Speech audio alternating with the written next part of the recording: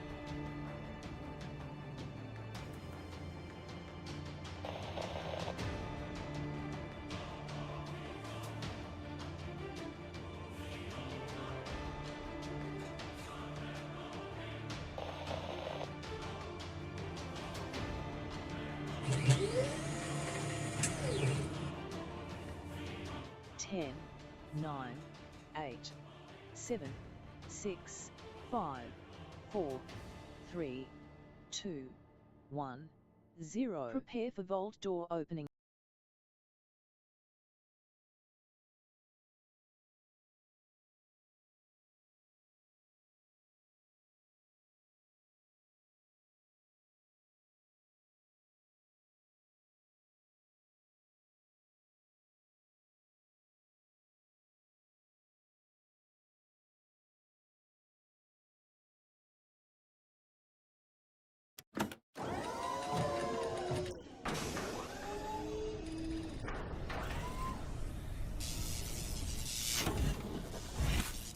Not missing this stream, everybody. Put a 1 in the chat if you can see and hear me right over here. Boom, you'll show up right there, everybody.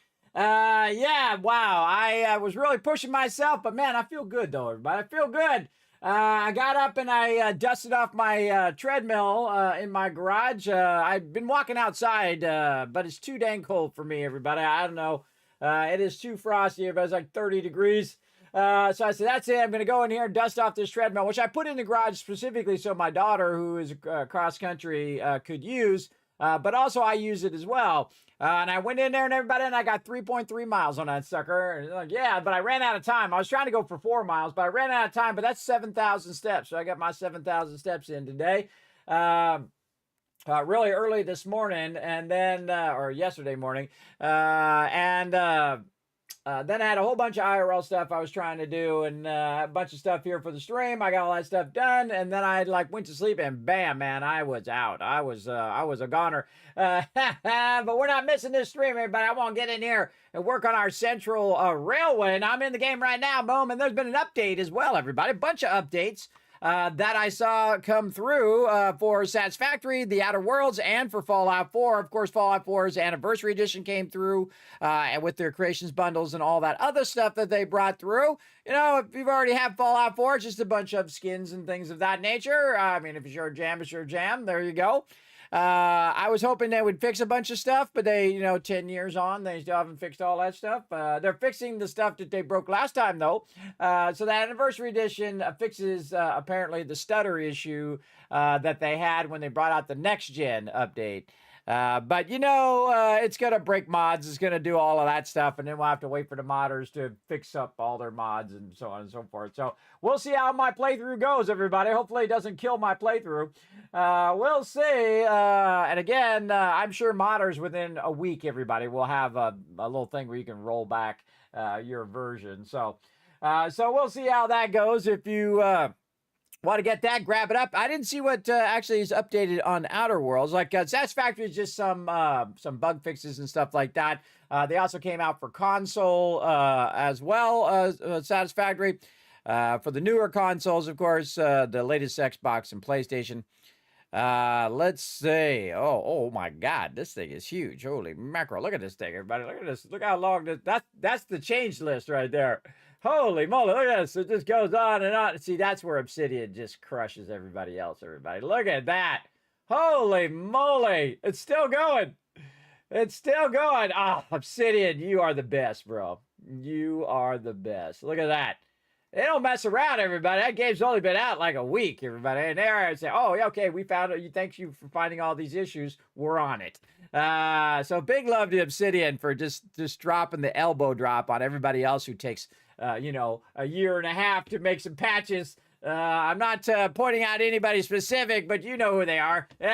Or 10 years and they still haven't fixed a bunch of stuff they should have fixed 10 years ago.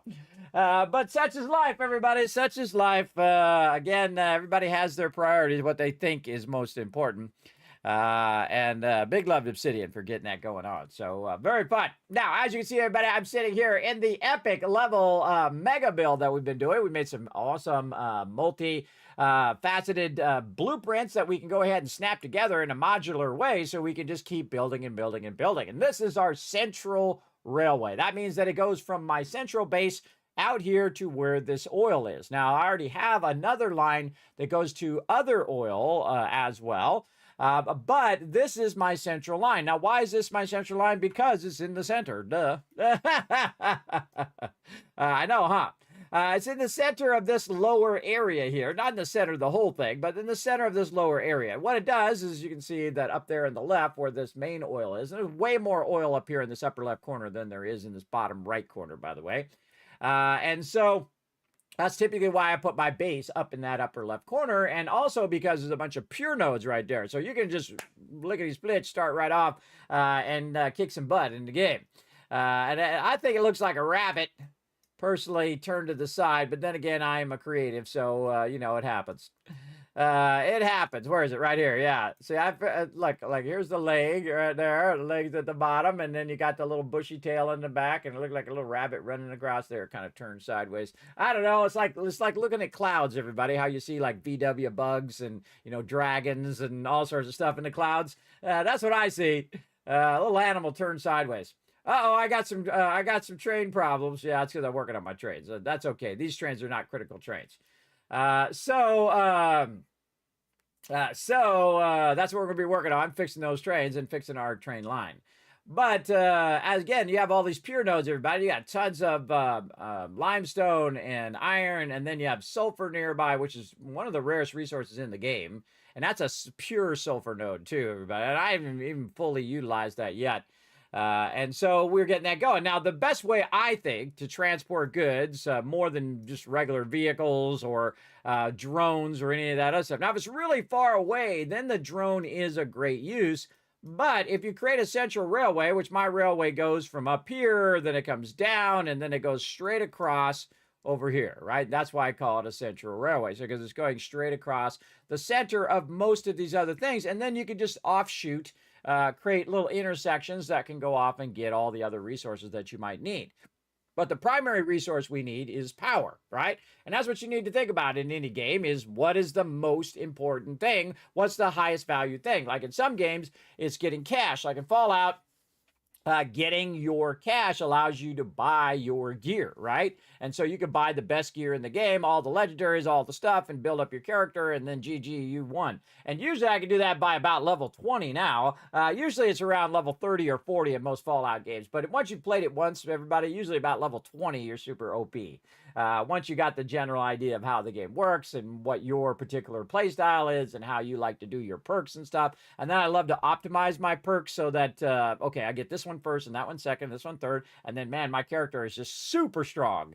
I love doing that stuff. It's called theory crafting, everybody. Theory crafting, very, very fun. People do it in games all the time, like World of Warcraft, and other games, other MMOs and single-player games. Super, super fun to do that stuff. Like we're going to be doing that in Outer Worlds, everybody. We're doing our first playthrough now, and then we're we're kind of getting an idea of how the mechanics are in that one. Very similar to the original one, but I haven't played that one in a little while, so it's hard to remember all of that stuff because I do play a lot of different games. Everybody, we got so many games dropping on us right now, everybody. I'm so excited to be a gamer right now because you got tons of awesome indie games. You got some big games, some updates for games that are just phenomenal. So settle in for the winter, everybody. It's going to be a good winter to be a gamer. I'm telling you, it's going to be a good one. It's going to be a good one. I can feel it already. But I'm also doing some massive mega playthroughs, and mega playthroughs take about 5 to 10 times longer than a regular playthrough. And that's what we're doing with Satisfactory right now. We are building massive structures and massive railway lines to basically get to the point where we could collect all of the resources, or as many as we can, because there is a limit to how much stuff you can build in the game. And that's why I'm doing a local playthrough, because it won't have the problem of having to pull the server all the time. It'll just be on my local machine. And we're going to push it to the absolute limit, the maximum amount you can do, everybody. We're going to push it and push it and push it. So this playthrough is just going to keep going on and on and on until we hit that max limit. And then we'll say, okay, we did it. And then we'll send the thing up to the thing and finish the game again, because we've finished it multiple times before as well. But this game is so fun, everybody. I just keep coming back to it, because they keep adding just amazing features to the game. Just every single update is a great update, a major update anyway. It's such a great update. It really shows how talented they are over there at Coffee Stain, everybody. That they found a focus. Instead of doing 15 different things and putting golf in the game and all that other stuff that people are asking for, they are really focused on, okay, this is our game, and this is what would make it better, right? And I love that about it. Every single update they've ever done has been a 10 out of 10, everybody. Just every single one. Fluids, trains, I've seen them all. I've played every single update when it came out. I played the game when it first launched, and I've played it this entire time, and it has just been a pleasure. Again, you don't, very few games do I give at a 10 out of 10 in early access, everybody, because they're usually being still developed. But this game was amazing right from the start. They had down what the game was, what the premise of it is, and where the fun was, right? A great example, Subnautica right there, everybody. Oh, man, they know what the fun is, everybody. That's the most important part. You got to know where the fun is in the game. And in this case, it's using our massive modular blueprints to create our central train line. So we have our central train line. We do need to work on our oil over here and stuff like that. So we're going to get into that. But this is all from blueprints, so it's just us snapping things together like Legos, everybody. Again, I didn't build out each individual thing. I did it on the blueprinter, and then snap, snap, snap, and then we can adjust for certain things like curves and angles and different heights and stuff like that. As you can see, when we go back this way, look at this. See how it grows higher? And that's because we can adjust this really easy, and then we just snap the bottom part here, and we just go 2 up from the bottom, and we know we snap that in there, and bam, that snaps perfect every time, and it sits on the ground, and it looks legit. Very rarely do I ever do supports in Satisfactory, because it's not like 7 Days to Die or other games that actually stuff falls down. You can't just let it float like in Minecraft. You can just build stuff up in the sky. But a lot of people love the fact that you can also choose to not clip. You can also choose not to do spaghetti if you want. I use all techniques, everybody. Spaghetti when I need to progress the game. I do modular building when it's appropriate. And then, of course, now we're in the mega building stage, right? Where we just go in and we're building it very cosmetically. Like, there's a lot of stuff on this bridge, everybody. Doesn't need to be there. I don't need those supports either. Do I need all the little embellishment with the little railings and all that other stuff and the little lights that go by when you're on the train and all of that? Nah, I don't need that at all, everybody, because you can see them here. These poles here, I don't need those poles, and I don't need the lights on there. But again, when you go into it and you are in that mega stage where you are embellishing all of your stuff, it can be incredibly fun, especially when you're using blueprinting, because it just accelerates the process, and all of a sudden, this little tiny thing that you were working on becomes a huge thing, right? And that's the stage we're in. We're in that crux moment where we just unlock the ability to run trains at a level that's at that mega level everywhere, where we could go and get everything. Every single thing in the game. So you're here in that moment, which is awesome. We're going to get into it. We're going to get into it here in just a moment. So Dragon Wolf in the chat. I see you there, bro. Thanks for coming in and hanging out. We got Boss Man saying hi. What's up, Boss Man? Thanks for chilling out in the channel. Appreciate you. We got Harmon there saying, good day, Kismet in chat. Good day. We're starting a little late here, but that's okay. We're not going to miss this stream, everybody. We're going to get it going on. We are going to get on to our railways here and have a good time doing it. Thank you, Tab, for coming in and hanging out. I appreciate the ones as well. Boss Man coming in with the ones. Harm, let me know also it's working. Thank you very much, Harm. I appreciate that. We got the G in the chat. What's up, Rotisserie G? Hope you're having a good week, everybody. Mine has been a roller coaster, as I've told you guys many times already. It's just so much stuff going on at the same time, including so much stuff for the stream as well, but not on my IRL, which is just chaos right now because my kids are doing tons of things and stuff, and I'm trying to do it all. I'm just an old disabled man, everybody. I can only do so much, and I'm trying to work on my health massively, trying to walk and keep that stuff going and work out and whatnot. I also bought myself a for pretty cheap. I'm gonna try it out. We'll see if it's too cheap. You know what I mean? Some things are cheap and some things are too cheap because they're crappy. So I bought myself a weight set, but it's like one of those adjustable weight sets where you can just take off the weights and put the weights on and whatnot. Instead of it being like a whole weight thing where you got the 10s and the 20s and the 30s and the 40s. This one's like adjustable dumbbells where you can take the ends off and say you want to put 20 on. You can put 20 on, kind of like you do with your pole. But what it is it's like you have your barbells, and then you can combine it together into basically the long thing. Oh, man, what the hell is wrong with my brain, everybody? What's the long thing called? Come on, you peeps who work out. What's that long? The barbell is the small one. And then the lift bar, whatever it's called. The longer bar, you can actually combine them together into a longer bar. And so everybody says it's awesome. And it was like $60. And I said, you know what? I guess $60 is worth my health. So I went ahead and got it. And I'm going to try it out. I forget what the heck the name of that thing is called. What's the name of the long bar, everybody, that you put like your plates at the very end? What the hell is the name of that bar? I'm going to have to look it up because that's going to bug me. It's in there, everybody. It's in there. It just won't come out of there. It's like a broken hard drive, everybody. What is the long bar called in the gym? Hey, I'm not the only one looking for it. Oh, it's a first selection on Google, everybody. I'm not the only one. There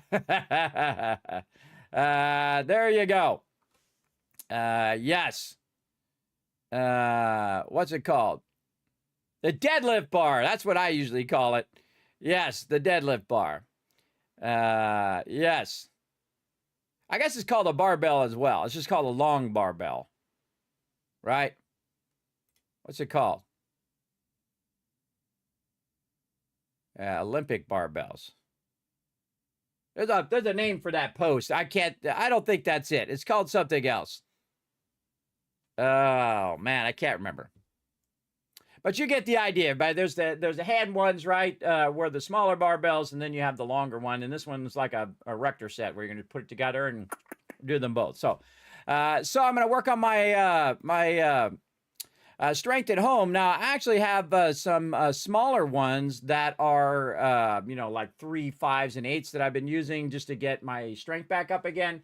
But now I'm getting to the point now where I can do 40s and 50s. I didn't even think I could get back to that stage, everybody, but I can lift 50s now. And I've seen people lift those 100s and 10s, everybody. You're really strong. If you can even lift that thing with both hands, everybody. Those 110 barbells, everybody. I've known lots of people who just, boom, pop those things. And I cannot do that. I cannot do that. I'm 30, 40, 50s. I'm in that stage. I don't need to be huge, everybody. I don't need to be a gigantic bodybuilder guy. I just don't like being overweight and feeling weak all the time because of my medical conditions. The dumbbell and barbell. That's what it's called. The one in the hand is called the dumbbell, and the other one's the barbell. There we go. Somebody got it straightened out. Thank you very much, Tab. I appreciate it. It's in there. See, this is what happens when you have a broken brain, everybody. That's my biggest problem right now. But there's some things I can remember, and that's playing games. Let's go.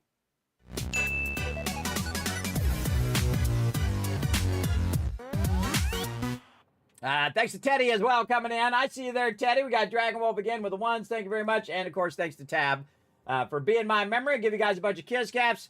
for being my memory, as well as being here early, as well as another 1,000 kids caps for a couple thousand for all those ones in the chat. Everybody, very excited to get to it here. All right, let's get into it. Now, what we want to do is rebuild this part over here to match our awesome setup that we did. So the first thing we're going to do is we're going to start taking stuff out right over here. And again, you can see in the background there, everybody, we have some blueprinting that we did do for this section here. And we're just going to take a bunch of this out. And I love the fact that you just hold down control and you can get a bunch of this. The hardest part is not accidentally getting the stuff behind. We got some good retweets. All right, we'll get on it here in a second. We'll get on it. We'll get on that. All right, hold on. Let me start by taking all this out first, then we'll get that going on. Remember, everybody, you want to use those Kiz caps up because they do expire every year. This way, everybody has a chance of being the Kiz cap leader. Again, if you're not close to being the Kiz cap leader, I would use them up because, again, they expire and I reset them all for everybody. I think it's only fair that everybody has a chance every single year of being the top dog. So there we go. All right.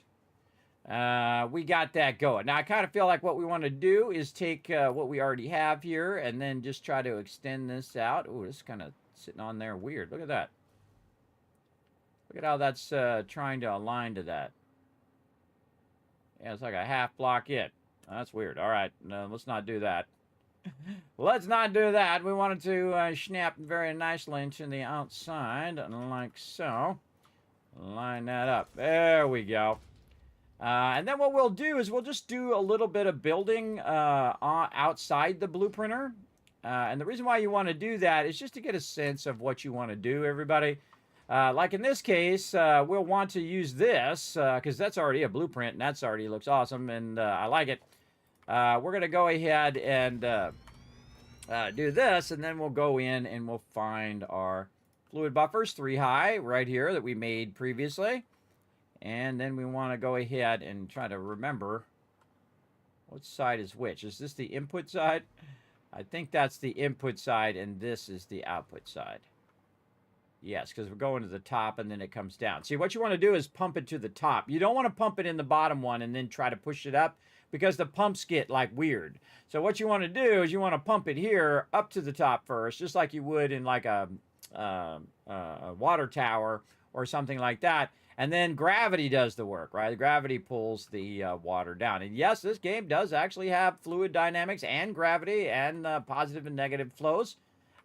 Which is awesome. And again, whoever the math geniuses are that made all this stuff work, big love to them for all their late night hard work, bro. This ain't your mama's game. This ain't your mama's, mobile game right here, bro. This is like industrial strength stuff. This is some good stuff. All right, yeah, I like that. See, it's about 3 over. It looks like about 3 foundations wide. It looks pretty solid.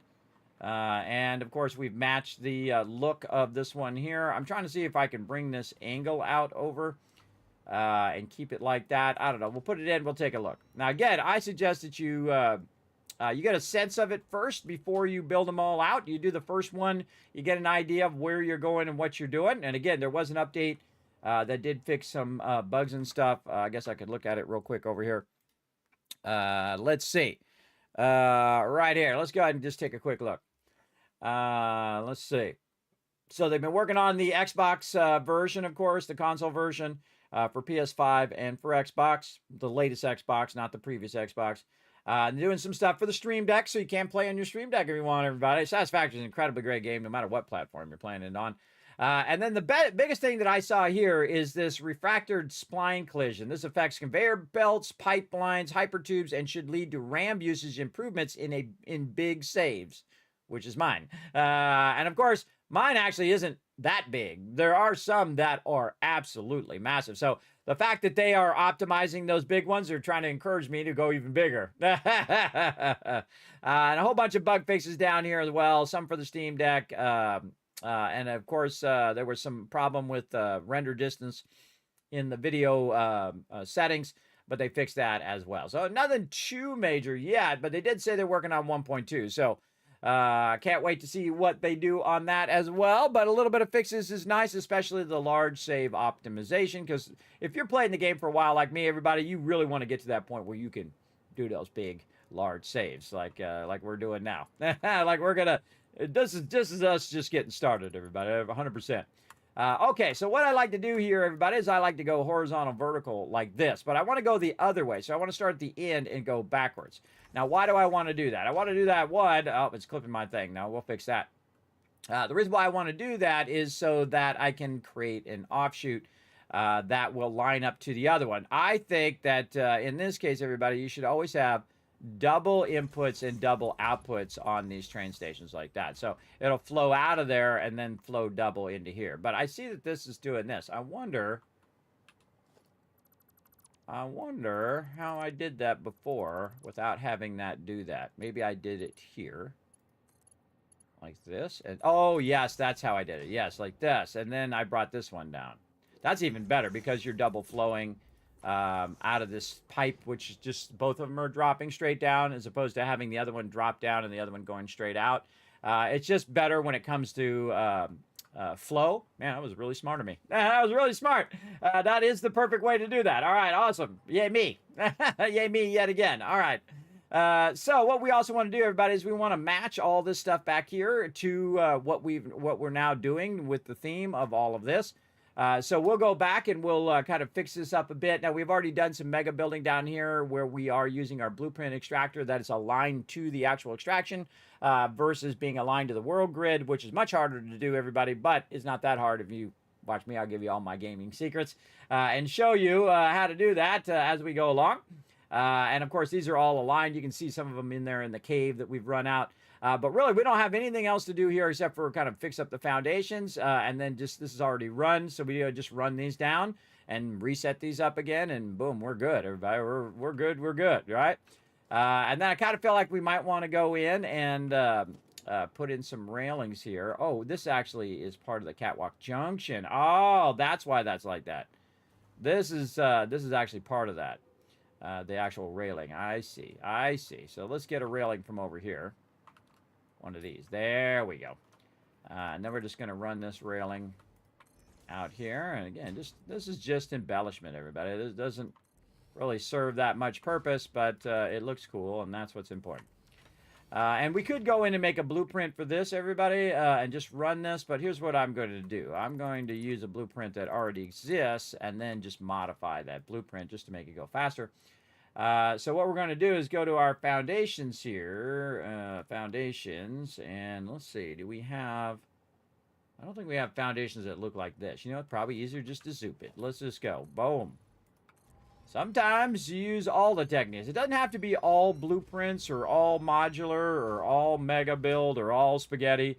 You can mix and match, everybody, and that's the great wonder of Satisfactory.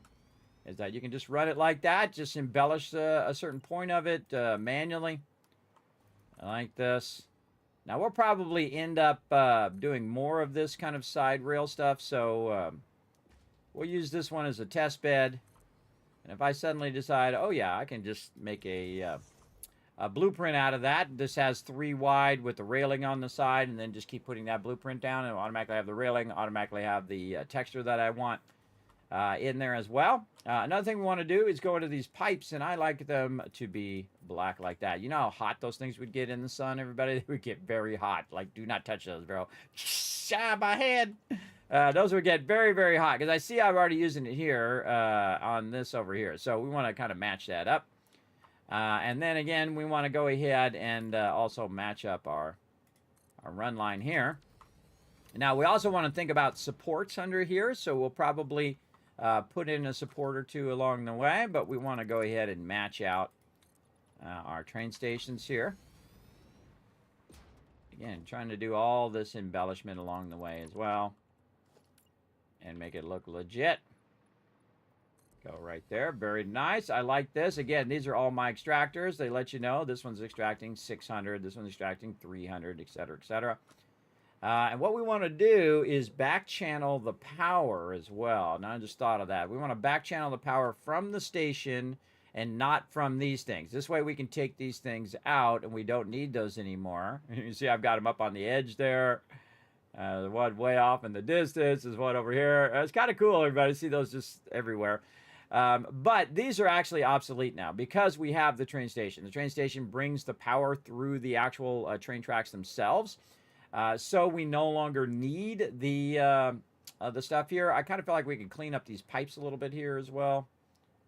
Kind of feel like we could bring these up and run those all together. Maybe a little cleaning there. And you can see I've labeled them out. I wish you could control the font size in there so I can make that just a little bit smaller so it's not clipping off the ends. But, you know, it is what it is. You do what you got to do. Okay, so that's looking good. And we've got that going along there. We got this going here. So I would probably say that we would want to get this, actually, and move this out further. To be way on the outside. See? So that's why sometimes I just temporarily build it to see what I like, and then I'll adjust it into something more that I like. Like this, and then these down here. Again, you know, Fred the safety inspector will be by soon to make sure that I'm properly putting in my railings for safety, right? You'll see. He'll be around in a minute. He's always up in my business, everybody's like, what are you doing, Kismet? Is this up to code? Are you sure this is up to code? It doesn't look up to code to me. My buddy Fred. He'll be along. You'll see. All right. And, oh, I guess I have the sound down really low. I think I have the sound down really low. I'm not hearing those come in. Turn it up just a little bit. Yeah, there they go. Okay, and again, look at the difference, everybody. Look at just a little bit of embellishment. Boom, night and day difference there. Big time. And I probably could have left most of this in here, but we're going to go ahead and just revamp it a bit. 1, 2, 3, 4, 5, 6. Yeah, we could have just left that in there. And then we're going to go vertical. And I go extra, everybody. I just go extra, and then I just take out the excess later. It's kind of like I was working on my shed earlier. And what happens in my shed every year is that somehow the water gets in the shed, all right? And I think it's getting in through the front door, and it's getting in through that top lip. So what I did is I went in and I put a big piece of black plastic around it, and I duct taped it because I'm not going to be in that shed during the winter time, everybody. It's like a lawnmower and stuff like that. I don't mow my lawn in the snow or in the winter time because I have the type of lawn that goes dormant in the winter time. So and then a lot of the other stuff in there is just random tools and stuff. So I don't really deal with it during the winter time. So I'm tired of water getting in through that top lip. So I just put that out there. Now, of course, we have some really bad storms, so it might tear that thing clear off of there, which I've seen it actually lift up our gigantic trampoline that I bought for my kids when they were little. It actually lifted up the trampoline because we forgot to put the spikes down because we moved it to mow the lawn. We forgot to put the spike it back down in the ground. It picked it up and it threw it across the entire yard. 80 feet, everybody. Just lifted up, threw it across the yard.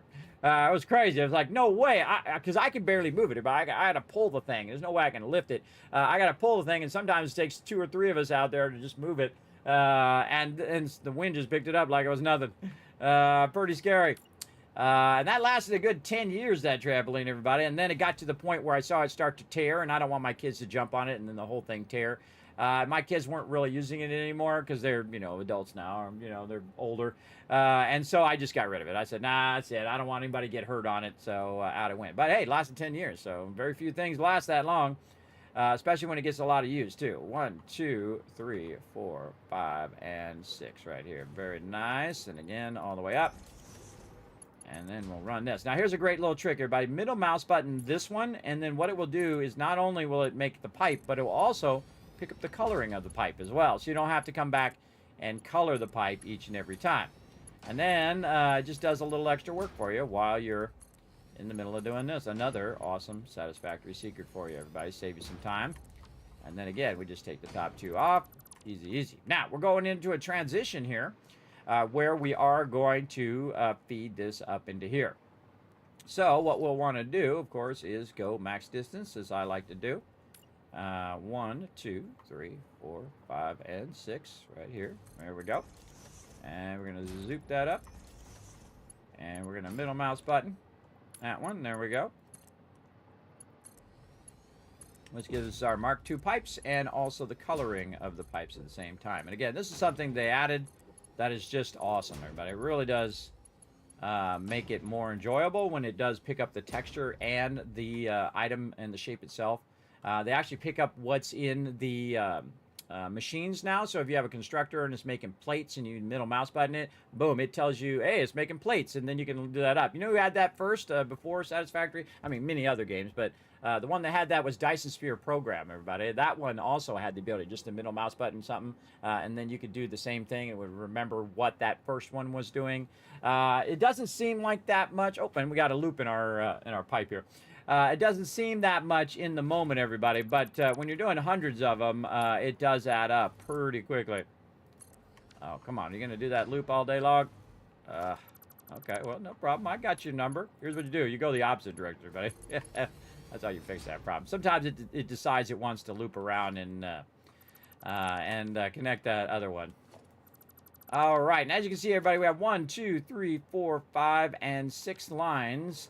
But some of these are 600 and some of these are 300. Now, I have gotten to the point now, everybody, with fluids that I do not run more than 300 into any one train thing. So what I do is I go and I look and I say, okay, this bottom one is 600. So I'm going to actually cut this bottom one into 2 separate cars, right? So we'll put it in basically another car. And then if you do the math, everybody, it comes out to 9. And how does it come out to 9? Well, here's what you got. You got 1 300, you got another 300. This would be considered 2 300s, right?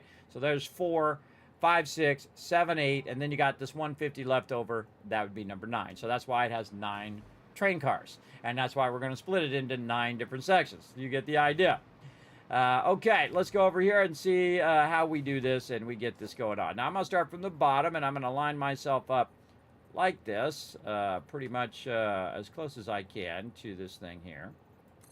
And then what we'll do is we'll go horizontal, vertical, just like that. And there we go. That is starting to pump right into there. And it's going to go ahead and pump its way up into the top one, work its way down, and then double input right into there. And again, we want to go in and paint that up the same way. Now, we got to make sure, the same thing here with our conjunctions. We want to make sure, and it's weird that sometimes it makes this orange. You would think it would make this into this blacker color, like it does back here. Why is that not painted properly? I bet you if I leave the game and come back in again, everybody, that'll be colored like these are colored. Such is life. But again, we want to make sure that that has enough head lift, and it looks like it does because you can see that it is full. And again, you want all of your fluids to always be full, everybody. If you're siphoning too much, it's going to go down and it's going to slosh around in there, and it's going to be very inconsistent. You want it to be as inconsistent as possible, so you want to wait for it to completely fill up and then start up your machines once that pipe is full. And you want to have a little bit of extra of fluids all the time. So you want to have instead of making it 100% efficient where it's using exactly that amount, I think, and again, it's your game, you do what you want, I think it's not worth it. Some things are just not worth making 100% efficient because it'll cause it to actually be less efficient overall, both in your time and then also in the fact that it will stop and start and stop and start and stop and start. You don't want it to do that. You don't want it to stop and start. You want it to be very, very consistent. Though I have done 100% with fluids before, I feel like the time, effort, and energy you put into making it perfect is not worth it. It's much smarter just to leave yourself a little extra. Then those pipes are always full, and then it's running consistently, and it never stops running consistently the whole entire time, which is vitally important. That it just keeps running and running and running very consistently. So this is coming through right now at around 590, and it says 600, everybody, but usually it'll go up and down on that flow rate, and you'll see it's between 550 and 600. That is flowing in there. And again, it's going to flow down here at the bottom. It's going to fill that up. And right now, we should see it, yes, starting to fill this up. Now, we're going to let this run for a while. And see, you want it to run while you're busy doing other things, right? Because this way, it'll start to fill and do all of that. So let's go ahead and backtrack back here. The fact that those things are orange around there are bugging me, everybody. Makes me want to go back and fix it, but we'll deal with it later. And then again, we're following the bottom one here, which is going right here. And then we can go ahead and look at the head lift. Uh-oh, we got exceeding head lifts right here, everybody. Again, it's exceeding our head lifts. We don't want that to happen. We don't want that to happen for sure because it is going up really high. So what we'll want to do is add some more power over here, and that's what it looks like this thing is doing right here. You can see that we have some connections on the side here.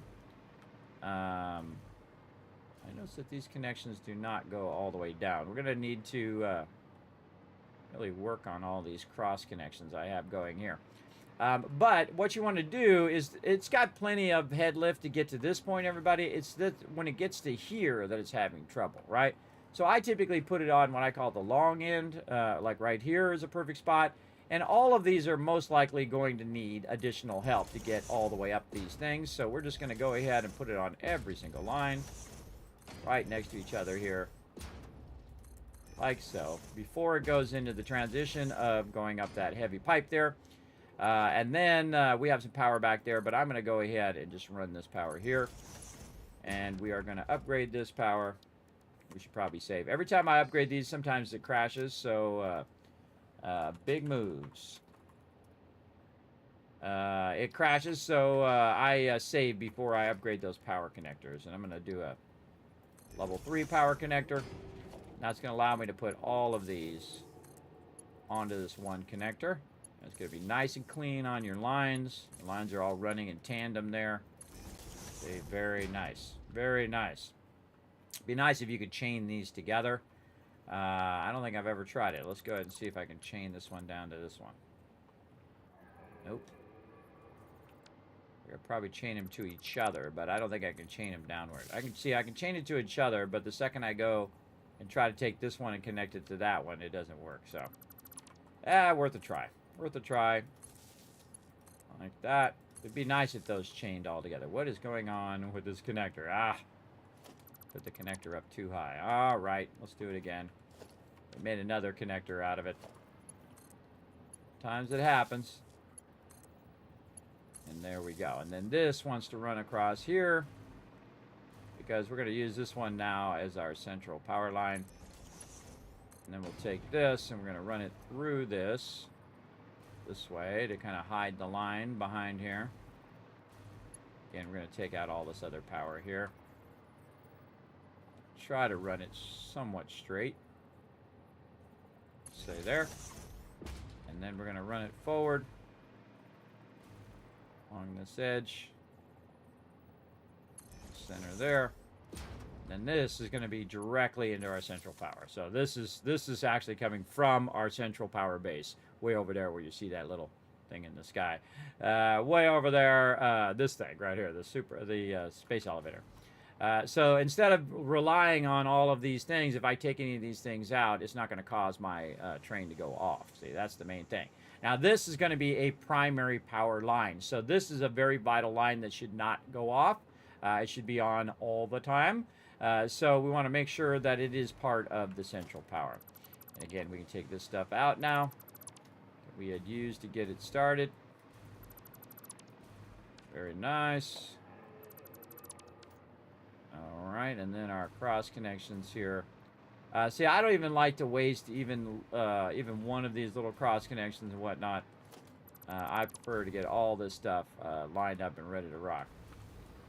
Okay, and then these over here, same thing. We can go ahead and remove these. And now we'll run this central power along the outside edge here as long as we can. Whoa, okay, down we go into the water. Whoa, okay. Yeah. Saved myself at the last second there. All right. And it doesn't matter if I go in the water, but I can always swim my way up. And all the way to the end here. Yeah, I don't like that. Nope. Don't like that.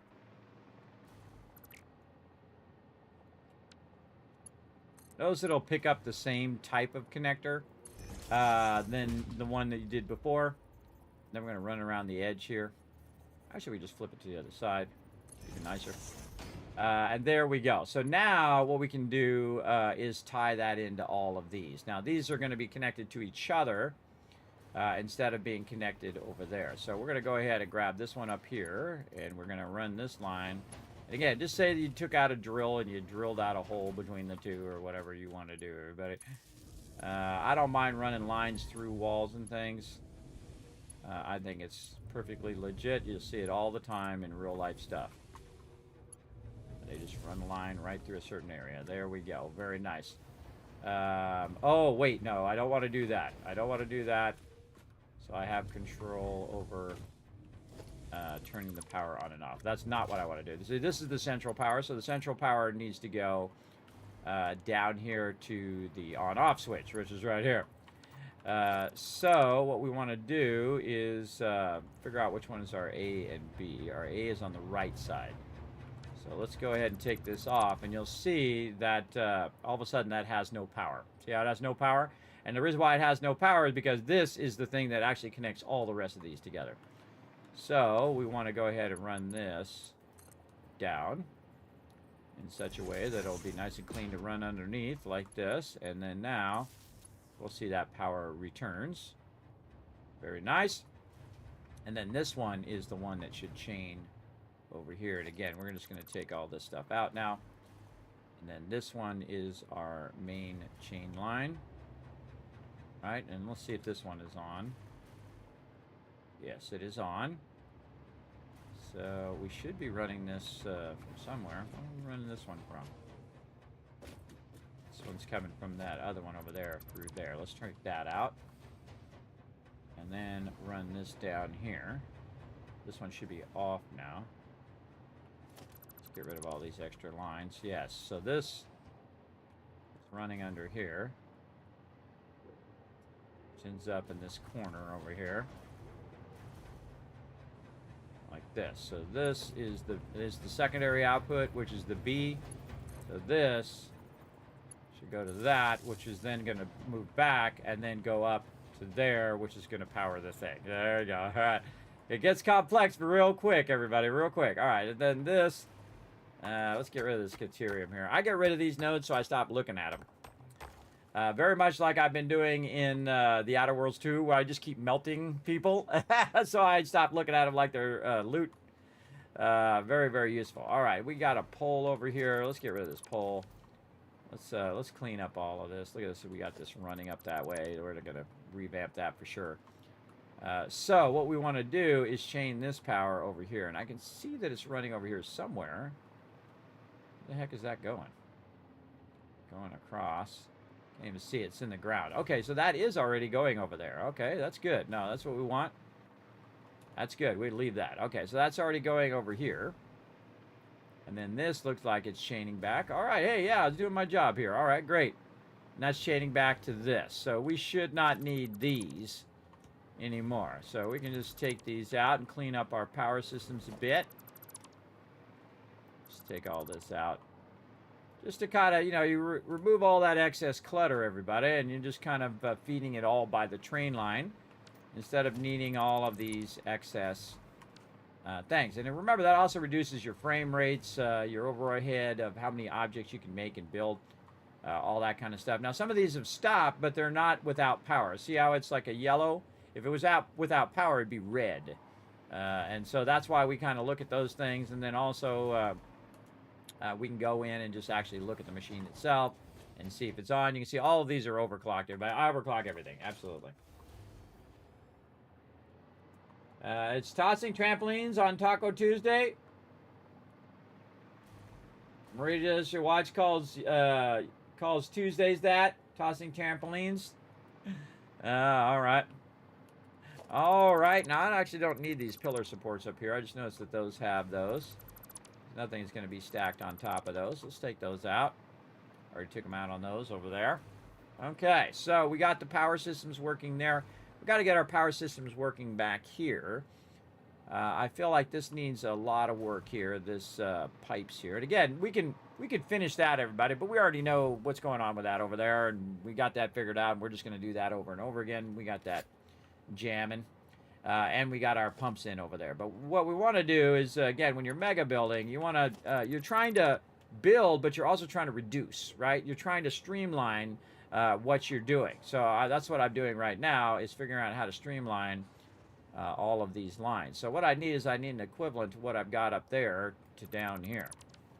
And we're going to go ahead and make sure that we're doing the right pipes with the right thing. So the bottom one is this one here. So we will go ahead and just do our stackers. And actually, we'll copy the stackers that we have up here. Find one of them. There we go. This way I don't have to redo the coloring. I'm going to say right here. No, I don't like that. I'm going to go here. I don't like putting it on the ground, but if I snap it, it's going to be kind of awkward. How about we'll put it on the edge? We're going to need another. We're going to need a half thing here. We're going to need a half foundation. Let's go.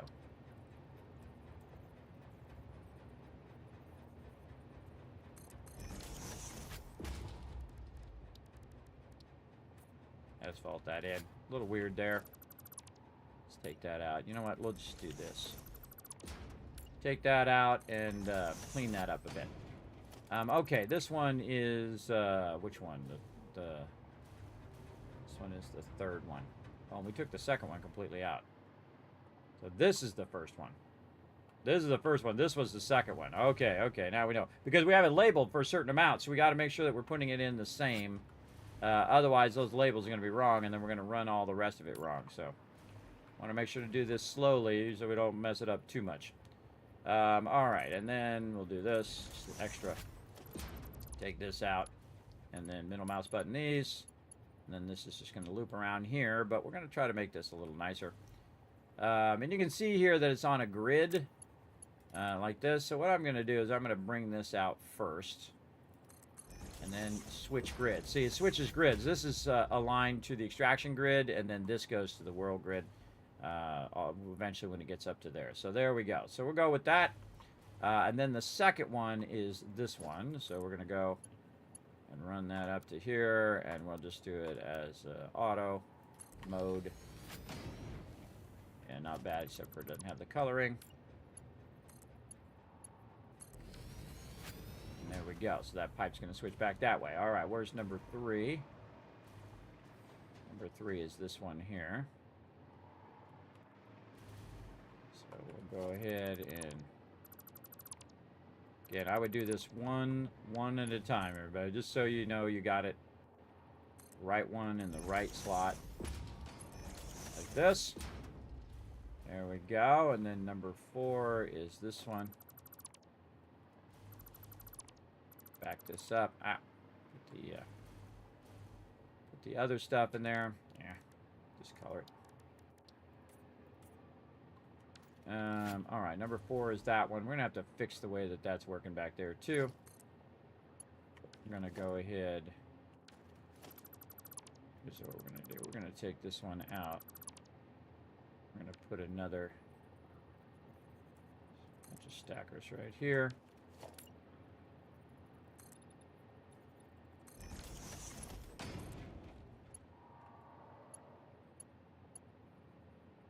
This is 3.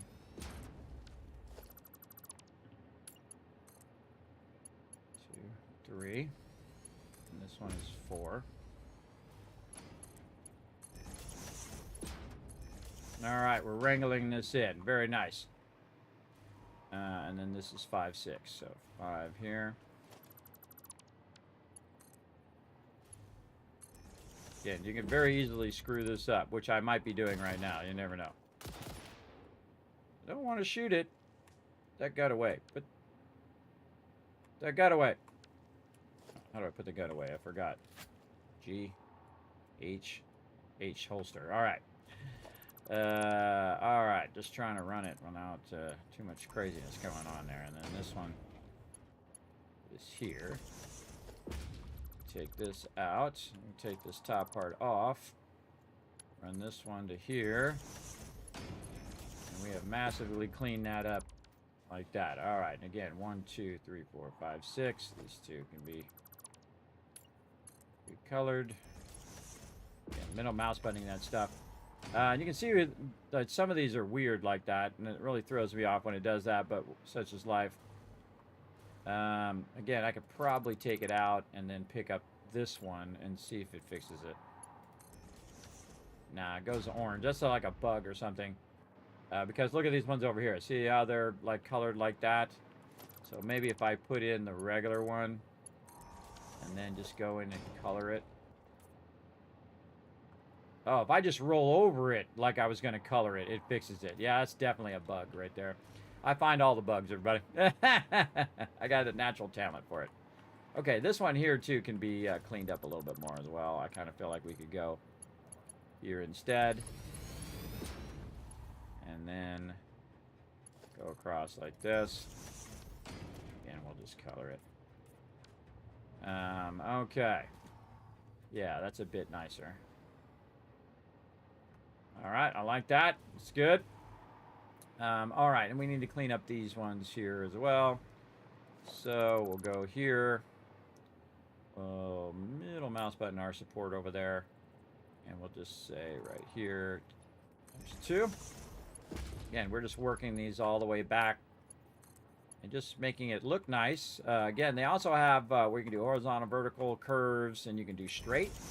So it just automatically makes it like a little straight edge there, which is awesome. I really like that. And again, if I just keep it, you know, how it is here, it would be very nice.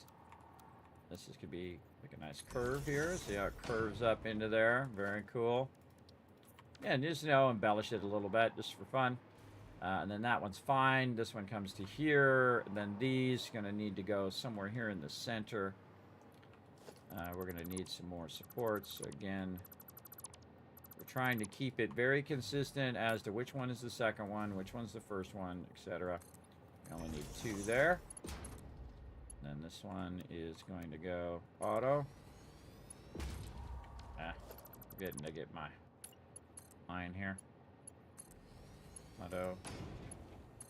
Auto, and then this one is here and there. All right, that is way, way nicer, everybody. Look at that. Sweet. Love it. All right, that's much cleaner. Looks great. And again, this is what you do, everybody. First, you learn how to play the game, and then you get into more advanced building where you are making everything clean, right? Nice and clean, nice and good runs. I'm just going to run these like this, and then color them all at the end. I don't have to look at the middle part being wrong.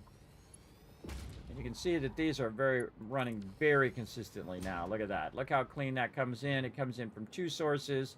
Cleanly runs into here. And again, now I know the secret of this. Everybody just roll your cursor over that while you're... I'm not actually clicking it, everybody. I'm just rolling the cursor over while I'm in painting mode. And that fixes that, that issue. This one, I'm actually holding down the left mouse button to get that going. But now those pipelines are nice and clean. I would never paint pipelines black in real life because they would be, you know, 1,000 degrees and then maybe ignite the oil that's inside. But it looks cool in game, doesn't it? It sure does. Very stealthy pipelines. So there we go. So we cleaned that up. We ran all that. Hopefully we had that all correct. But here's what we're going to do. We're going to double check. We're going to go ahead and say number 1 here that's running up is 600. Okay, number 2... that's coming through here and running up is 300. Okay, and then this one, which is this one, and then goes back and ends up right here is 300. Okay, again, you just backtrack those just to make sure, but I always suggest the double check. And then this one right here should be 150. But this one's 300. Let's go take a look. Is it really 300, or did I just not change the label? It is 150. See, I didn't change the label. See, we learned, we found some other stuff we can fix too. See, very nice. All right, so yeah, it's 150. At least I labeled it properly up there, and then that reminded me to fix it over there. So there we go. And then these 2 are 600s. I can tell you that already because those are really nice nodes over there. And again, I have everything overclocked so that you're getting your maximum amount of oil. I find, there goes my eye. Come on, eye. Being crazy. There we go. I find that it's the best use of your overclocking, everybody, is for extraction. Especially when you're extracting more stuff that's going to give you more power, because the amount that it costs to extract is nowhere near the amount that you're going to get in terms of power or in terms of extra oil, right? So say I use 1,000 power to extract a bunch of oil, but then I get 10,000 power out of it. right? So it cost me 1,000, which I would consider that 1,100, 1,100 power overall. And then your cost is 1,000, and you have 10,000 left over. That's the power of overclocking your extraction.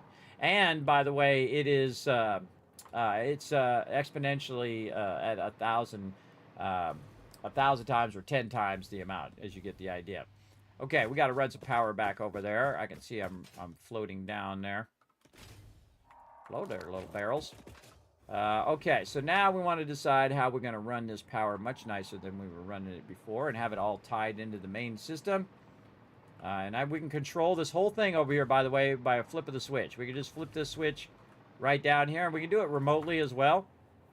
Right here, and this is lake oil extraction. Right here, and then we can go here and say lake oil extraction and what priority we want. Well, this would be in a priority 2, right? This would be the extraction of the oil that is actually going to eventually run the power of the entire thing. The actual extraction, it could also be a priority group 1. If it is vital. And again, I can turn it all off by doing that, and then bam, everything just went off. All the way back. See, all the way back. You can see that one's off over there. Just by a flip of the switch, and I can do it from anywhere in the factory, and that's why these priority switches are so awesome. And you can see I can do multiple too. Now, this actually doesn't work on my version anyway when I'm playing on the server, but it does work on a local playthrough. I don't know what, these are like glitched on the server or something, but such is life. And you can see we have some other stuff, right? Concrete. Here's our lake oil drop-off here. That's the one on the other end, so we want to also put that in priority group 1 because that would be the extraction version and then the drop-off, which is the hypertube for that. Now, we'll probably put that in 2 because, again, it's the hypertube. I can turn it off and leave it off because hypertubes are on all the time. And what you want to do is really have those off and only turn them on when you need them, right? And that's why you want to have usually a priority switch by wherever you're having your primary hypertube junctions, so you can turn that on and off remotely, and it saves you massive sums of power. But again, especially when you got like 50 of them running at the same time. Look out, Carrot Gaming coming in with a raid. What's up, Carrot Gaming? Thanks for the love, I appreciate it.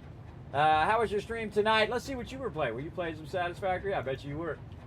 I bet you were. Let's go. I'm gonna go ahead and give you a shout out over here on my other keyboard. Let's see, what were you playing? Oh, you're playing Clan Folk. Ooh, let's go see what that game is. I love to look up different games, everybody. And welcome, everybody. My name is Kismet. If you're just coming in the stream, they call me the Gaming Tycoon. I've been gaming for 50 years. That's right. Now you know somebody who's been gaming for half a century. My first gaming console was the first gaming console, the Magnavox Odyssey in the early 70s. I played all the games, everybody, and loved every single second of it. I have zero regret and all the fun. You were just chewing the fat. Oh, well, that's fun too. It's fun just to chill. That's my talking to the chat is my favorite thing. Actually, I wouldn't even be doing streaming at all if it wasn't for the chat. I 100% would not be doing it. I want to see what game you were playing though. What game were you playing here? Oh, there's a demo too. You can play for free. What is it? Oh, I love these type of games. Oh, yes. All right, I'll give this game a shout out, everybody. Look at this. Support the indie devs, everybody. Support the indie devs. It came out in 22. It's very positive, 1800. Looks like you're building a little homestead and you're building it up. You know, this reminds me of Prison Simulator, the graphics and stuff. Looks fun. Looks fun for sure. This is 100% my type of game, everybody. Right now, early access as well. Again, support them smaller indie devs, everybody. They're out there making great games as well. Hey, great suggestion. You know what? I'm gonna put that in my Discord here to remind myself to check that out later. I'm sure my team has probably already suggested it to me, but I'm gonna put it in there anyway. Right there, just to remember. Go ahead. There we go. I have a section in my Discord about some game suggestions. You can suggest a bunch of games in there. Now, of course, I am only one person, everybody, and only can do so much in one day or in 1 week.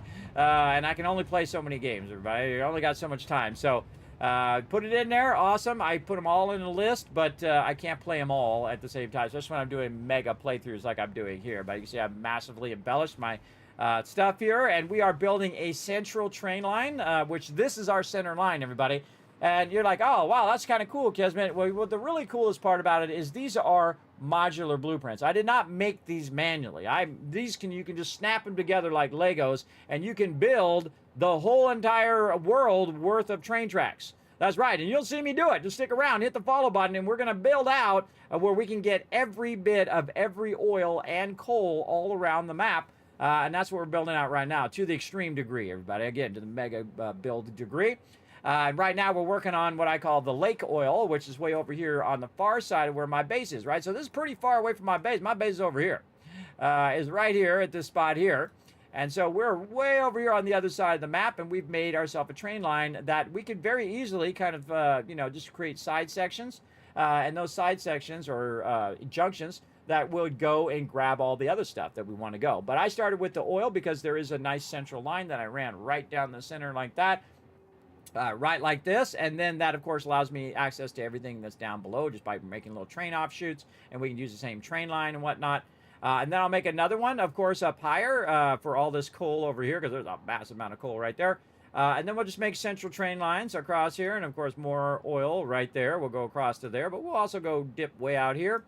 And then up higher, same thing, especially all this oil here. We'll go up here. And then again, you can just create little offshoots to go and grab, stuff like that, and then go in there. And that's what we're doing. We're making our central train station first. Now, you can see that we got some trains that are offline, and that is because we are revamping how we're doing those trains. Those are not vital trains. Those are not our primary trains. Our primary trains right now that are keeping our power going are these oil trains here that's running up. You can see it actually running right there. And it's running over here. And then, of course, our coal from over here. And that's all we really need. We need the coal and we need the oil because we're running fluid systems. Now, we're not running nuclear, and I've done it many times before, but I've played this game since it first came out. I played every single update. I've probably played through 40 to 100 times. It is awesome. But we've only done one true mega playthrough, and it is this one right here.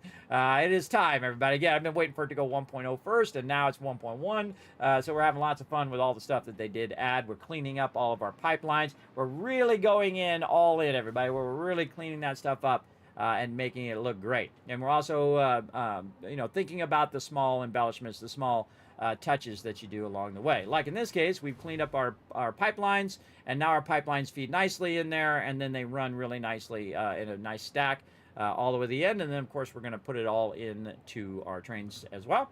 And we're going to be embellishing everything as we go along. And these are all blueprints here. You can see they're actually aligned to the extraction.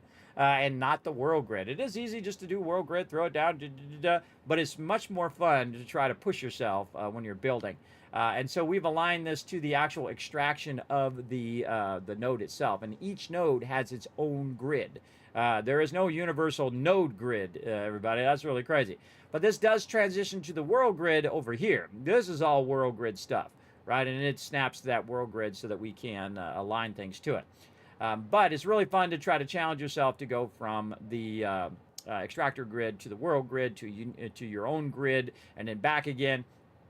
Very, very fun stuff. So what we're going to do here is we're going to change some of this power backwards. Now we're going to decide how we want to do this power. Now I would love it if it just snapped on the side, where you could just put one of those things on the side like this. You could just go in and just put a little outlet right on the side of this. Oh man, that'd be awesome, on the side of the pipes, and you could just run the power on the side of the pipes. That would be amazing, but they're not going to let me do that. But I'm going to show you a little trick, everybody. Again, if you go here and you grab this, again, I'm going to show you all my gamer secrets from 50 years long, everybody. You just grab this and you put this right here. Boom, you just stack that up on top of there. And you're like, well, Kismet, how'd you do that? If you take the pole and you try to take the pole and put it on there, it doesn't let me do that. How did you figure that out? Luck. I'm just going to be honest, everybody. Just nothing but luck. Same thing when you're trying to put it on a splitter or something like that. It will not let you just put the pole there, which is weird. Well, I don't know why they would just, because everybody does it anyway, so you might as well just add it to the game. But if you do the power line itself, and you'll see here, I'll move myself over here just a little bit. You'll see here that what I'm selecting is actually the power line and not the power pole. And so if you do the power line, you can actually stack the power line on top of stuff that you normally can't do, which I think you should just normally be able to do. It's just me and my crazy ideas. But I think you should be able to stack it just like that, right? So now it's much cleaner. It's not running along the ground. It's running on your actual poles here. And you can run these things at max distance. And I like to stack them where the poles are, because I think that's where they would be. But I'd also like the ability to stack the the things on the side. I don't think I've ever tried to do it from reverse here. Hold on. Let's try to do it from reverse this way, where we grab this. And no, it's not going to let me do it. But it will let me do this, and then I can go ahead and connect that down to there. And now our power lines are so much cleaner, everybody. So much nicer. That is just running across the pipe and not running across the ground. You can see that's good. That's good stuff. Good stuff right there. Just looking at and getting it going. There we go. Absolutely loving the chat. Well, thank you. Thanks for coming in and hanging out. I love talking to my chat. Sometimes a little too much. Sometimes I'm starting to stream up and it's like an hour before we start because I'm talking about life and I'm talking to my chat. It's like, hey, everybody, what's up? That kind of thing. You know how it goes. Hey, we got the retweets done as well, everybody. I'm going to go ahead and give you a bunch of Kiz Caps. If you're not familiar with what Kiz Caps are, everybody, they are my little loyalty reward for all of you. I literally give away thousands of dollars worth of free stuff every single year to all of you. That's right. I work very hard to get a whole bunch of awesome peeps like Bethesda Gear, Elgato, Blue Yeti, and so on and so forth. And, of course, my awesome peeps over at Fraser who make the Kismet candy bar. Not because of me, everybody. They've been making it for all these years, everybody. I've literally given thousands of them away at TwitchCon and things like that. Very, very cool. And again, if you're not familiar with me, everybody, I've been streaming for 10 years. I've been a partner here on Twitch for 8 years, as well as I'm a partner on YouTube, as well as I stream not only on Twitch, not only on YouTube, but also Facebook, Kick, Twitter, and Trovo all at the same time in 1080 HD. So if you're a streamer, everybody, and you're doing your 3,000 or 6,000 up, Kismet is doing 36,000 up right now. Every minute of every stream, 36,000 up. That's not easy, everybody. That's a fiber line. That's what I got. I got a fiber line, and my internet, every time I turn my stream on, everybody, the rest of everybody else's internet flickers. I don't know if it really does, but I think it's funny to think about it. Thanks for letting me know those retweets are good as well. So, yeah, so I go all in, everybody. I feel like you're going to do anything. It's like love, everybody. Go all in, everybody. Don't go half in. You got to go all in on it, on anything you're passionate about. Otherwise, you won't get the most out of it, I don't think. So I go all in here on the stream as well. And you can see we're going all in on this build as well. So yes, that's much nicer. And again, now our power is all coming from the train station and no longer from the chaining of the power that we ran out here, these big things. We don't even need these anymore out here, by the way, because we can just chain off of this to get things done. And again, this is all blueprints. Wait till you see me build this out and create all the things. It's awesome. It turned out amazing. Okay, so back to work over here. What we're going to do is try to line up our pumps here, or our storage, and we're going to try to throw all those in there. Now I keep most of my stuff that I'm actively working with in the undefined, because it's kind of annoying to have to go through the subcategories. So I don't bother with the subcategories in the beginning, and then we have to back this up and line this up to our other one here. And then we're just going to eyeball if that's lined up. Very nice. And you can see I just have a blueprint. Boom. There you go. GG's. Easy. Easy, right? And then we're going to go ahead and do the same thing we did over here. And again, if you middle mouse button, it'll pick up the coloring of your pipes already. And then we'll go here to horizontal, vertical. And then again, we'll middle mouse button that over there and then rotate this so it's just pumping down. This is the most efficient way of doing this. Oops, if you click the right thing, there we go. And that's because it's coming straight out and then it's dropping straight down. And then it's also going forward and dropping down, which means it's not going to backslosh, as it's called. Because what it'll do is it'll go all the way to the end, and what's known as the hammering. It'll hit the end and hammer the end of it with the thing, and then the fluid will slosh up and go back. They actually have that in the game, but that actually is a thing. It's amazing. It's really amazing how well they did. Let's fix that coloring. By the way, look, I noticed a bug, by the way. You do that, and it still stays orange, but if you go in and you get your unpainted and you just kind of roll over it. Oh, sometimes it fixes it. Oh, it doesn't fix the vertical one.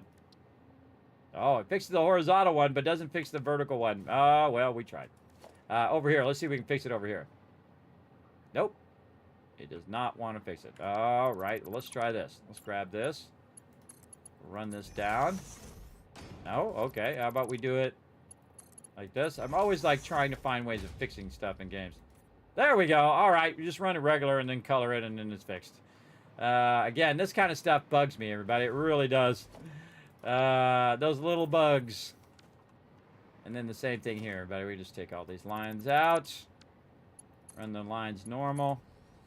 And again, it's from picking up the line. It's not recognizing that it should change the coloring of the center part. And just do it normal like this. And then go in and color it. And then now those middle ones are looking better. There we go. Very nice. Same thing here. Now again, earlier when I was doing it, it was fixing those, the ones on the low side there. But now it's not doing it. So not only is the bug inconsistent, but also the fixing of the bug is inconsistent. Such is life. All right, here we go. We're going to fix this. I'm not going to leave it like that. We didn't do all this work and all this extra stuff just to make our stuff look orange. Now, I bet you if I saved and then went out and came back in, that would be fixed. Let's try it. Let's try it. Here we go. Fixed? Question mark? Probably you shouldn't really use question marks and names and stuff. But such is the way. Oh, it actually didn't do it. Fixed. Oh, yeah, it actually didn't. See how it didn't make it because of the question mark? You don't want to put question marks or slashes or any of that stuff in names. Usually that's bad. Underscores are okay. All right, let's go see. We're going to say load game. Load this one. And let's see if it just magically fixes itself. I always like to know these workarounds, everybody. Again, you know, you don't want to go through and take them all out and redo them all. And all you had to do is log out, log back in again. God, I'm good at what I do, everybody. Oh, man, I'm good at what I do. See how much time I just saved you right there? Man, I just saved you endless hours right there. Just because I know how things work, everybody. It's just a screen redraw error. We logged out, we logged back in. Come on, let's see some GGs for that one, everybody. I just showed you how to fix that problem where you didn't have to take all the lines out and re-put them back in like I was doing. So we can just ignore it and deal with it later on. All right, and then over here, same thing.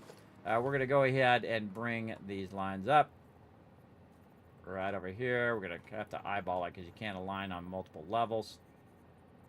We'll just go ahead and do that. And then like this. And this one's a little closer, I noticed. So kind of feel like that's not good because that's not perfectly aligning. Now, again, since the blueprint, boom, take it all out at the same time. Pretty awesome. Pretty awesome. Now, this is going to line up again. Hey, stop eating those. Put those away. Stop eating those, you crazy guy. All right, and we'll just take this part out because we're going to redo all of this anyway. We can see that this is a little too far forward, or a little too far backwards. We want it to be a little bit forward. And so what we'll do is we'll put it into hologram mode. Wow, nailed it the first time on that one, but this way, make sure that's lined up. Looks good. All right, let's try it like that.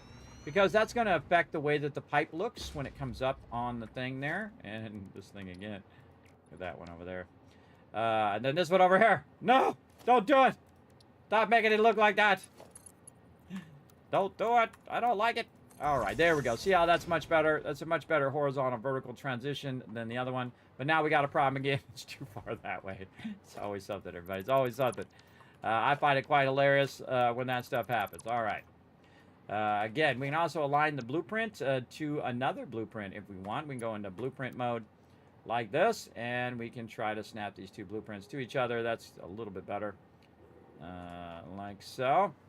And then we'll nudge that into position. By the way, once we have it in position, we can also go into the auto connect mode, where it'll try to auto connect if they're close enough and it can figure out the connections between those. It will do that. On this particular one, I am just going to go back and go to default, and I think we've now got this aligned. Again, doing horizontal, vertical, straight, auto. There we go. That's what we want, auto. And it's still going to give us that horizontal, vertical look, like that. Very nice. Didn't line that up. We got to line that up better. Man, I am off. I am off again. All right, again. Never give up. Never surrender. Hey, I don't mind blaming myself, everybody. I say, no, it's my bad. It's my bad. We're trying to get this to go. All right, and then into blueprint mode, so we can see the box of the other one. See how we can see the box of the other one? That helps us line that up. I could have sworn I was lined up on that one, but we will see. Might have been. No, see, it's giving me. See how it gave me that line like it was lined up? That's what threw me off on the last one. We're not doing that again. And these are designed, by the way, to sit right next to each other like this perfectly. So I should have checked that before. But we'll get this, everybody. Again, this is called resilience and never giving up. I think we might have it this time. We'll see. We'll see. We'll get it going. Okay, that goes nice and straight there. We're looking good. Over here. Maybe a little horizontal vertical action. Very nice. And we finally got it. GG's. There we go. Again, we're just going to color these in. All right. Very nice. We got that going. Ah, look at my things. My things. No, my things everywhere. My things.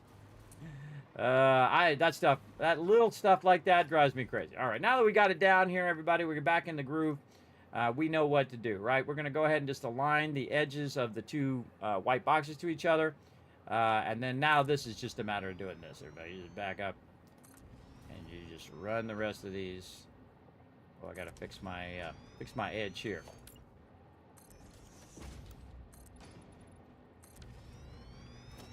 I'm gonna hit G to get just the railings. I think they should have a everything but mode in the disassembler or the dismantle filter, where the first thing you do is you say I want everything but foundations, and then you take everything out and you leave your foundations, which is like 99% of the things you do usually, especially in the early game. Look at that. Now they're all lined up beautifully. Again, because we can just now line them to each other. I had totally forgotten. I've designed it that way in the first place. Again, that was a while ago that we had designed those out. Now we can just very easily just put these next to each other. All the way down. Again, this is 9 long. Because we're splitting the inputs, so the inputs are 600 each. And we're going to split those inputs into 300, 300, and 300. Each car will take 300 each to make that a bit easier. And then this here, again, same thing. We're just going to do this. Actually, we'll just pick it up just so at least some of this we won't have to recolor. You can see they're all aligned. And once you get your groove on, everybody, then it's like easy mode. Okay. And we'll go back here and we'll work on our vertical connections. And again, I suggest that if you're going to do stuff, do the same thing over and over. And the reason why is because it's way more efficient to do the same thing. Because you can see it's auto-orienting it down now because I did the last one down. I find that really works in Satisfactory. And again, I keep them somewhat straight from each other, but all right, that's good. And then we'll go down here. Whee! This is cool. This is cool running around down in there. Giving it that good feel. Again, horizontal, vertical. Function on. So we got a nice straight elbow. Again, we could have recolored those. But yeah. Oh, okay. Nope. Don't go into that one. That is an output. That's not going to help.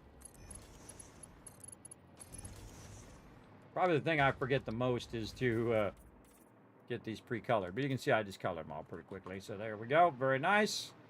Now we have our outputs looking really good. And we got to get our inputs in here. Down the line.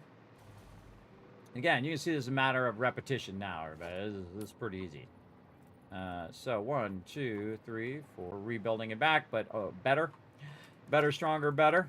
Kind of thing. ADHD kicking in. I know some of you in the chat are like, no, Kismet, fix it. Hey, I'll log out, log back in here in a bit. Just to fix those things. Why must you trigger everyone's ADHD coffee stain? Why are you doing it? Why must you do it? I'm just gonna, there it goes with that looping again. Again, if it does that looping, everybody, just go in the opposite direction. This way it doesn't have a chance to loop at the end. I don't know why it does that. And I'm obviously aiming at that one.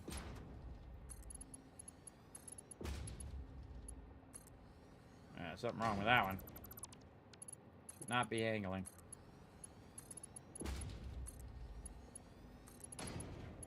Probably safer just to do it like that and then just color it all. Instead of picking up the coloring. It looks like picking up the coloring is what's doing that. You're picking it up with the middle mouse button and then you try to put it down and then look at this. Look at it. All the ones are getting weird. They weren't weird earlier. Now they're weird now. I don't know. I'm just going to roll with it. I just get up above here and just kind of visually get a idea of it being close.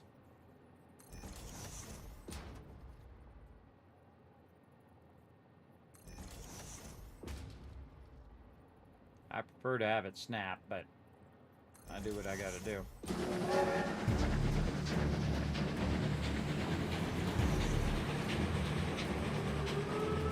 David Love Train coming in. Who's that awesome person? Lars Duravo coming in with a 22 months of sub love. You find that satisfactory? I do, Carrot Gaming. I do find it satisfactory. Hey, Peter, what's up? Thanks for coming in and hanging out. Show some love in the chat, everybody. This is an interactive stream.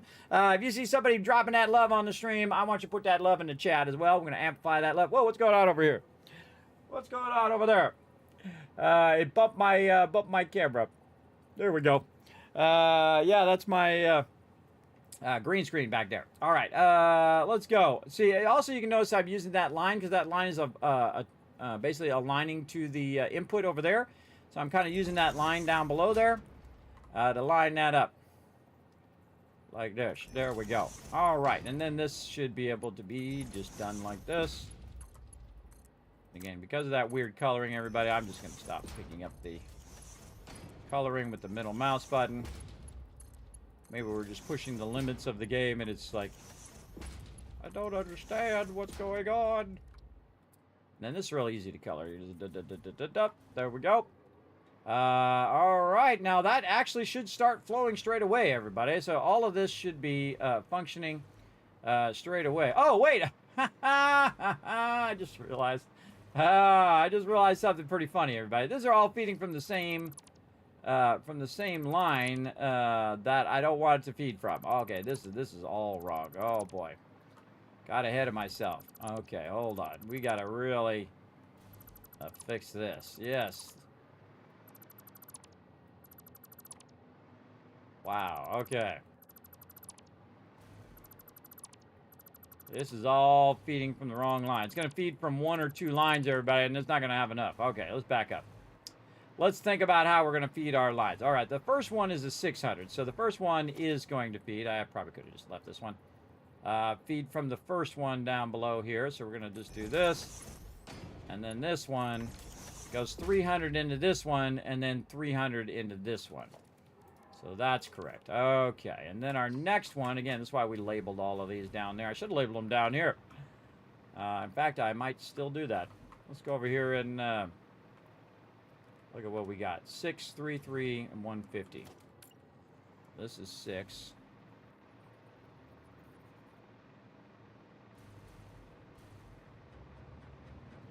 And let's do it right here.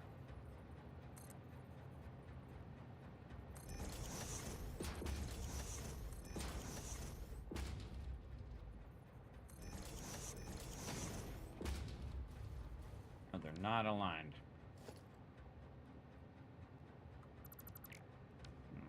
Let's keep one of those over there. Not aligned, and I don't like it. Bring this one up first. There we go.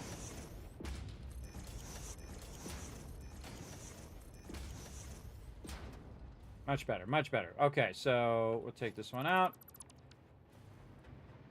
And we'll go look at our numbers again. I think it was 300, 300, 150. Always double check.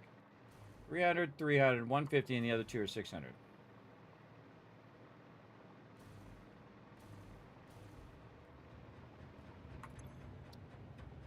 This is 3. Then I can just copy this one and paste it here. Then go to this one, change it to 150.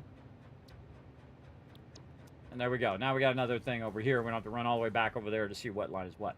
Okay, so 600, we're going to cut that into 300 and 300, right? Which is how I like to do mine. It just works better when you're working with your trains because they only have a limited input and output that you can do as well. What's going on with my camera today? My camera is sliding all over the place.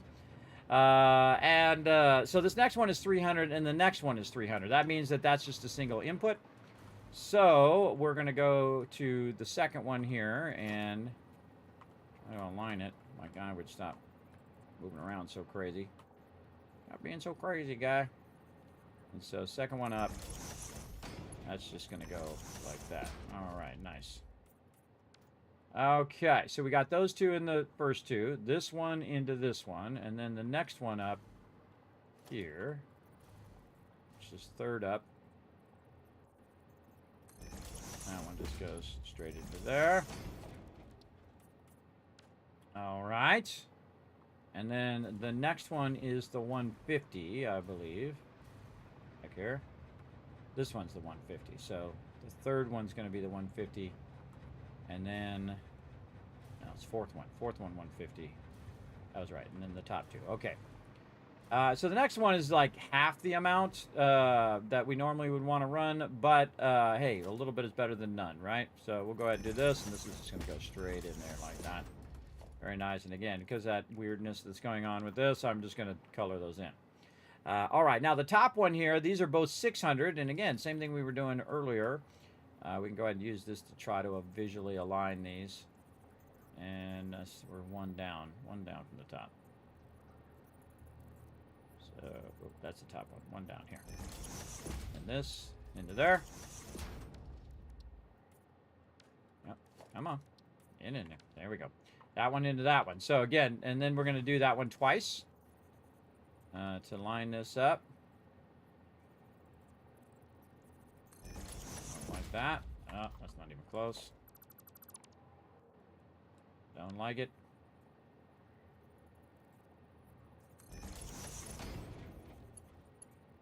There we go. Much better. Again, it's trying to keep it straight. And nope, that is the wrong one. That's okay. We'll use this one to align this one. We'll get it right. Keep at it. There we go. Okay, so that's 600. So 300 here, 300 here, and we should have two left. We do. And that's going to come from the top. And I just try to put my character in such a way where I can just...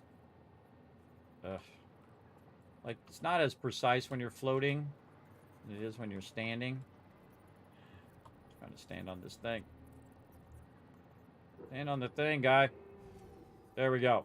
Or actually, it's a lady, by the way. If you don't know, the main protagonist of Satisfactory is a female. Nothing wrong with that. Right there.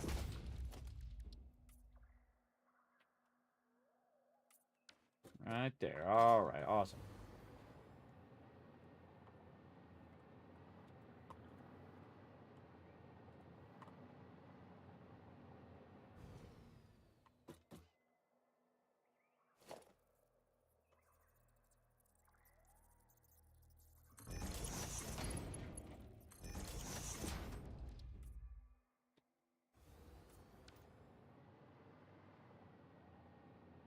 All right, beautiful. Love it. Okay, so those are all pumping. We've got all of our pumps already set up so that we know this is all going to work. I love how some of this is like not the same coloring. Oh, it bugs me. All right, and you can see we've got an extra pump on each one because it's got enough to get to here, but the second we try to make it go up on top of the third stack there, it's going to take a while, and I like to let it backlog so that, again, all the pipes are filling up and they're full all the way through, and then they're full in here. And then we have this beautiful backlog here, which is constantly, the second it can, it'll just put as much in there as it can. It'll double run these lines in here and fill that up as fast as it can before the next train comes along and grabs it. And that just keeps that efficiency very, very high, everybody, especially when you're doubling on your input and then doubling on your output. Because you got to think that this is 300 going into here, and then I have two 600 pipes coming out, so that 150 and 150 is just going as fast as it possibly can out of there into here, and then it's going in at maximum speed that it possibly can feed into the train station. So, again, when we have our train here, it'll come in and grab all this. So that is done. That's GG's. That's all good. All good. We just need to make sure that we kind of look at our pumps here and see if they widen out. This one's here is just getting started. You can see it hasn't fully widened out yet. All right, nice. And we cleaned all this up back here. I think we want to take these foundations out. We don't need those anymore. We may. Oh, there's a landing thing over there. We'll get rid of that or work with that later. go run and do all those. But we're going to just take this out. Look at how clean that is now, everybody. Look at that. The before, see what I need is a before and after photo, everybody. How those pipes are running all kind of like that, and now we got them nice and clean, running up. We know what all the speeds are of it all. We got our electric cleaned up, run our electrical really nice across the top of the pipes there. We've got our modular blueprints here and more blueprints here that just made this super clean. All this is awesome. And now we can take this out. We got to clear the blueprinter first.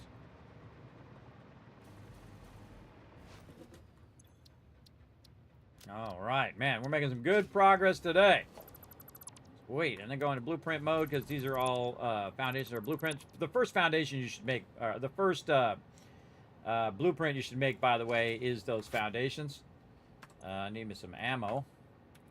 Luckily, I've got a little bit more in the thing. I don't know why it's not refilling my ammo in there. We'll take a look at that later, but we're going to just dip up on this guy.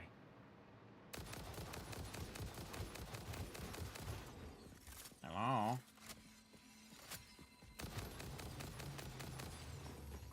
Gotcha. Come here, Mr. Purple Slug.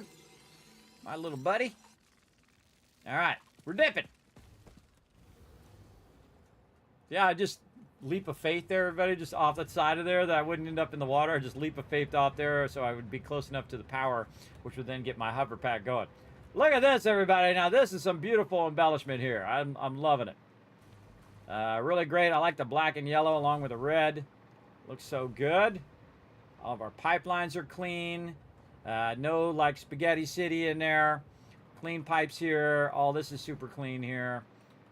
Looks good. I say we take a little ride on our thing here. We'll come back and actually make the train itself. Again, I'm going to let it backlog for a little while we work on the next thing. Let's go for a little choo-choo train ride. I love the trains in this game, everybody. They are so incredibly good. And they just made them better and better over the years. It's almost like a train game. Almost. It's the best of both worlds, everybody. Train game and a factory game. Again, you see I have these lights that go by. They really give you that feeling of motion as you're going by them. Very cool. Very much like they have in real trains or like subways. If you ever rode the subway, everybody, you'll see deep, deep, deep. Save. Yes, I did. I did save. So very nice. Then we're going to go over here. We're going to stop right here.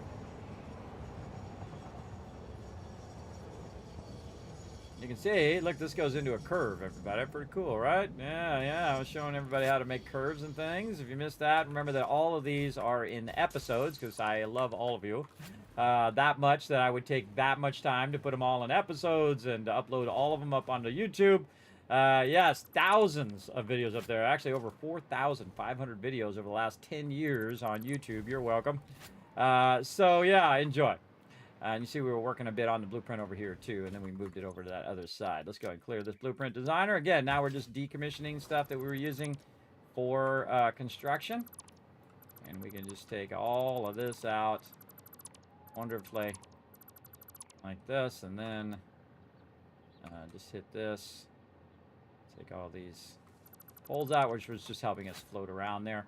And there we go. No longer need that anymore. And now we got just a nice, clean spot here. Now, you can see I'm running these electrical lines all over the place. Don't need them anymore. Take them out. Making these a nice and clean run. Now, I leave some of these here because I use these for traversing or basically traveling around the world. So as I'm moving around the world, it allows me to just float and stay above because vertical power is the best kind of power, everybody, both in building and in battling. Because if you can get vertical superiority, I used to play this game. It was a tabletop game, kind of like Dungeons and Dragons, and it was called Car Wars, right? And so what you would do is you would get your car, and actually made a one later called Auto Duel, which was like based on that thing. It was actually a video game, really great game, by the way. It's old school though. Remember, it's like a top-down, kind of like a first-generation Grand Theft Auto. It was before Grand Theft Auto, by the way. So what you did in this tabletop game is you'd make yourself a car, and then you would battle your cars together and whatnot, and rule the road or whatever, kind of like a Mad Max kind of situation. But everybody made their cars, and they would make all their stuff so they could shoot other people with their cars. But what I did is I made a helicopter. I made a helicopter, and it had a bunch of bombs on it. So I would annihilate everybody. And then once they caught on, they're like, "Oh, I'm gonna put a turret on the top of my car, so you can't do that anymore." It was funny because I did it several times, and I killed them several times, and it took them like 2 or 3 times before they. Oh, wait a minute! I'm putting a turret on the top, so if Kismet comes along, I can shoot him. It's pretty awesome. Auto Duel is fun, yes, on the Apple IIe. That's exactly where I played it as well, Bubs Tubbs. Really great game. Again, I did send a whole bunch of, I sent you guys to a bunch of retro games before. Auto Duel, what is it? Simulator? Simulator. Where is it? Yes, right here, classicreload.com. Check it out, everybody. There it is, Auto Duel. These were high quality graphics back in the day, everybody. These were next gen graphics right here. I absolutely love this. I forgot about the truck stop and the garage and the arena and whatnot. Because you go in the arena and you build up your car, and you go in the arena and you battle and whatnot. And then you had all of these places where you could go. Oh, the nostalgia is flooding back, everybody. So I'll throw that in there for you for those who want a retro game. Again, there's a lot of things in there, civs and whatnot. And again, I'm in no way affiliated with this website, so you do you. All right, Auto Duel, right there, everybody. Classic reload game. And again, I wonder if I could just make it full screen too. Can you make it full screen? So I think if you just took a bunch of time, yeah, look at that. If you took a bunch of time and just remade these old games, which were perfect in the way they were, and just leave them how they are. The same storyline, the same thing, and you could go in, I guess, and upgrade the graphics and make better buildings and whatnot, and you make it 3D if you wanted to. But just keep the core game loop the same. I mean, if you just did that, if you just went back and remade a bunch of these things, those would be valuable to the gaming community, everybody. Again, just don't put your spin on it, though. Don't put your own spin on the game. It's already awesome. It was a fantastic game for its time. It's still a fantastic game to this day. It doesn't need your spin. It doesn't need your crap. Just like when you're making movies, everybody.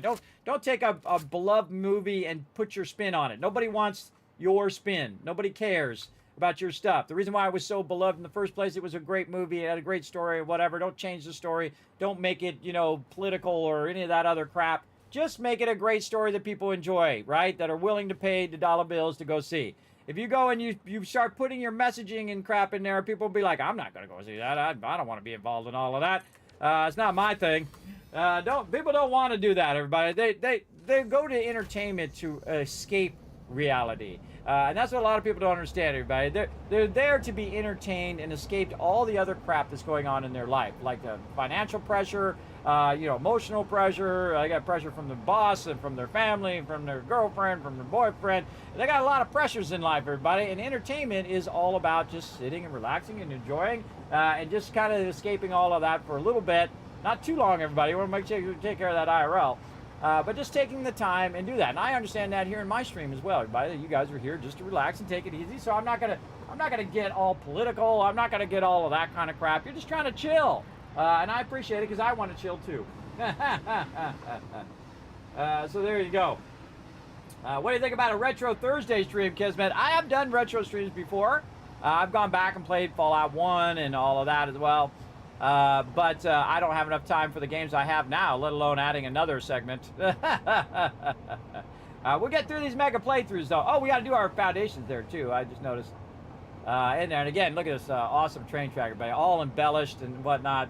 Very cool. Some of these hypertubes, though, I'd like to go in and fix a little bit. You always got some little thing that you want to tinker with. But you can see this is bringing me back to the central station. Now we're going to actually go through another station that we're going to decommission here in a minute. Which is our quick wire here, and our quick wire needs to be redone and remastered and all of that.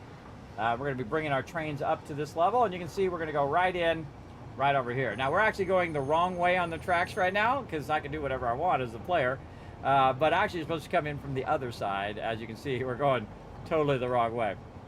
Totally the wrong way, big time. All right, and we'll just stop right here.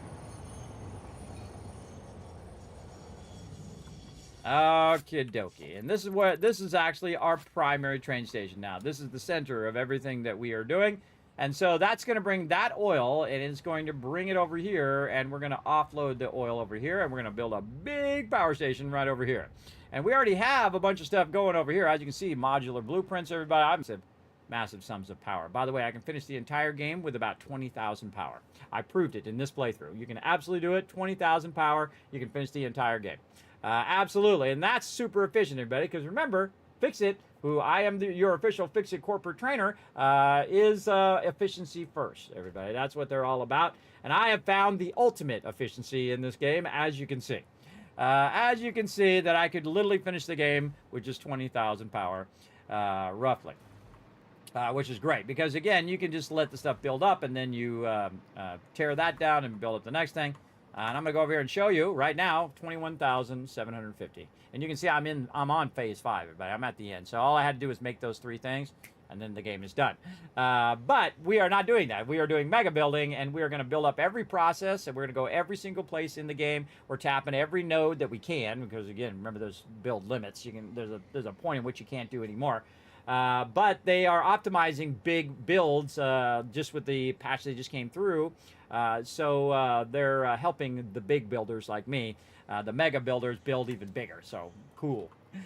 So cool stuff. All right, and we got that done. This station here was just temporary over here. And again, see the yellow here, everybody? Those are my roads. So I always have like a central road I can drive up and down or put hypertubes on or whatever it is. I always have this kind of central road system where there's nothing on that, right? That's just kind of where I'm working. Sometimes I'll throw a bunch of stuff on there just for temporary, but eventually I will, ultimately it should be removed. That's a blueprint there we can take out. You can see we're working on our tracks here. Again, our modular tracks that just snap together, all with all the embellishment and all that stuff on there. As well. So looking good. All right, now we got to work a bit on our supports here. And you can see I've used these supports here. Very cool.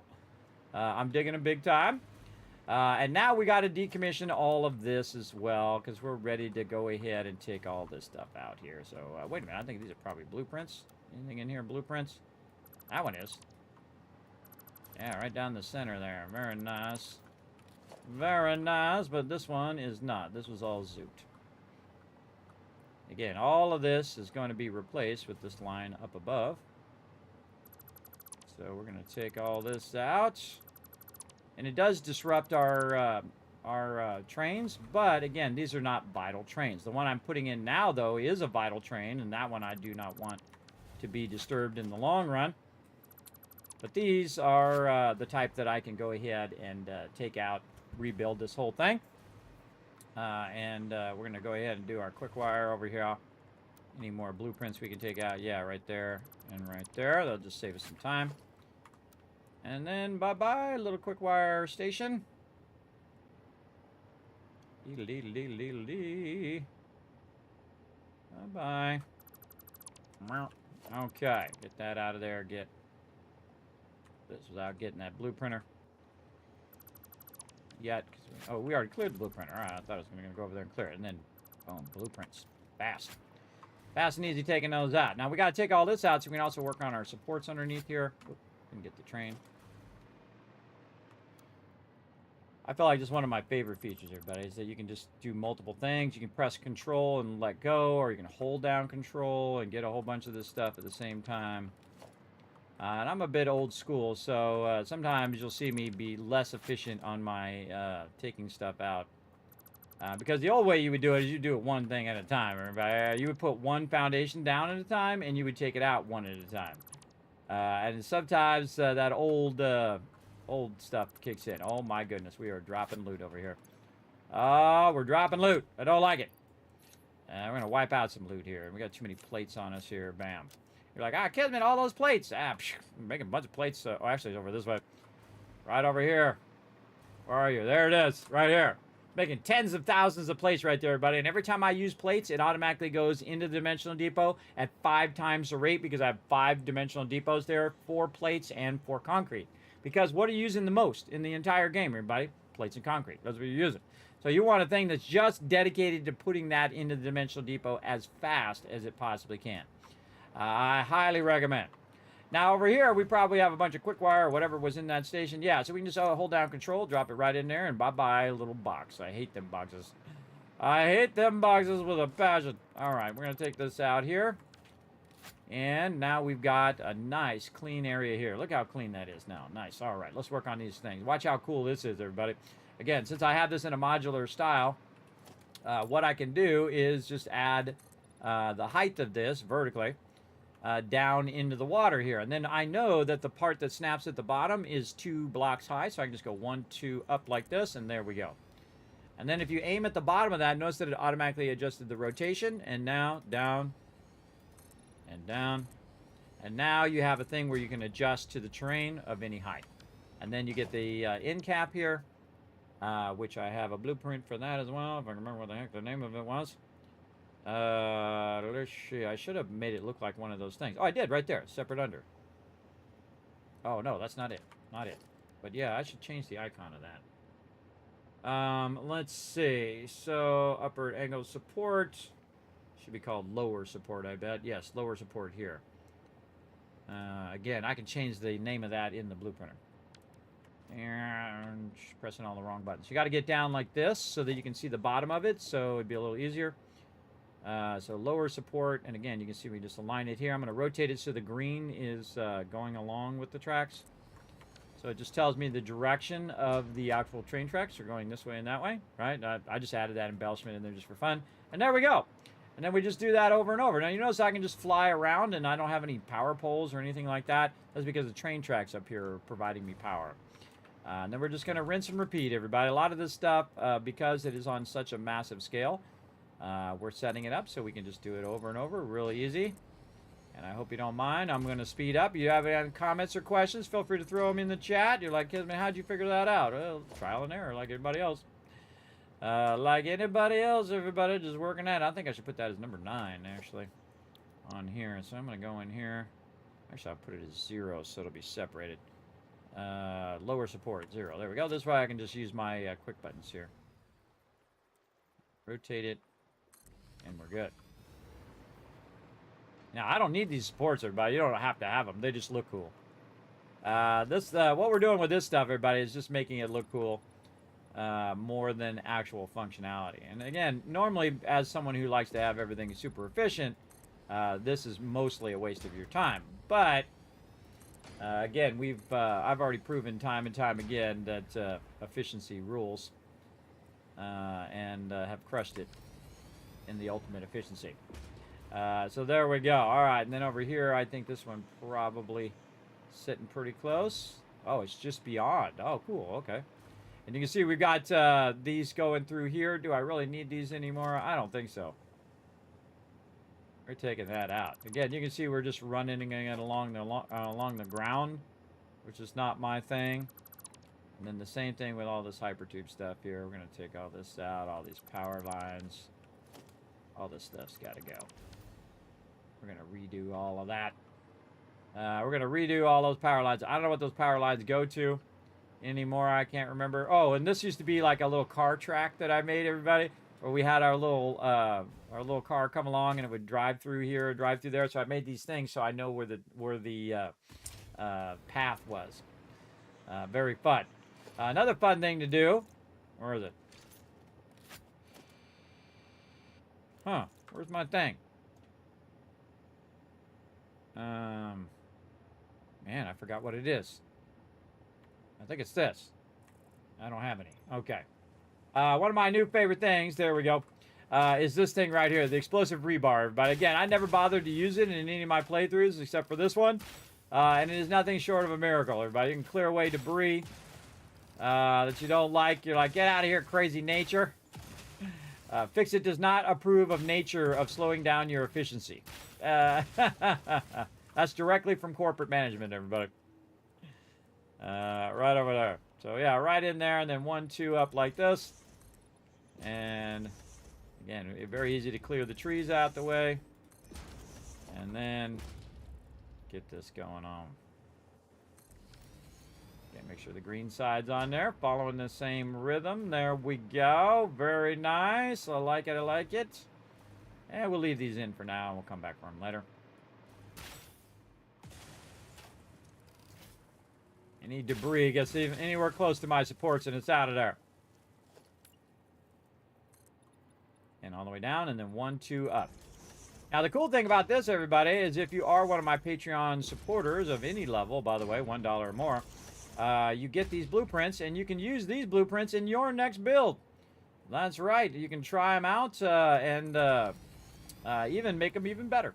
Embellish them in your own way as well. But at least they'll get you started on how to make auto-connecting train lines. And then also you can adjust the height and whatnot to the train in which you're running.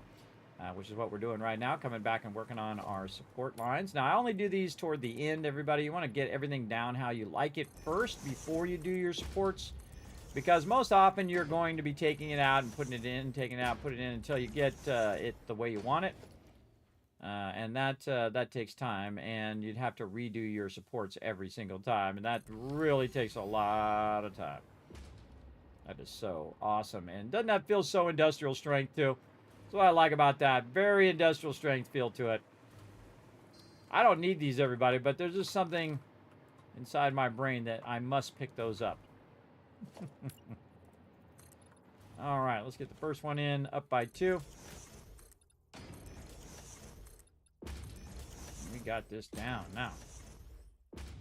Again, I hope you don't mind. I'm going to speed up. If you have any questions, feel free to ask in the chat. Get that green facing the right direction. Again, I wait for it to go all the way in just to make sure. Yeah, this is the one that's already sitting on the one. Nothing needs to be done on that one. It's already good. And over here, got our explosive rebar loaded. Get away from my supports, you crazy nature, you. This also takes out rocks, too. See, like there's a rock here along with a tree. Bam, get out of there, rock. If it gets anywhere close to my supports, it's got to go. It's also why you don't plant trees right next to your house, everybody, because it'll start to undermine the foundation of your house over time. So, because trees don't care about your house. Trees are just growing in every direction in which they can.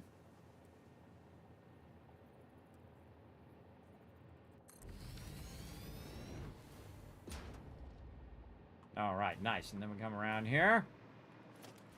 Again, we did this the other day where we came out here and we got all this running. And you can really get swept up in this, everybody. You can really spend a lot of time just embellishing everything, and I love every second of it. Big love to Coffee Stain, everybody. And the funny thing is I saw that Goat Simulator, and I'm like, what a weird idea for a game, everybody. It seems a little dumb. I don't know. I hope it's not a really, cheesy, dumb game. Turned out to be amazing. An incredibly great game. And that's when I said, oh, okay. Take a little notice of this studio, everybody. Take a little notice. They turned something that most people go, oh, Goat Simulator. It's kind of like that duck game, everybody, where it's kind of like, oh, God, what is that? It's like a Rust, but it's with ducks. That's cool. It's cool. I get it, everybody. I like people who think out of the box, everybody. Very cool. I forget the name of it. Let me go look it up. I'll give them a shout out. Non-sponsored, everybody. What is it? Duck something. Duck game. What's the name of that game? Oh, there's actually a game called the Duck Game. Oh, look at that. Duck survival game. Duckside. That's the name of it. Duckside. And again, another great indie game, everybody. Again, if you like DayZ, if you like Rust, you can PvE or PvP in that game. Again, big love to them. Oh, 35% off on Steam, too. Ew. Oh, let's go look. Duckside. And right over here. Boom.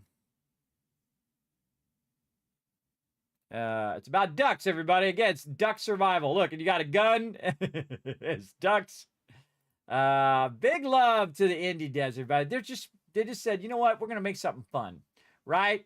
It came out on the 25th, as you can see. And you can see you can fly as ducks and come in there. You see someone shooting at you there. Just what a great idea, everybody. It's just all about the fun, right? You make it too serious and whatnot. You got to give them love to the indie devs, everybody. It's the smaller devs. Again, buy this game. Instead of buying that $90 game that's going to give you 10 hours, everybody, go in here, 35% off, $9.74, and probably get like 1,000 hours worth of fun out of that, everybody. Again, make a wise choice with your old money. Is what I say. Support the smaller devs because they are crushing it, everybody. It is the time of the indie devs for sure because the big companies have been screwing up. They've been screwing up over and over and over and making bad decision after bad decision and really ticking off the gamers. So the best way to show them that you don't like what they're doing is to take this stuff and put it in someone else's pocket, not theirs. Put it into DuckSign's pocket, everybody, so they go and make even cooler stuff to add to that game. And to Satisfactory, which they're a smaller studio, everybody. They're not, you don't have $250 million to drop on some, advertising, so we got to show some love. That's how you bought it. There you go. There you go, Carrot Gaming. There you go. Go buy that game. Show them some love. That is Tiny Build is the name of that publisher as well, everybody. And again, the game is mostly positive with 1,213 reviews. So big love to them. So yeah, I love those kind of things. Again, it's like a base builder, kind of Rust kind of thing. And you're duck, and you can fly, and you can do all sorts of cool stuff. And I'd play it if I had the time, but I don't. Again, that's why I tell everybody, feel free to suggest, but remember that I'm doing a lot of playthroughs, everybody. I'm doing a lot of playthroughs, that's for sure. And I'm really getting behind on my Fallout 4 playthrough. That's the one I really want to get back to. Hopefully, every time I try to play Fallout 4, but I don't know, the family has to do some crazy stuff, and I have to go and do whatever that has to be fixed, or fix tires and fix cars and fix this and fix that. But believe me, I'm gonna get back to it. Just like today, but I got up and I was like, oh my god, man, I must have been exhausted because I have like 5 alarms, everybody. I totally slept through all of them, and got up and I'm like, I'm not missing this stream, everybody. I'm gonna stream. We're gonna get some Satisfactory going on. We're gonna do it. Let's go. And that's what I'm doing right now. Look at that. Nice and clean. Cleaned all that up. We'll take all this out now because we don't need that blueprinter anymore.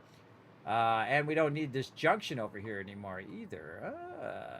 So we'll just leave that open as well because the auto junction is going to go left. And then on the way back, it's going to go that way. Yeah. Okay, so very nice. We've got that all cleaned up, looking good. No longer need all that. Why do we have this over here? I don't remember why that was even there, everybody. Must have been getting rid of something. Or maybe we were just trying to get our coupons. Look, 37 coupons in there. Get that out of there. All right, I like to clean up my messes, everybody. I make them and then I clean them up. All right, we're looking at our supports. I think the rest of these supports are good all the way till right here. And then I think we have a couple more. Yeah, right over here. Put away our explosive weapon. I have accidentally shot those more than a few times. All right, down here, 1, 2 up. Again, we designed this to adjust to the terrain. So you just have to add a little bit as the player. But the rest of it is pretty much in position as well. I think this is our last one along here. Then our central train line is going to be awesome.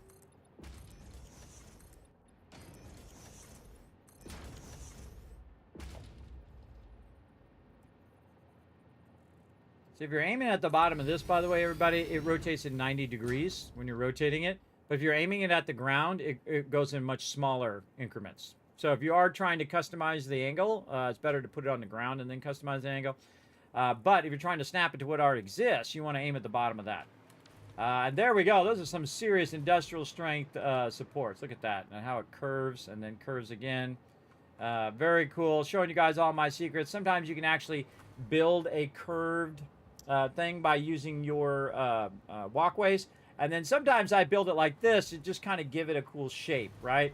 So you've got these kind of things on the side, which is giving it this really neat shape. Oh, I forgot to put some railings here too.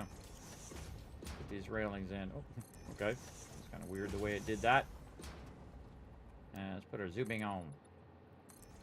There we go. Let's finish this up a little bit. And again, as I'm working through the playthrough, everybody, you'll see more and more of that. Oh, wait, I forgot that little thing. I want to add that little thing.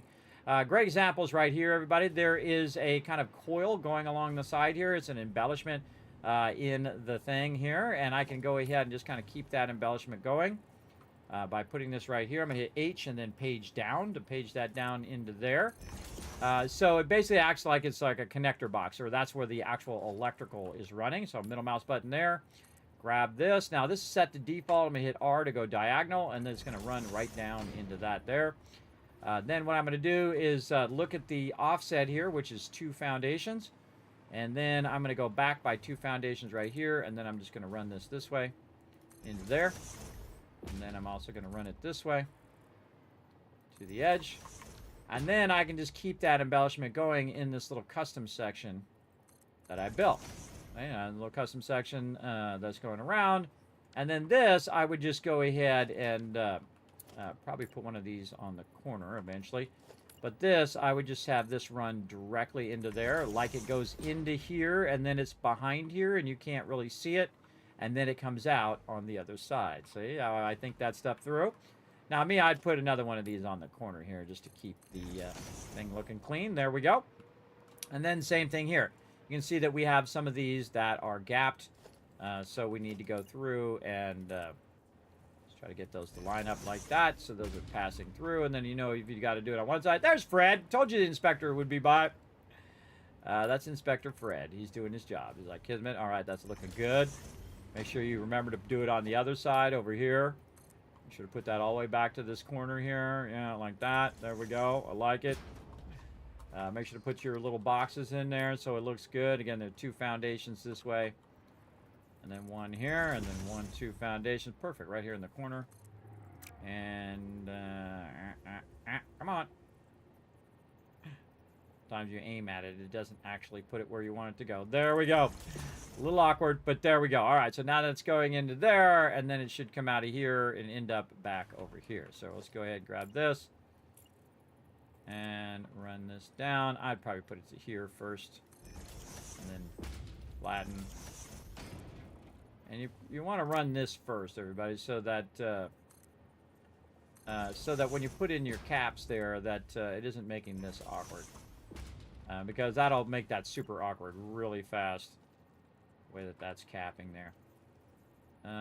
This should have been back further. That's, again, like I said, it's going to make it awkward when it's capping. So that should go there. And this should go like this. There we go. Just so you can cover up that seam and then it looks right. And then there. See? So now it's got that oil running along there, which I'm going to say is the electricity that's running, and then it runs into here and then elbows out to there. Again, if you did it on one side, you got to do it on the other side. Looks like I've already done this side. Very nice. All right, that looks great. We're going to go with that. GG's. All right, again, this is our central line. Now, we have other lines that we want to tap into and utilize as well. And I'll go back and work on that quick wire, but right here you can see that there is already a train station, everything already over here. But we want to go ahead and now remove that and use it with our main blueprints. So we want this train track to actually go straight, right? We want it to go straight out of here and continue like that. So what we're going to need to do is probably rework this corner a little bit. Oh, when I see some more of our embellishment needs to be done there and over here, but we are going to make this go straight. Where this currently is, it's not going to end up in the same spot because I've offset this in such a way that we're not going to worry about it. And this is also not 3 wide anymore, it's 2 wide. And that's more efficient of a use when you're doing your trains in the long run. So what we want to do is we want to basically extend this out. So we're going to go through, and even though we've embellished this in previous blueprints, we're going to take this part out. And all of this stuff. And we're going to temporarily take out our curves here. And what we want to do is kind of back this up just a bit like this. To make this little support area here be our gap there. And then we have blueprints that we can use. So we have our track reversed, which we can turn off our blueprint mode because that rarely ever helps you unless you're really putting blueprints right next to each other. And then the arrow needs to go in the direction in which we're going to go. So now we want to do something like this. Now what we need to know is where's the incoming and where's the outgoing, right? The incoming track is typically on the left side, right? So on the left side, it's going to come in on that incoming track, and then it's going to go back on the right side. You can see it over here on this one here that's coming in on the left, going back on the right. So are you testing the stability of my tracks there, Fred? I told you he's my inspector, but he's always watching what I'm doing. And they also like to get right in the way of where you're building. Wherever you're going to build something, dude's beelining right for it. Now this is too small to put this in between here, everybody, because that's it's got to be 1.5 foundations. But we can always rework this. What we're trying to do is integrate the curve in, right, where this is curving into here, and that's curving into there. Into our return and into our output. And we need to really double check our track direction. That's what we need to do. Okay, so let's double check our track direction. So when it's coming in on the left side, if we go on this side, we're going to take a little ride, everybody. Turn the sound up. They did a really great sound design in this game, too.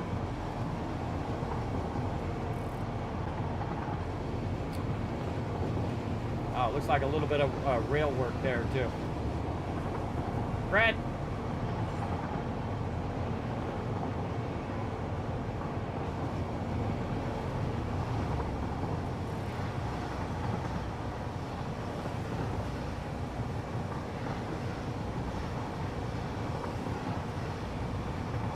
So cool to ride the trains, everybody. So if we did it right, what's going to happen is I'm going to get to the end, and then I'm going to pull in the station correctly, right? I'm going to pull in the station the way in which the train should pull in, and then on the way back, we'll see which way is the way back. Now, we need to make sure that those tracks are able to be traversed by our trains without crashing into each other, because they do actually collide now. In the old days, everybody, you could just run your trains and they go right through each other. Like no big deal. I still didn't like to do it because I don't like stuff to clip. Most players do not like their stuff to clip. That's why they let you clip in the first place. Because most players aren't going to deal with it. All right, so yes, perfect. We're just going to come through the station. It's going to turn us around. Pull this back the other way. And this is a dual direction or a looped train track. Versus a single line track, which I could have also done too, which is called push-pull train, where it just goes this way, one engine pulls it this way, and then there's another engine faced in the opposite direction, and that pulls it back the other way. I do those quite often, especially at the beginning of the game, because they're very effective. You just need the one train. That's all you need. You don't need multiple trains. When you have multiple trains, this is more efficient. Now, you would actually not do this in real life. In real life, you would actually have it where the trains could pull out on the side and then the other trains could go by because of the cost.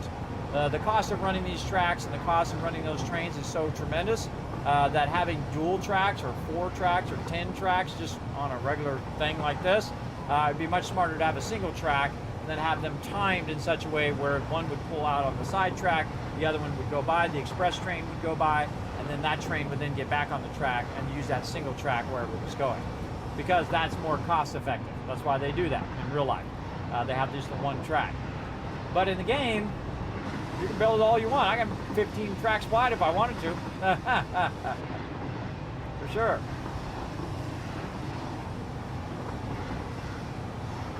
All right, confirmed. And you can see I can go through there, everybody. It still works. But if there was another train coming on the other track, we would have an issue there big time.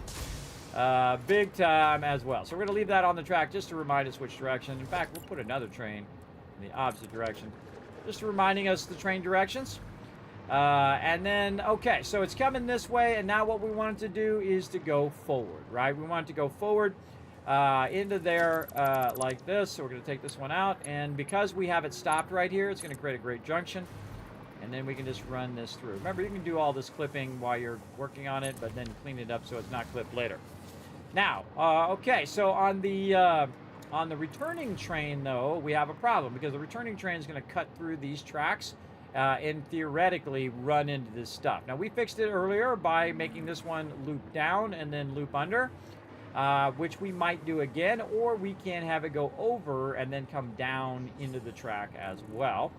I might do an over on this one just to try something different, but all we need to do is take this part out and then replace this with our forward track, and now we've created ourselves a great little junction.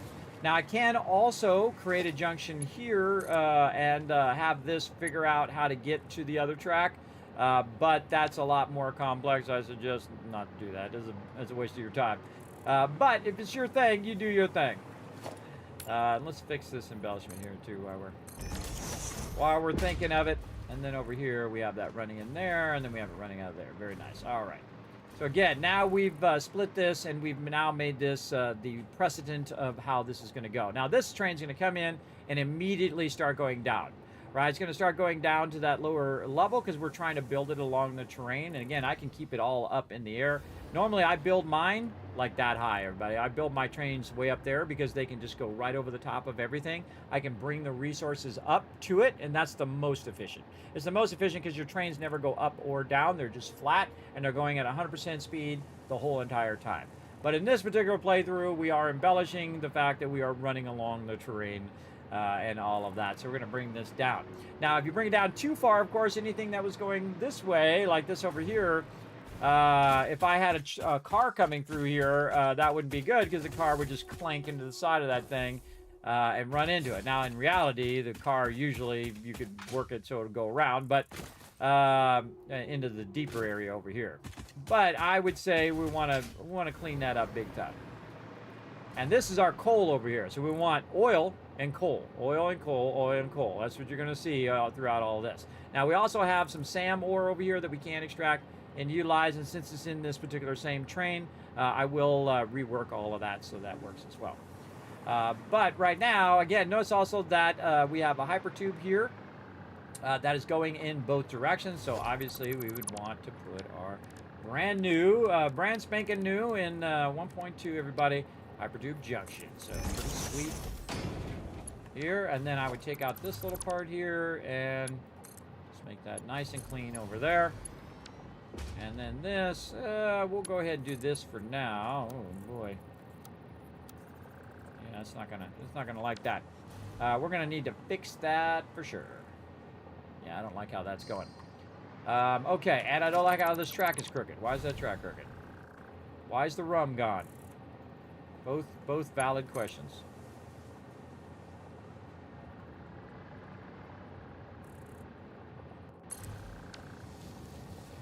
All right. I like it. I like it. I think it's looking good. Good stuff. Good stuff. We got some of these going through our tracks. I don't like that. In fact, we don't even need these ones here. There we go. Okay. And we need another one of these here. Just thinking about the details. Okay. Now, how can we do up and over?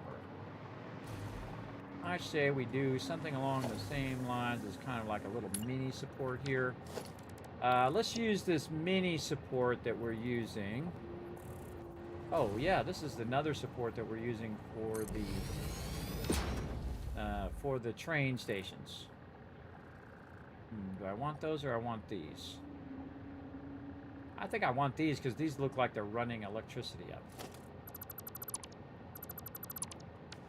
Okay.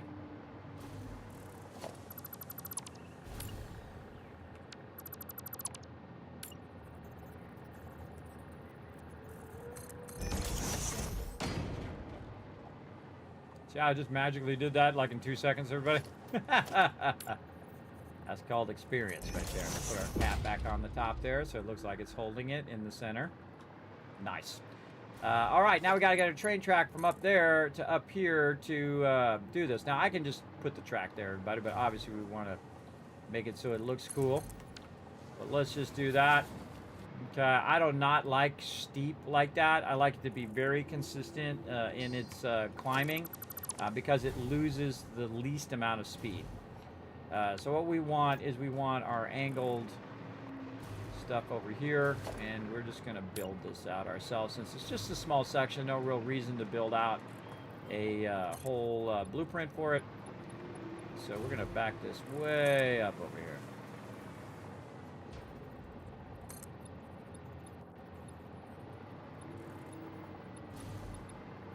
It is not quite aligned to the thing itself, but it's going to give us an idea of where we want to start, which is right here. So we'll pick this up, and then we'll reverse engineer it. See how I went to the end first and then work my way backwards? It works awesome, everybody. And I figured out where the starting point was. So I went to the end, worked my way backwards to the starting point, and then we're going to go ahead and run it like this. I think it's touching my hypertube. Okay, we're going to want to dip this hypertube out a little bit around that. Get that going. And then this to here. Take this out. Snap that this way. And this is going to need some work. Take that out. Yeah, that was definitely not centered. Not centered. All right, I don't like it. If I don't like it, I take it out and redo it. Here we go. And we're going to hit H. I'm going to nudge that into the center in both directions. Like it. And then, not blueprint. Remove this. And again, looks like electrical running up in there. Keeping that going. All right, very nice. And now we can adjust for the elevation. Like this. And I would just leave all this just for the embellishment of it all. But definitely want to put some more supports in there in the long run. Oh, this is doing a double lift. So it's lifting a little bit to here, and then it's lifting up into there. So we want to bring this all the way to here, which is a half block, and then up to a full block, and then all the rest of the way that we can go. Probably want to back this up just a little bit so when we put the next one in, it'll go to a half block to a full block. And that just helps you in these transitions when you're transitioning over these things where it sits a little bit lower and it's not like, and like, you know, the big old gap underneath there. It happens quite often with these. Okay, so we're just trying to figure out the logistics of having this come back this way and then go into the train. Now, I can't just have it go straight down into the thing, everybody. Probably not a good idea, both in real life and in game. But we need a transition section where this is going to transition down. So we'll go ahead and just, and we could probably make this lower as well. You know what we should do is put some trains here. Let's put some trains here. This one is going this way. Going that way. Yeah, I feel like that's a bit high, unnecessarily high there. So let's go ahead and bring that down just over the top of this. Let's try like that. No, a little bit higher, hitting that hypertube. Yes. Something more like that.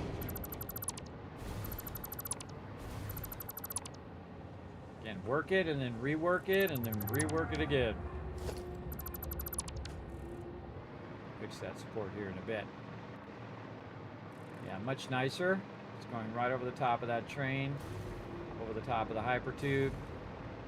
And then this way on the down, when you're going down, you don't have, it won't go as far, right? Otherwise, you're going to be going really, really far here when you're transitioning back down to get this track to go onto that track.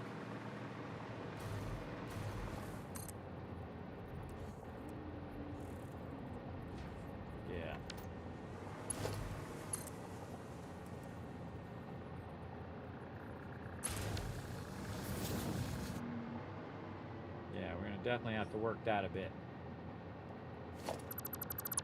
work that back. See, there's a cut right here because it's going up that angle. But if you want to cut this in a way that you want it, where you want it to be cut, then you'll want to go ahead and put in your block signal. It acts like scissors, everybody. Boom. Put in the block signal. That's only there for a second, but it's really just to cut that line, so I can then go from this right here instead. I'm just looking at whether I like it or not. It's not bad. It's not great, but it's not bad. Yeah, if this was back by one block, or this started one block later that way, that would line up perfect. But we do what we got to do.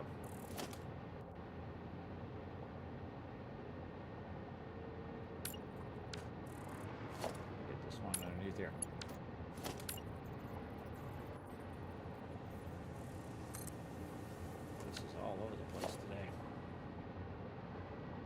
All over the place.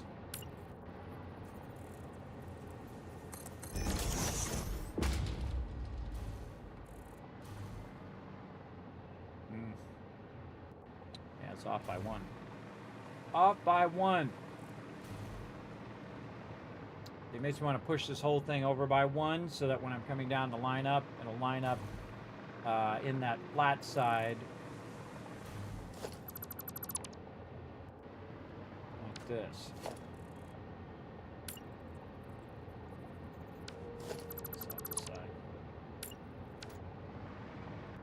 And it's kind of not the greatest place to. God, I can't seem to get the thing. There we go. Because it's also transitioning upwards there, so pretty tough spot. Again, just keep going one way, and then figure out what the issues are, and then go the other way. You get it the way you want it.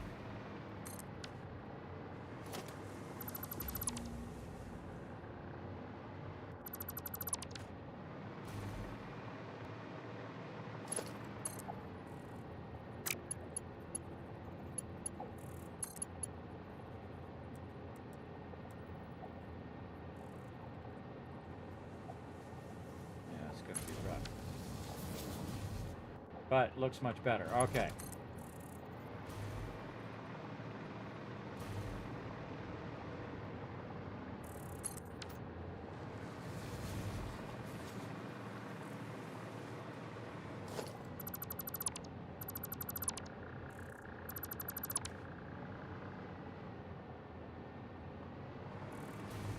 I'm okay with that. Take this out.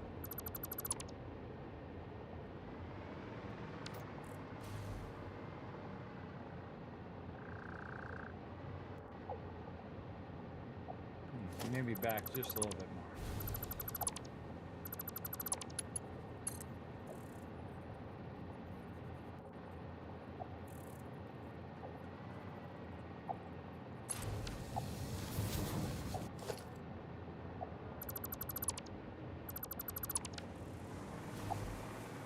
Much better. Okay, yeah, that's better. Okay. So, this.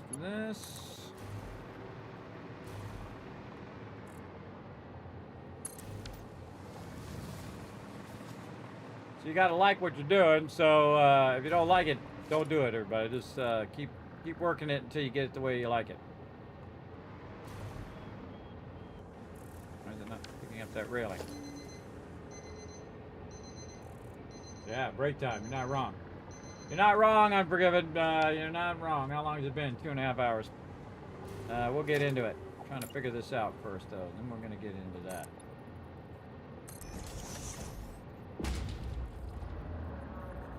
I want an angled one there. But we'll stick with this for right now. It's weird. It's not picking up those railings. It's not picking up the railings from there, but I can pick it up from the other side. It's weird. It's not like displaying myself doing them at an angle anyway. And then these all the way up. Okay, and then our inner railing here.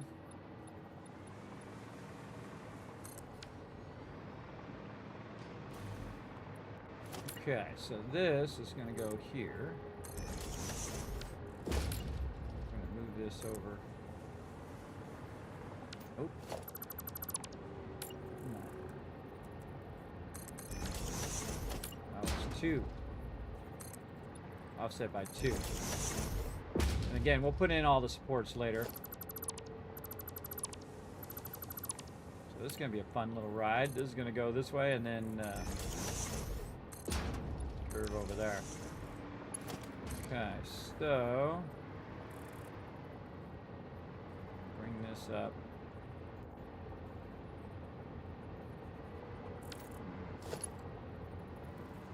We probably want to start it over here.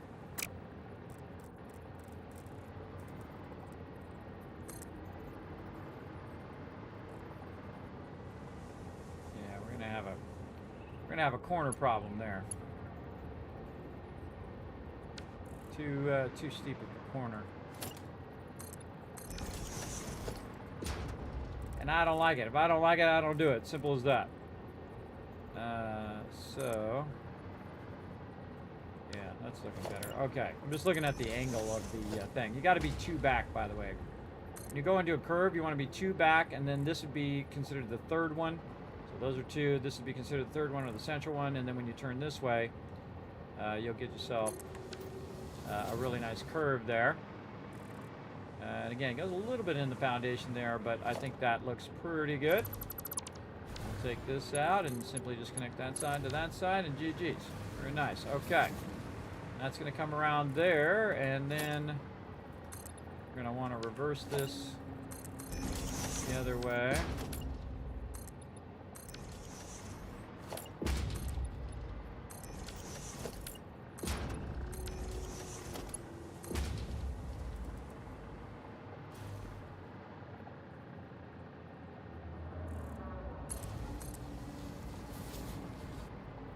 Again, half block, 1.5 foundations, all the way back there, and there you go.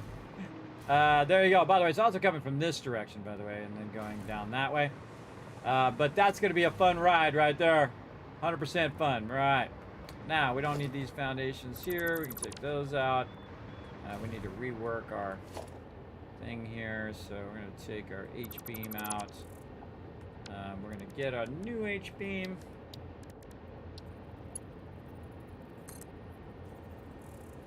Rotate it first.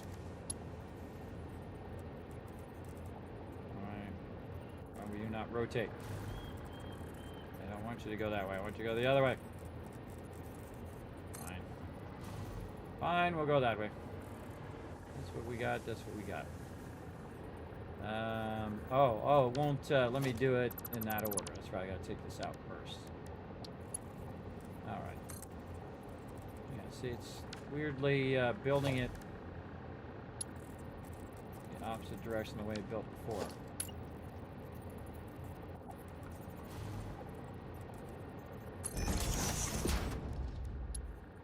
There it goes. Weird. See that? Oh, they got a mind of its own, everybody. A mind of its own. Where'd my support go? See how that one's stuck that way and this one's stuck this? Oh, no, that's that way. How do we get that to go the right way? Oh, man. I can't rotate it. Quick switch.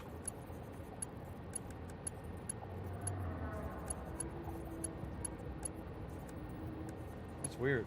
Weird the way that works. Metal beam, painted beam, H-beam. Which from the direction in which I'm looking.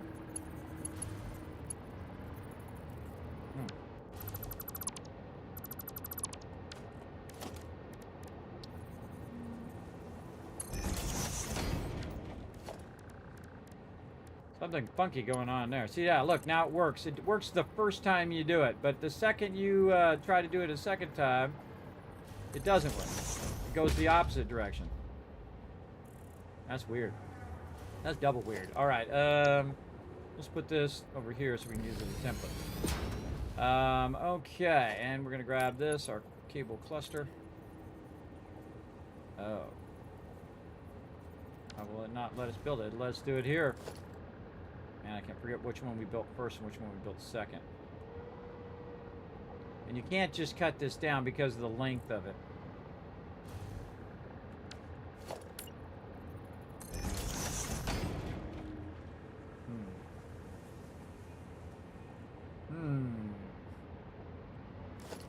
These are good questions. All right, let's take it out. Do some experimenting here. This. I'll grab the H-beam.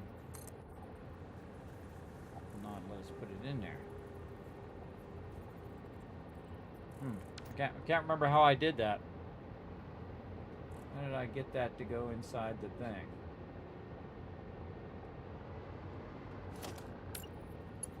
Obviously it works. H. Page up. Oh, I see. We did some shenanigans with our nudging. Shenanigans. Alright, let's do this. Let's take this out. Let's put H-beam support in. Then we're going to put this in. We're going to hit H. Nudge up, nudge down, nudge down.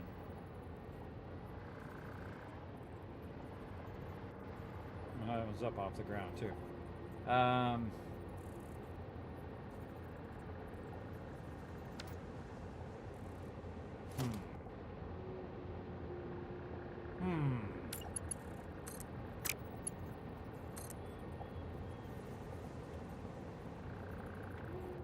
Yeah, if I nudge it down, it still says that it's in the thing.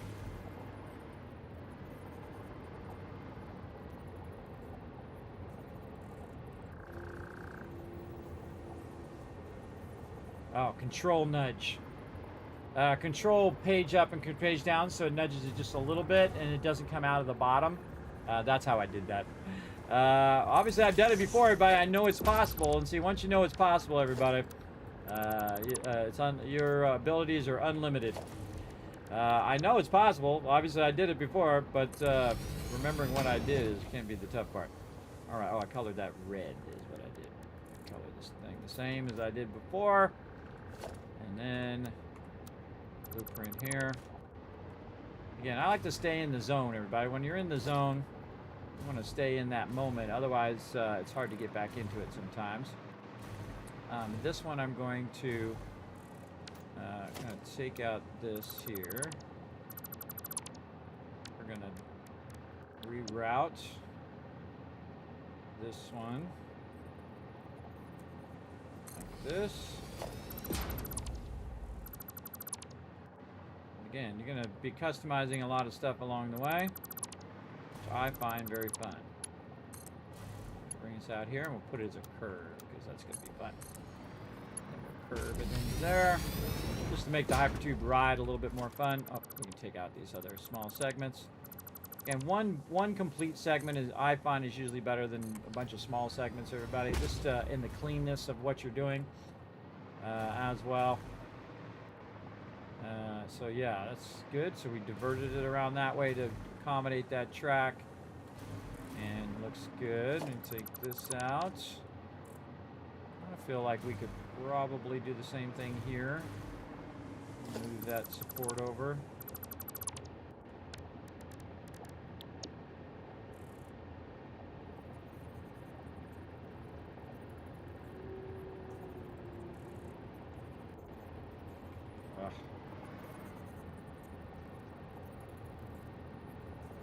The more complex you make this, the more difficult it is to get this thing to do what you want it to do.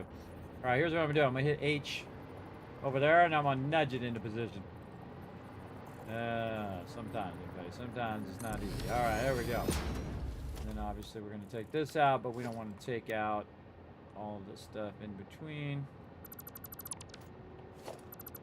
Oh, you know what I didn't do is I didn't color that purple. Yeah, it just dawned on me. I forgot to color all those purple. Because this is hypertubes are considered primary lines in my book, because they're transport lines, transporting you as the cargo. This one here and that one. Very nice, and then we'll put the railings back in. Railings is what's holding that thing up. Okay, and again, you see we diverted that. That looks much nicer. Away from the edges, considering that, we've got a pull problem here. I don't feel that's too bad. We can probably just go with that. Run this pull through the center.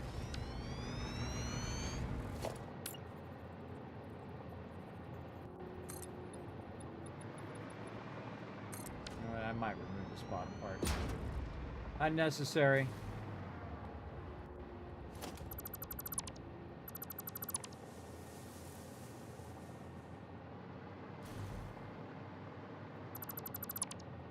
Move those out of the way. All right. It's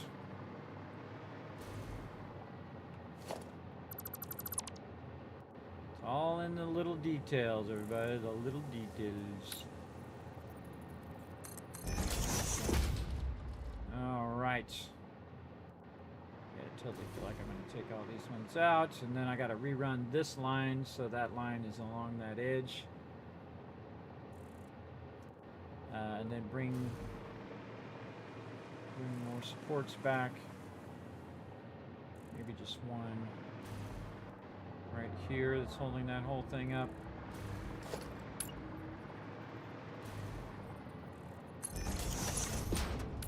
Now we know how to do our little tricky trick. Like this, and then we get the cluster part. We run it up like this. We hit H, hold down Control, page up. You can still, it still looks like it's going through the bottom, but it just went a half block instead of a full meter. It went like, instead of 2 meters, it went a half meter, or 1 meter. You get the idea. All right, that's looking good. I like how it matches the theme. Don't need this. I might just leave that on the lower part. It does kind of match up over here. Again, these are your design decisions you make in the moment. Do you really need that to run up that way? I mean, I could actually make it run both ways.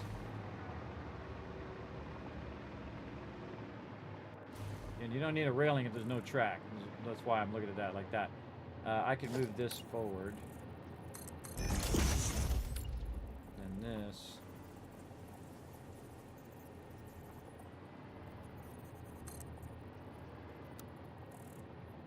Change that.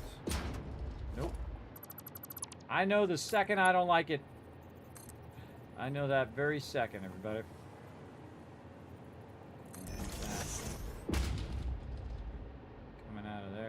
Still no.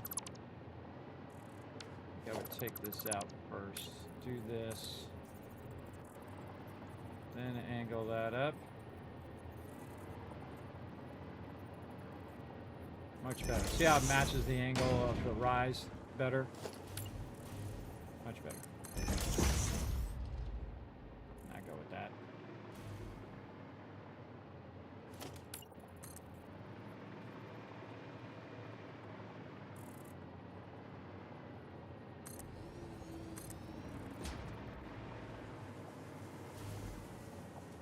Make it to the top.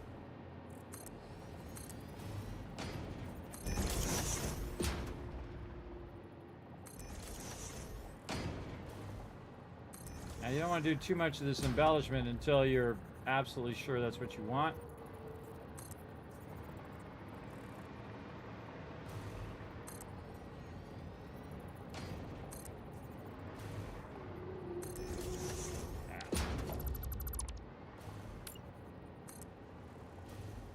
Putting in the finer details. This is the good stuff right here, everybody. This is what you're learning. This stuff. This is when you really know you got it going on. It's again, great builds are all based on details. I mean, you can build big, gigantic things, but really putting in the small little details is what makes it cool. It's like when you're playing Fallout 4, everybody. You can build a big old base. But ultimately, you eventually want to put in some details in there, like, you know, all your adventures that you were on. You know, you found Kellogg's pistol or whatnot, that kind of thing. power armors and so on. All those little details are awesome.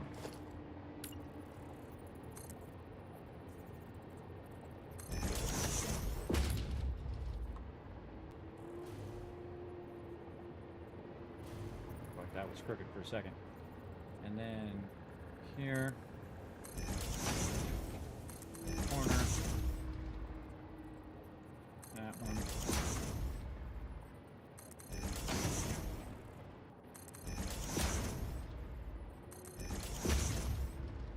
Now, see, I could spend all my time doing this, everybody, and then find out that I have to rework the whole thing, which is totally a possibility.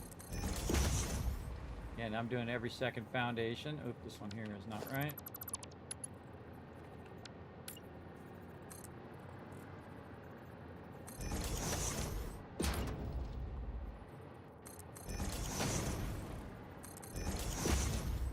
Nope, it's not going to match up on this side. Let's go to the corner. This is not even close to being right. All right. Let's do it from this side.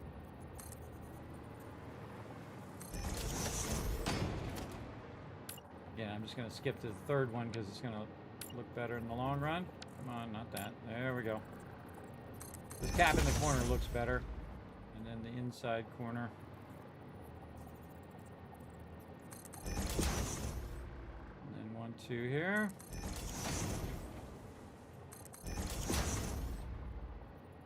And match it up to what's going on down below as well.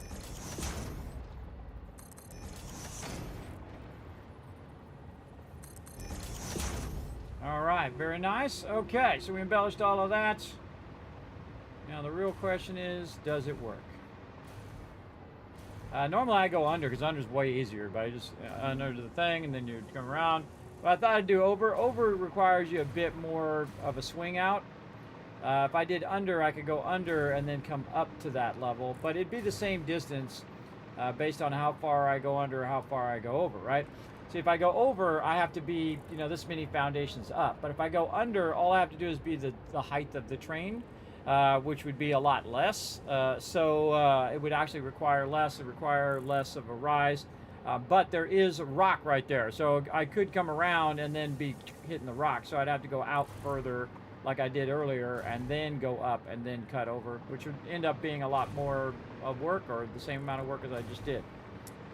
So, all right, I think that's good. I think it looks good. I like everything about it. We're going to probably work on it a bit more later, but let's just test it out. This is my favorite part, is the testing part. And the train is going this way. So I'll put another train over here just to remind us that's going that way. This is going this way. Let's see if it works.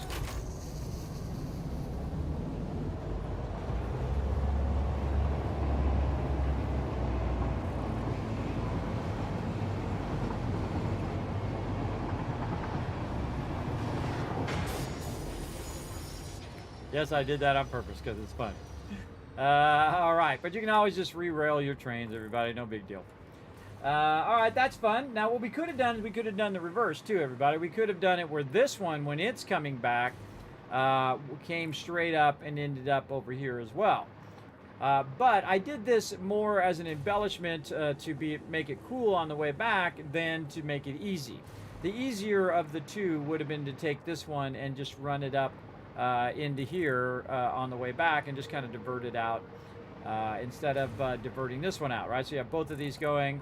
This one's coming back. It's diverting around the thing so it can hit the reverse direction or going under.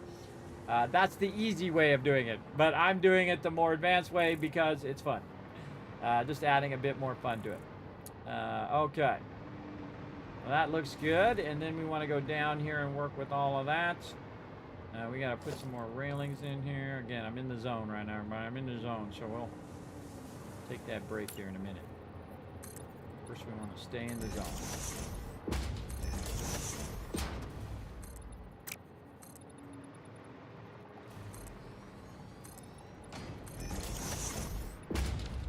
It's unnecessary. Unnecessary to go that far. Oh, but I've already done the embellishment. Yeah, I know. I'll leave it just for fun.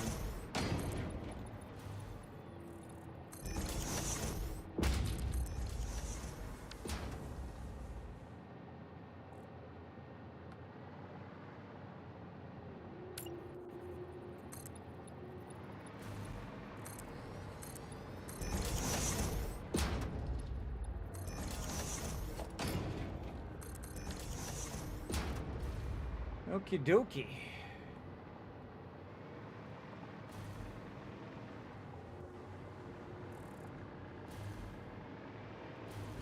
Let's see if it touches anything. Anything's hitting anything. It's clipping when their trains are coming and going. I think that's going to be fine. We'll have to put a bunch of block signals in so that it knows when it's coming and going and all of that as well. And again, we could have just had this go through. And then actually have a divert like this. Divert and go under. And then end up over here. So that this outer one here could curve over and go there. But I like this better. I like that better in the long run. And then these ones down here will just be straight tracks there and back. Won't have any issues there, hopefully. Or inside rail.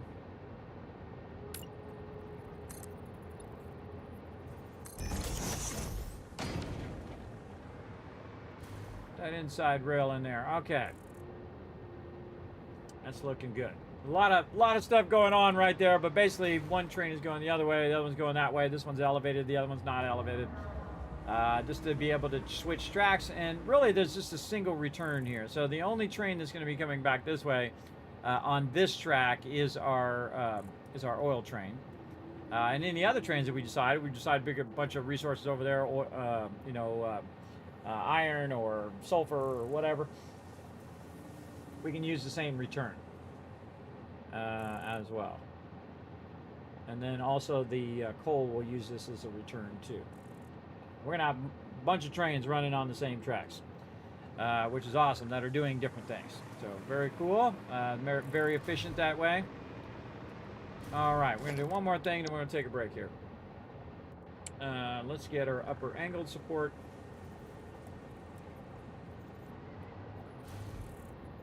Put this right here.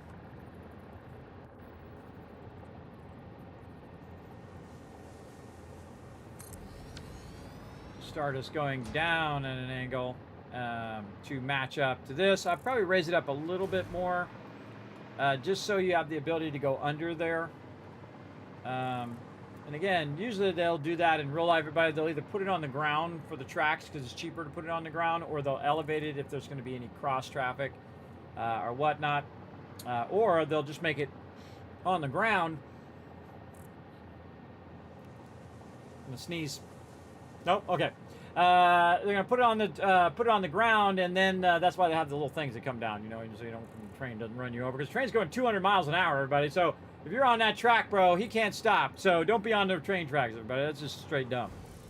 It's not like a car. I can't just stop on a dime. So do some love to the train conductors out there, everybody, or the train engineers. Don't let them, don't make their job harder, basically. Okay, and then we have a whole thing that does this. Let's see.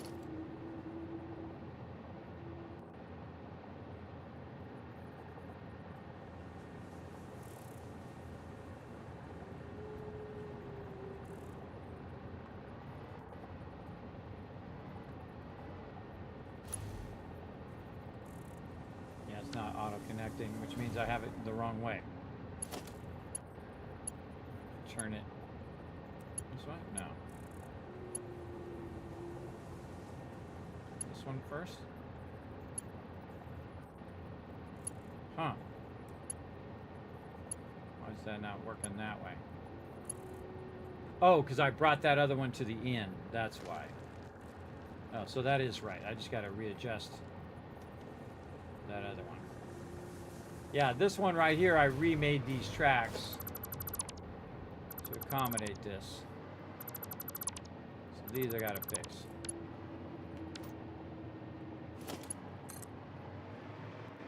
So they go halfway here into that foundation. Like that. And then we can go ahead, put this in. You can see it's auto-connecting the tracks, like so. And then the other side.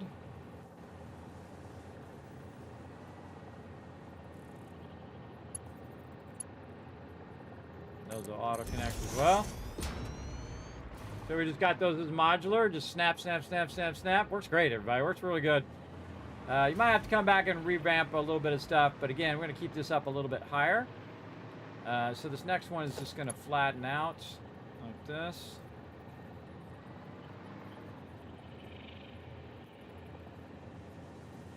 And where you start is very important to getting this to line up. Like that. That is not lined up.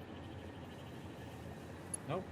Okay, very important, because see how it's up a little bit too high. If you look at the angle, it's up a little bit too high for what we want. So I'm going to try it again this time, hopefully a little better.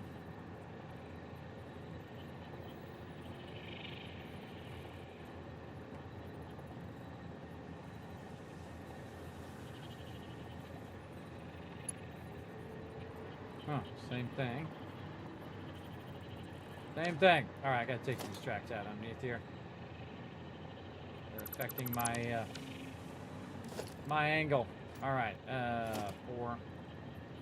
I put this down just a little bit more here at the bottom of this one. There we go.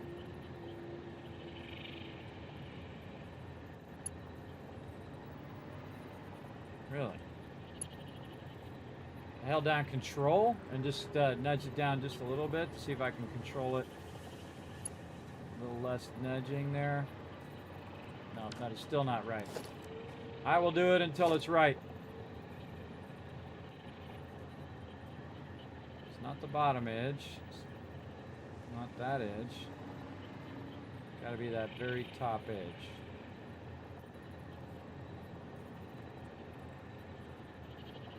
See, I think bottom edge.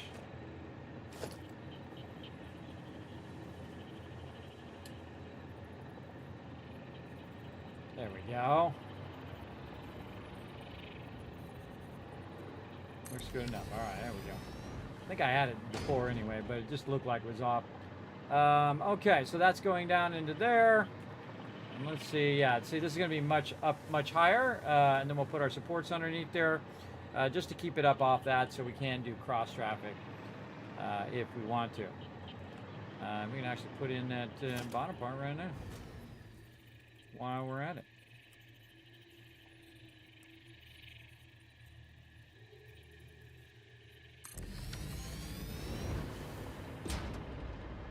All right, now it's just build the rest of that, make the station, and then you can see also we have a bit of a junction here too. You can see this one's going that way, it's coming in this way, going out that way. We'll build the same exact thing and run it out to that one. We'll redo that station, redo this station. And then we got to put in all of our block signals, and then we'll have all 3 of these stations functional.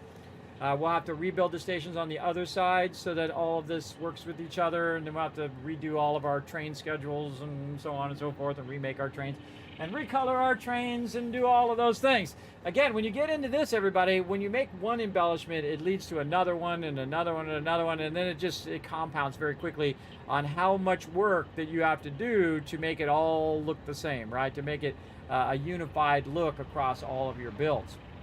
But I find that very fun. Also, over here, since this is a junction, just thought we could actually put this in both directions.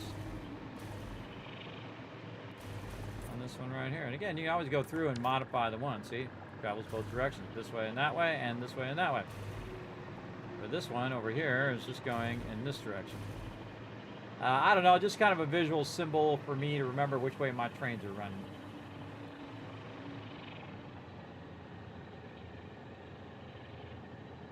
Yeah, lots of fun there. Okay, lots of fun. All right, I like that. All right, we save it when we like it. We like it. Hey, Mikey, we like it. Oh, God. Fingers. Limber up my fingers, everybody. There we go. All right, we got lots of cool stuff to do after this break. We're going to go ahead and bring up some words on stream for all of you to have some fun with. Work together in the chat to solve them puzzles, everybody. Descramble them words. And then I shall be back in just a bit after this break. Here we go.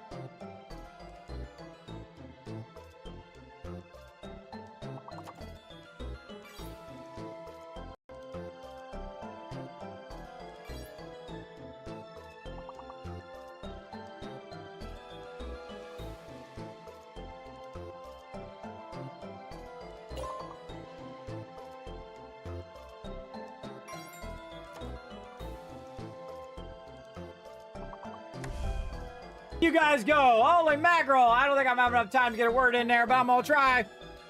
What we got? What? Change. Oh, you already got change. Hexa. I don't know. I was just trying to key off some of your words that were plural. Because you got exchange, then you got change. Yes, you guys already got it done. Nice job, everybody. Nice job. Let me go ahead and give you guys a bunch of kids caps for being awesome and working together in the chat while I took a little bit of a break there. Go ahead and put a 1 in the chat if you can see and hear me, just to make sure that everything is continuously working. We're going to get back to some Satisfactory. We are doing some big stuff today, everybody. We're having lots of fun creating a little interchange there for our trains. And now we're trying to replace this whole train area, train line here. So we're going to go in and take out all of this stuff that we had built before as well. And let's get it going. And just a little bit. There we go. This was all manually built out here, I remember.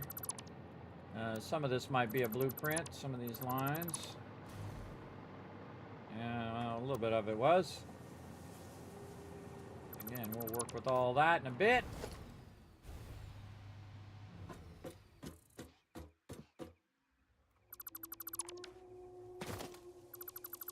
All right, very nice. Have some barrels. Now, easy mode it to the end. Let's go. Now I've got it set up here in my button bar over here. I'm gonna move over just a little bit. You can see that I have the first 3 that are the straight one, and then the other 3 which are the angled one, and then the one at the end is the under support right there. And these are in order, so I can just go ahead and take these and just drop them in there. So I do that. You see it did auto-connect the hypertube and the track.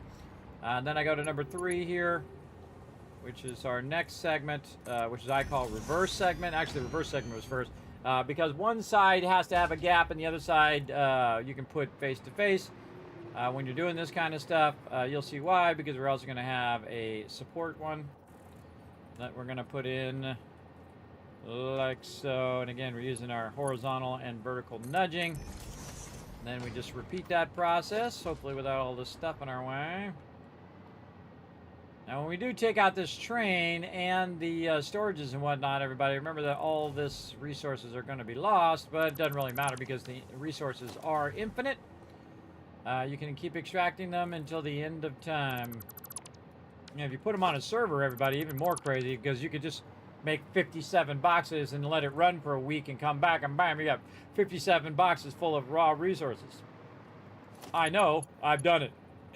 If anybody who knows, it's definitely me.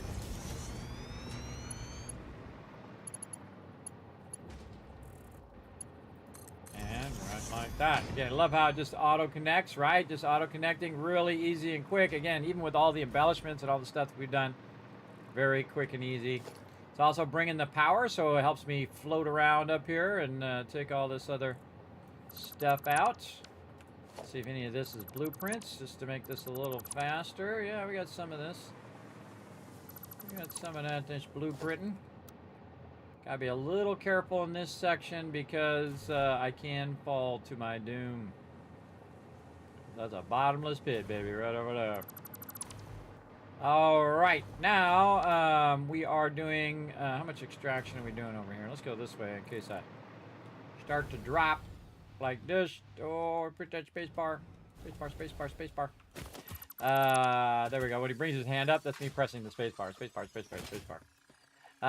Okay, so let's go ahead and take all this out now. We don't need any of this stuff. All of this out.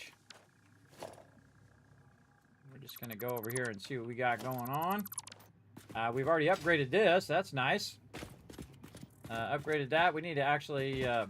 upgrade the node and everything too on that, I believe. Now the hard part, getting back over that way without any power. We'll just go ahead and go old school.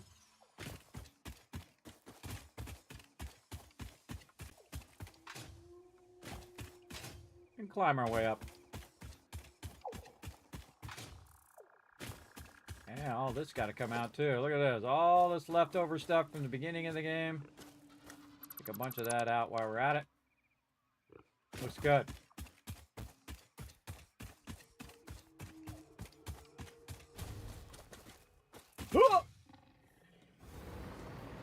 The guy thought he was gonna get me, but he did it. Neener, neener, neener, neener, neener, neener. Come on, right here. Come and get me. Come and get me. I'm right here. Right here. Come and get. Come on. Come on. Sucker! Fell for the oldest trick in the book. Come on, right here. Come on. Here I am. Here I am. Come get me. Sucker! It never stops being fun, everybody. They fall for it every time, everybody. But now they're down there on that bottom part. Uh-oh. Uh-oh. We got a full inventory again. Oh, boy. Here we go. Clean this up. One of the things they did, everybody, is they made like a central box. Instead of having a bunch of little boxes, they made like a central box of all the stuff when you're taking it out and you got too many resources on you. And then you go to that central box and just clear that central box. And then take out all the little stuff, and then that box is gone. Oh, you want some of this, do you? You want some of this? I got something for you. There you go. You want some more of that? You want some more of that? Where you going? Where you going? I thought you wanted some of this. I thought you wanted this, yeah? You want some too? Here's some for you. I got plenty to go around. Oh, you dodged it. Nice. Oh, dodge this, bro. Yeah, you like that? Get up in my business. My business is to wipe you out. All right. And we got to go into our train station here. We're transitioning into our train station. All right. So, what are we doing here? We're extracting at 1200. That's what I'm trying to remember. 1200, which is going to be 3 train cars. Yeah. 3 coal trains. So I don't put anything, whether it's fluids or whether it's inputs, more than 300 now into any train thing, because it's much more efficient that if it has leeway into filling those trains, and it can fill those trains as fast as it possibly can, and then the train can pick up the most it possibly can and deliver that. I feel like that's a much better way to go. Now this train's a little higher, so I could probably bring it a little bit closer than I did before. And put it right over the top, and I got to rework that bottom part. You know what? I think that's what we're going to do. We're going to bring the train closer. All right, here we go. Let's put in our support here. Again, these are just blueprints that I pre-made. If you want to see me do these blueprints, by the way, you go back and look up previous episodes. All of these are in episode numbers. You're welcome. It does take quite a bit of effort to organize all this stuff for you. Alright, we're definitely going into train station there. Now, we also have train station stuff. So we have our train station entrance. Where is it? Fluid platforms. And we got our platforms here. Corner railing, glass corning. And the corner railings. Oh, man. What did we call it? Train entrance. There it is. Okay, and then we're going to go ahead and hit H. I'm going to nudge that over so that lines up. We're going to have to do some work on that track. And probably a bit on that hypertube, too. Yeah, I like that. A little bit touching the edge there, though. I don't like that. Went forward a little bit. Yeah, forward just a bit. We'll want to gap this out a little bit more. All right, hold on. We'll add a little bit of an extra bit there just to gap that out. Where's our support at? Back there. Okay, actually, let's add a support. Let's just put another support in there to move it a bit away from the edge there. And then, did I not make a thing for the train station? I should make a thing for the train station. That's what I should do. So we have our, I already forgot what it was. Our entrance, somewhere it says entrance. Right in front of my face, no doubt. Trains, railings, corner, fluid, train entrance. There we go. Okay, we're going to set that as number 2, because number 1 should always be your power. All right, and then we got that as number 1. And then we would want our freight platforms or fluid platforms. So, or sorry, no, this is number 2. Then this would be number 3, and this would be 4. And then we would want our train platform, 5. And then we would want the end of the, this is a fix, the fluid platforms.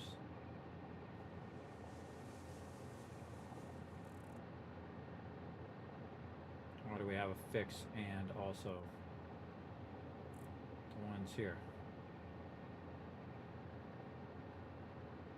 These are fixes. Those are not the ones I want. I want these.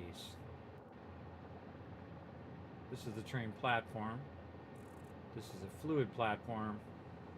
Then I have a freight and a fluid fix. Maybe those are the ones, and this is the wrong one. Let's go with these and see what happens. All right, and then number 5 is the actual train station.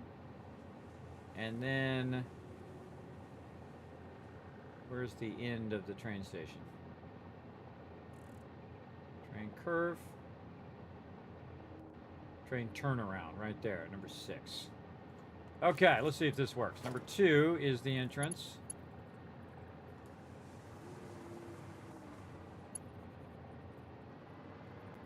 Right there. Nice. Okay, so entrance. Then we need 3 freight platforms.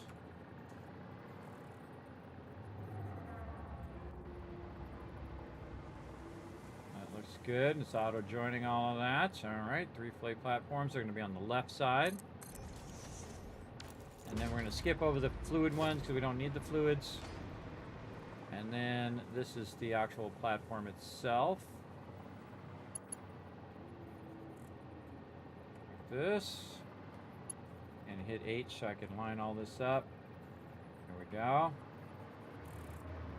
And there is the station itself. And then the last part is the part that's the turnaround, which is the part that goes to the end.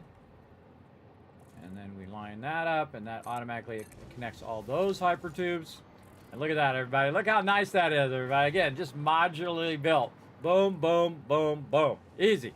Easy mode. Look at all the hypertubes filling themselves in, auto-connecting. Didn't have to connect any of that stuff. Didn't have to come back and connect all that, connect all the power. Didn't have to do any of that. It automatically did all of that because we built them that way. That's why.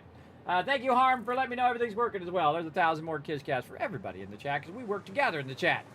All right, I like it. I like it a lot. All right, that worked out beautifully. Beautifully, beautifully. Okay, now we want to get our coal out of here, and we want to backlog some of that coal. We're going to grab this, and we're just going to run it out like this for a sec, and then run it down along the shine here. We're going to take this one out and this one out, and we're going to take this and just say, angle out that corner some more. We want to get this to come up here. Oh, I forgot to replace this first. Hold on. Let's show you guys how I align to the extraction grid. So this one is the older version, the MK2 version of that blueprint. So what we're going to do is go ahead and take a block, just any foundation. I usually use a 4 meter, and I hold down Control. What that does is that aligns it to the world grid, right? So we got a block that's in the world grid direction, but the extraction nodes do not align to the world grid by default, right? So you can't just put the world grid blocks underneath there and you'll be just fine, and then you have to kind of adjust because they're not centered and so on. But what you can also do is you can put the miner down and choke to death.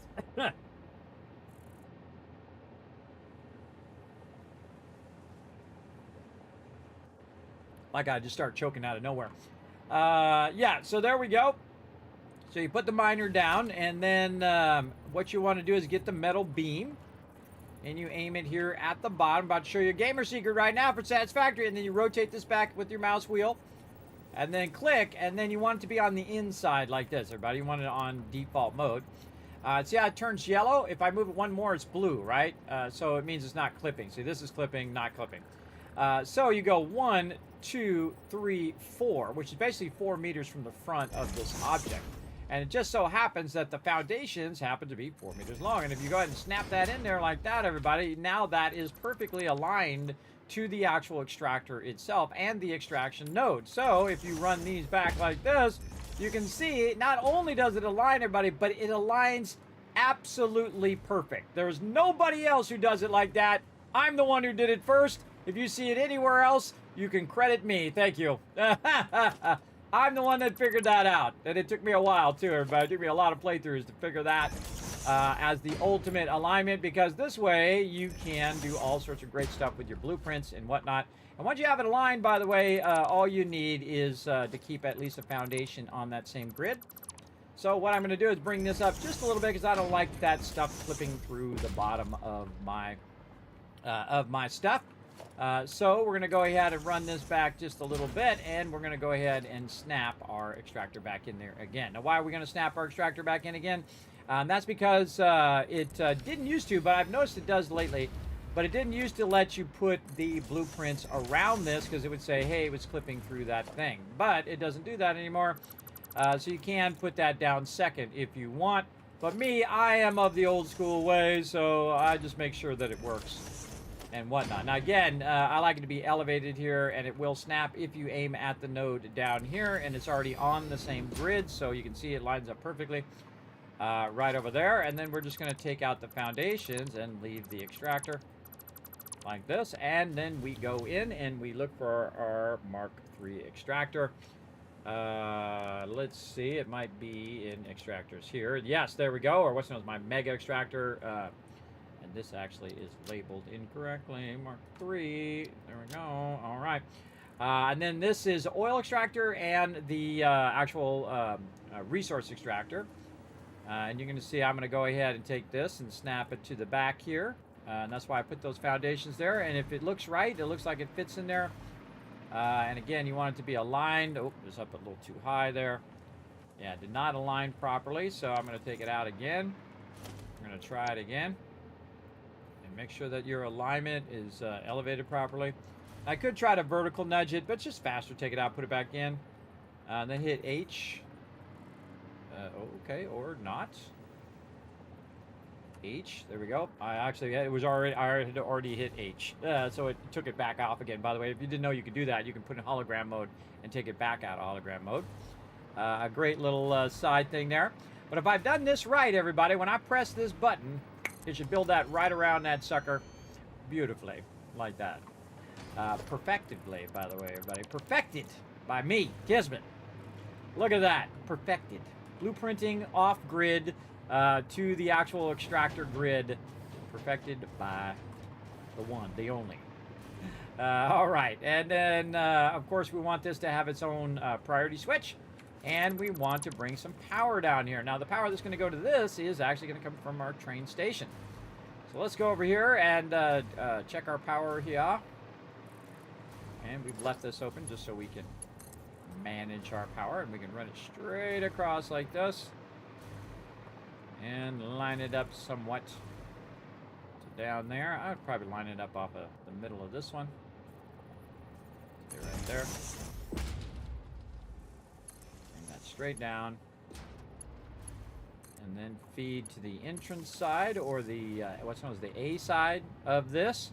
And then of course you want to flip the switch so that it does turn it on. And then if we do it right here, we got to get it up here, and we got to connect this in here, because you can't have the extractor as part of the blueprint, or I would put it as part of the blueprint. But as you can hear, start up. Started up, ready to go. Now, you might notice this part in the front here, everybody. This is to let me know if it's in overflow mode. If it's in overflow mode, this side will be filled. If it's not in overflow mode, then it will fill the other side. The actual exit of this is actually in the back, like this. And we can go ahead and just bring this up, like so. There we go. Very nice. And this looks like it's a little too high. Why is this so high up? Awkward. Too high up. Must have done it when I was trying to do that. Oh boy, so awkward. Fine, over here then. Well, make it work. Again, that's how you discover those things when you're reworking it. Discover that elevation is off.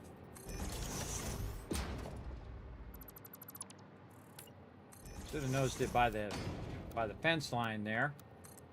It was up on the fence line. There we go. Okay, so I want to figure out how to bring this up and then also store these resources. Oh, we got to fix this here too.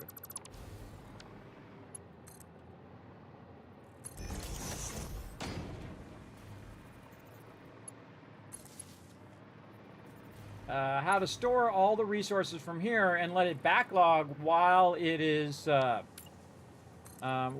doing its thing, right? So we're going to go in here and we are going to think about how we're going to store all of our resources here, and then we want to go to the inputs because this is a pickup as opposed to a delivery section. So this is going to go here, and we'll have double. Oh, that's an output. What you doing? What you doing? Input. I even said input. Input, bro. Right there. And then on the other end will be the output. And if you notice, I'm doing dual connections. I always do dual connections, and then we'll take out this little fence line here, and then we'll take a look at it and see if we like it. Now, we can make a blueprint for that, everybody, but really unnecessary. You could build this so much faster just by dipping this in here. But if we're going to use it at every single train station, which we most likely will, might be worth a blueprint in the long run. But again, everybody, you're going to have to align it and do all of that anyway. So we're going to get that going. So we're going to take the 1200 that's down here. Actually, it should be 4. Hold on. It should be 4, not 3. We might need to redo this. This is overclocked.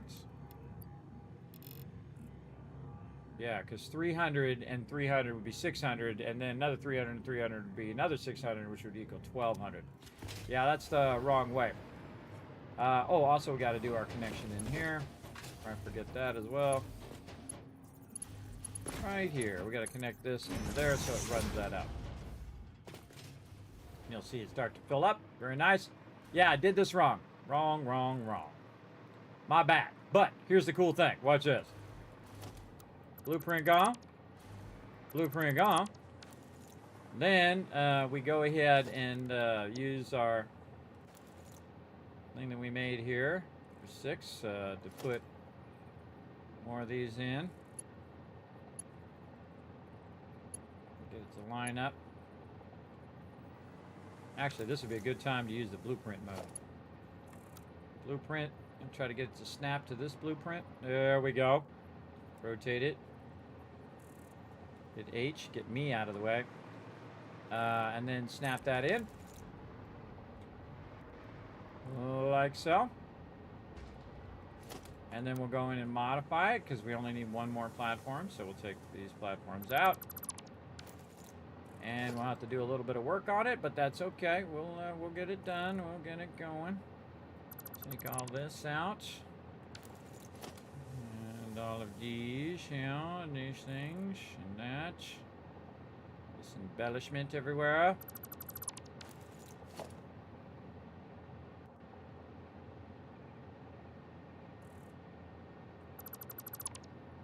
I want to let me highlight that. There we go. No? Okay, gonna make me do it one at a time. Whatever gets it done. Alright, and you can see I just added 1, which is part of this blueprint. Now, if I want to take the whole thing out, it'd still be a blueprint.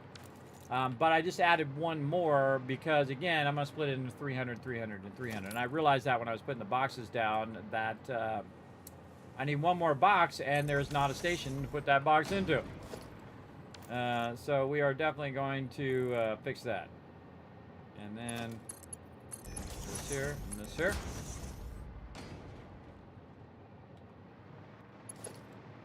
Oh, and I forgot to take these things out. There we go. Oh, not the whole thing. Oh, did I do that back here? Oh, yeah, we got to put different catwalks in there. Architecture, catwalk intersection.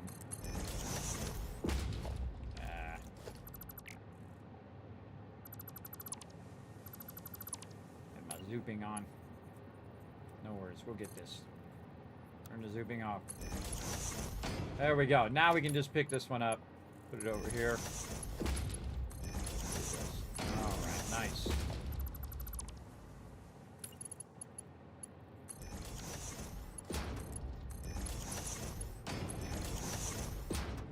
Got all those inputs in there, looking good. Are they all lined up? Feels like the last one is not lined up. It is not. Just eyeballing it, and it doesn't feel right. If it doesn't feel right, most likely it's not right. And here's the cool thing, everybody. You just put this right next to this, hit H, and you can nudge it as far as you want now. Big love to them for listening to feedback. I don't know why they limited it where you couldn't nudge it wherever the hell you wanted it to go in the first place. I mean, you put nudging in, let us nudge it as far as or as wide as we want it to go, or vertical or horizontal nudging, which they have also. And you can nudge, I can nudge it clear across the whole entire other side of the map, everybody, and that's awesome. Thank you for that. Thank you for listening to feedback, and thank you for adding that to the game. Because that does make a huge difference, everybody. It does. I mean, you're just trying to build what you're trying to build. You're not trying to, you know, don't make it too realistic where it makes it unfun. And I've seen way too many game devs do that. They don't listen to feedback, and they're just like, hey, we're going to do it the way we want to do it. Screw their players. You know, that's not what you want in a game company. But you want the peeps who are like, okay, yeah, we understand. We see your point of view. It doesn't really add to the gameplay to have it limited. So we're going to make it where it's unlimited. You can go as far as you want. And thank you for that. You see, I'm just building this out, everybody. This is the basics. Basic stuff here. And again, you can see there's a little bit of a delay on these faster belts. These are the fastest belts you can get. These are 1200. And I just use the fastest belts, everybody. Why use anything less? I mean, you can time it and 100% efficient in it or whatever. But if your power goes off, then you have time it takes for it to get back up to speed. And there's no point in waiting for those 300 belts or 600 belts or whatever to run slower when you want it to get over there as fast as it can so you can get the production back up and running as fast as it can. So once I reach a certain level, everybody, I just use the fastest belts because duh. Because duh. And one of the few things that actually work decent as a floor hole, the dealio over here. And then we want to make sure we got our Mark 6 lifter and it's going the right direction. And I kind of feel like we're going to go this way.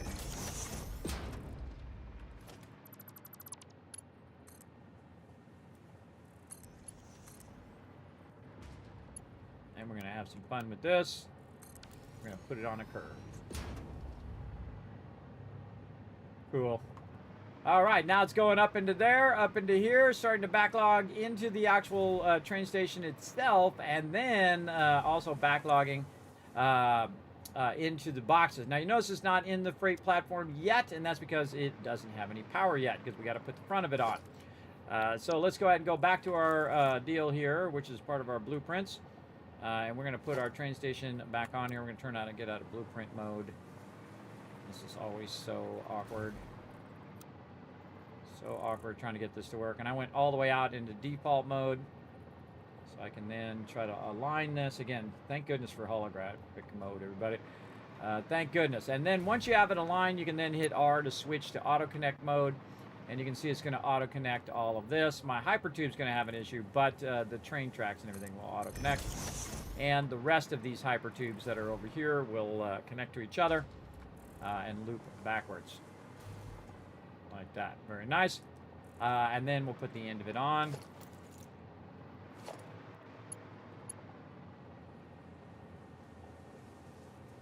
I never trust that it's aligned. It might look aligned, everybody, but I always double check that alignment. Make sure. Don't need all of these.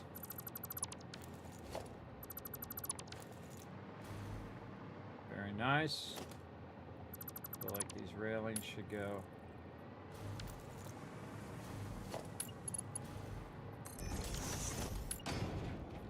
They're not actual railings. Some actual railings here. There we go. Those are part of the catwalk railings. All right. Looks good. Looks good. Okay, and let's see what's going on here. I think we got some problems with our Inputs. Let's rerun these lines. Sometimes the lines get messed up when you're taking stuff in and out. I would go ahead and just rerun them again.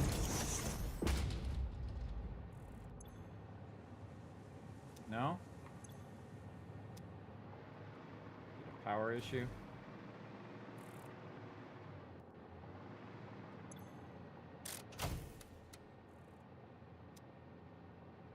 That's definitely a power issue. Something funky is going on with the power.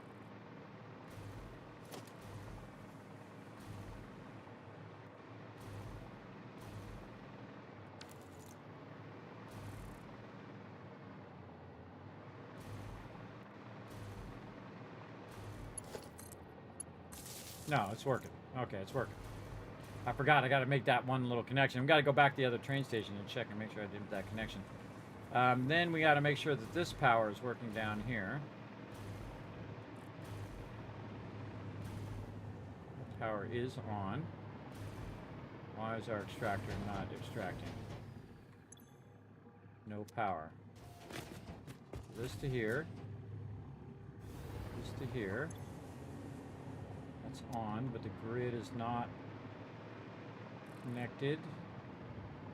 Connected across here. I must have pulled, when I pulled the power from the, when I removed the station, it pulled the power from that side. So, actually, let's fix this side. Our explosive weapon away. Let's make this side out a bit further. I'm gonna take this out.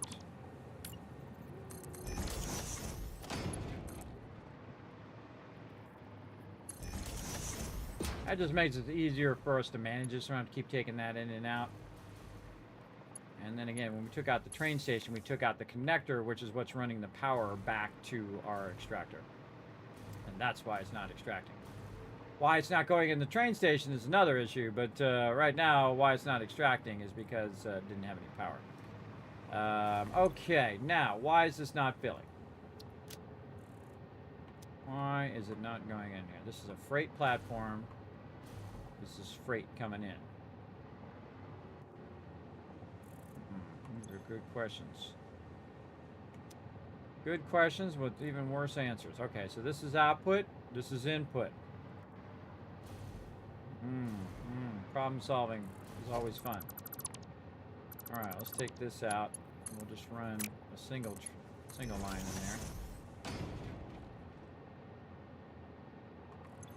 Does not want to fill. Take the box out. See if it's a box issue.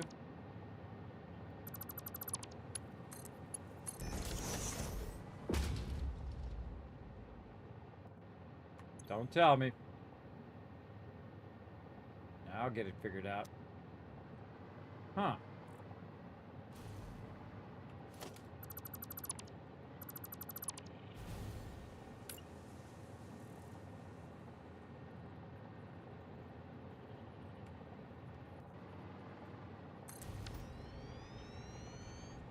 Re-put the station in. Run the line again.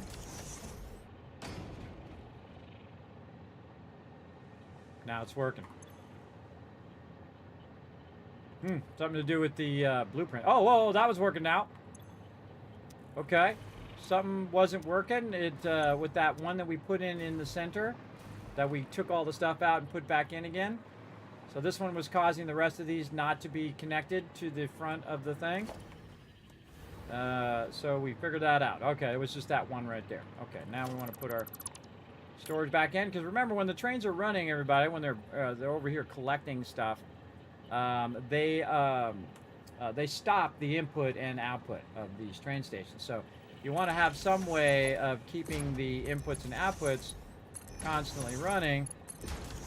Notice how I have just one input and double output. The reason why you have double output, everybody, is because when the train is there, it's going to stop and it's going to start filling up the box. And then as it fills up the box, you can just double output then. That's 2400 out, everybody. That's very, very fast. Very, very fast loading of all the excess that'll be backlogged into that box. And that's the whole gist of what you're doing. And sometimes the top ones stop working. You can see it is prioritizing the lower ones because those are the ones I built first. But that works, and that's what we want to see, everybody. That's what we want to see, that 1200 coal running up into here and just filling that up like crazy. Awesome. Okay, so our coal line is back up and running. Very nice. I think we're all good there. Do we got any embellishment that we need to do? I think over here along the edge. Yep. I think we're just going to let that run under there and say run like that. I think this is good as is. All this is good. We connected that. All right, let's use our hypertube. I have it set up so it automatically loops me back in the opposite direction. Very cool. Ah, that's what I was trying to remember. Got to fix this hypertube line right here. That's why you test these things.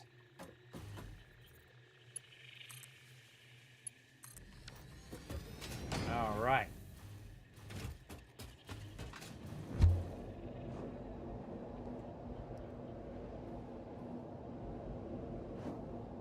That's why I don't have to manually switch and tell it to make me go back that way.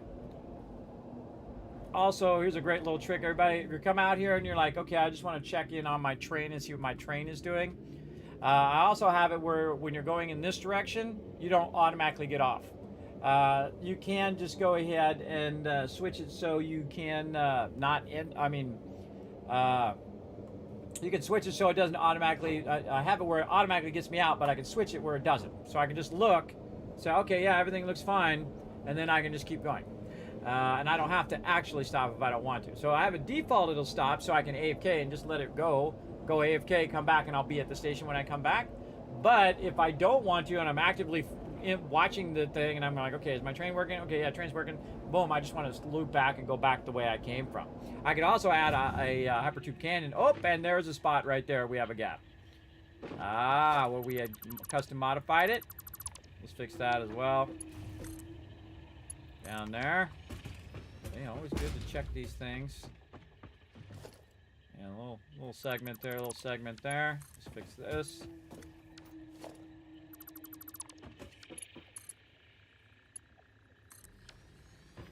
There we go. And then again, when you customize it, everybody, you're going to have these little bits like this that you're going to need to work on. And this one I had to change anyway because this is going to loop out over this way, but I do not like that. Nope. I do not like that at all. Okay. So let's go ahead and make it so it's just auto mode. It's not blocking the train. And it doesn't hit the top or it goes down. Oh, there's a little lee all the way down. A little whoop-de-doo right there. I like it. I like it. All right. Very nice. Now, also what we'll do is we'll go ahead and create a little spot right here. Or if we want to, we can end up curving out that way and end up right here in a hypertube station. Now, the problem with having a hypertube station right there, everybody, is there's no power out here because there's no station here. So how do you get the power there? Well, if you're lazy, you just run it from this for right now. But later on, we'll need to find a way to either run the power back or from that way or from the other way or whatever it is.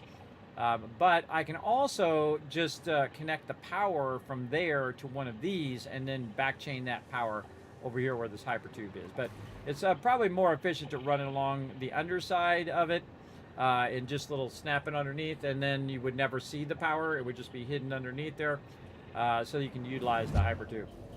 You can see by default it sends me back to my primary base. And if I go back this way, you can see that it defaults to this way. I can go the other way, but that actually is a return from the part way at the end. It should turn me left and not right, so that it takes me to my primary oil, which way here at the end, like this. And then on the way back, it should be default. Default going that way. No. It should be default this way. That will have to work on. But again, it should default all the way back, so I can just start going. I know it's going to take me all the way back to my primary base.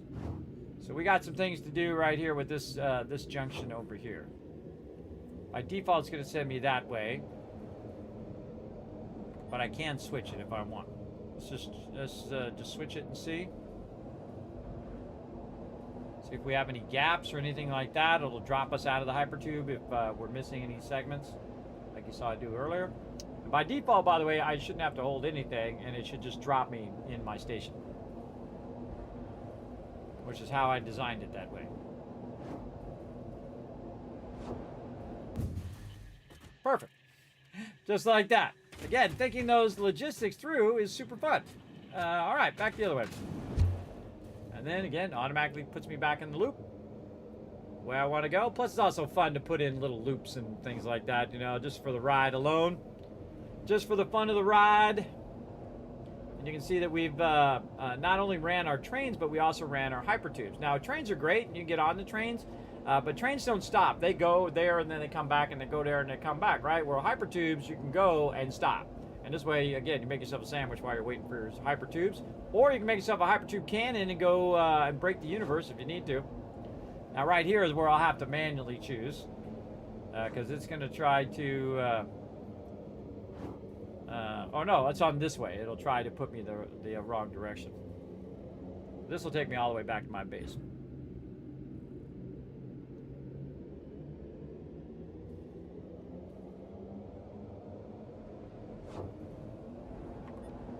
Yeah, so it'll put me left there, but then it'll put me right on that other side. All right, that worked. And then again, we have a ability to stop right there if we need to. And we've got all of our transitions going. We have our train up and running. I feel like we need to get in here and just locomotive about.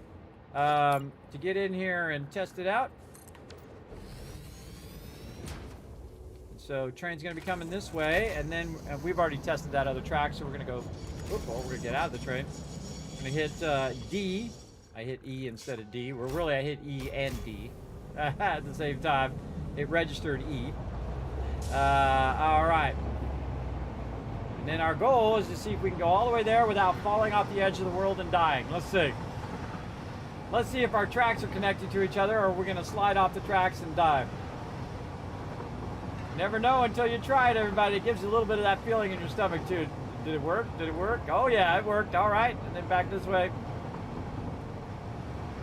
Works good. Hyper-2's working good. Train line's working good. Then on our way back, we should be able to just go straight.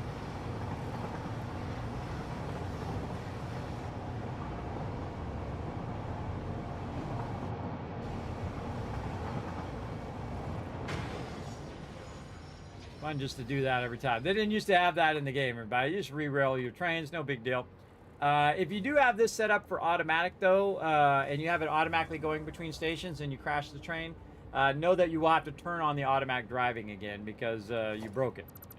All right, speaking of having fun, let's go ahead and put another train here. Just remind me of the direction of those tracks. And then we're going to get on this train, and we're going to turn it to the left this time. We're going to take the full ride.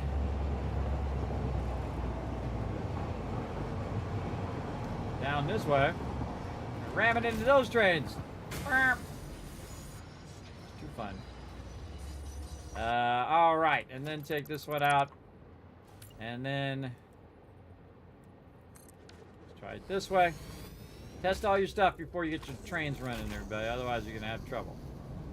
Let's see how well this transitions. Now, this is just a single transition. You don't have to even adjust the way that it's going to line up. Automatically go in. Oh yeah, that's a little fun little loop there. And then onto the track and bam. All right, working. Works good. Having some fun ramming trains today. Perfect. All right, works great. Again, this one only comes back this way, so it doesn't really need to switch the track at all because no trains are coming from that direction. All right, very nice, very nice. All right, now we just need to add this one more over here, and then we can set up all the stations on the other side, and we'll have multiple stations over there to do what they need to do. Let's go over here and get this going. How long has it been? Oh my god, time flying by when you're having fun. What time is it? Okay, yeah, plenty of time. Plenty of time. All right, so we're going to go ahead and utilize what we've got out here as well. Oh, we got to do our supports. Let's do our supports first. Let's get our supports out of the way. These are real easy because they're already pretty close to the ground. Oh, right when I clicked it, you little... You little mouse, you. Oh.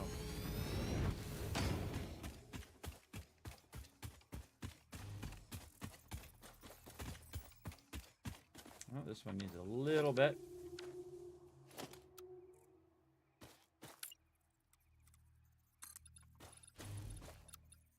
Vertical. 1, 2 up. Go with that and see if we like it.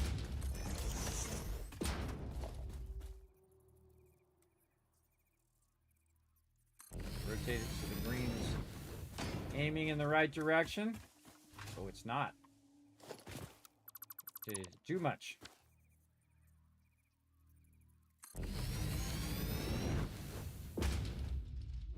Not enough. Okay, try it again. I'll do it as many times as it takes, everybody. Over and over and over again. There we go. I can see the green off to the left. Those little green arrows are just pointing in the direction of which way the train's going. Again, you can see it's sunken down in there as well. Bottomless pit down there. Don't fall down there. That's bad. Very bad. Again, everybody, we ain't missing this stream. We getting it going on. Missing no streams, everybody. We got a lot of streams to do, too. We got a lot of games to play. You think all the games I'm playing right now is the games that are out, man. There are a bazillion games to play right now. And I'm going to play a good chunk of them. If I can work them into the schedule here. All right, very nice. We've got our supports in there. They're so industrial strength. I love it. And then we got to put some supports underneath here to give this a legit feel. So we probably want to find our blueprint that's just a separate support. Where did that one go? Separate under here. Let's put that as number 9. There we go. And then see, we can just attach one wherever we want. So right down here, down the center. Let's say right there looks good. And same thing we did on the other ones. Bring it down, back up by 2. Angle it up there so it changes the rotation of the corner extension. And then line this up at the bottom. Hopefully the green part is in the right direction. Just merges in with that other stuff. Nice. I like the look of that. And then we have this one, and then one way out here. Oh man, right here is where this is going to be. Right here where this thing was. And I think that would look awesome. So we'll just kind of eyeball down low here. Eyeball that. Where do I have this one? This one is 2 this way. Alright, this might take a few tries to get it lined up, but let's see what we can do. Yeah, that's not going to perfectly line up to that. Right, down the center of this, yes. But that is pretty close. I like that, I'll go with that.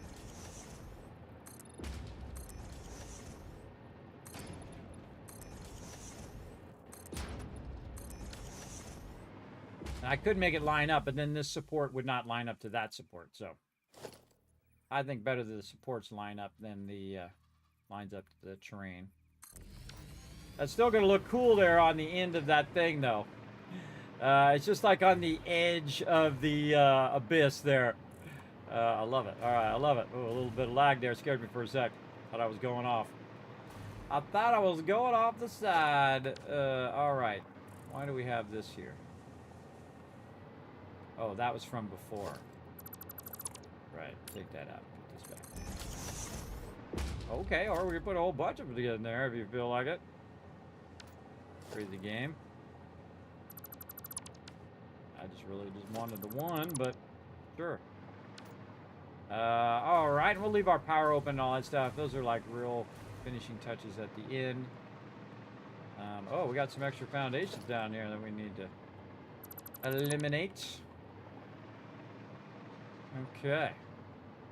Got our things in. Wow, that looks cool. Man, that turned out great. Okay, we got our mega extractor going. You can see it's not an overflow. Otherwise, this side would fill and be full. I feel like we can go ahead and corner this out too. Just give it a little bit more embellishment here. Very nice. And then we could take out these like this and put these in here. Do that, and then just extend this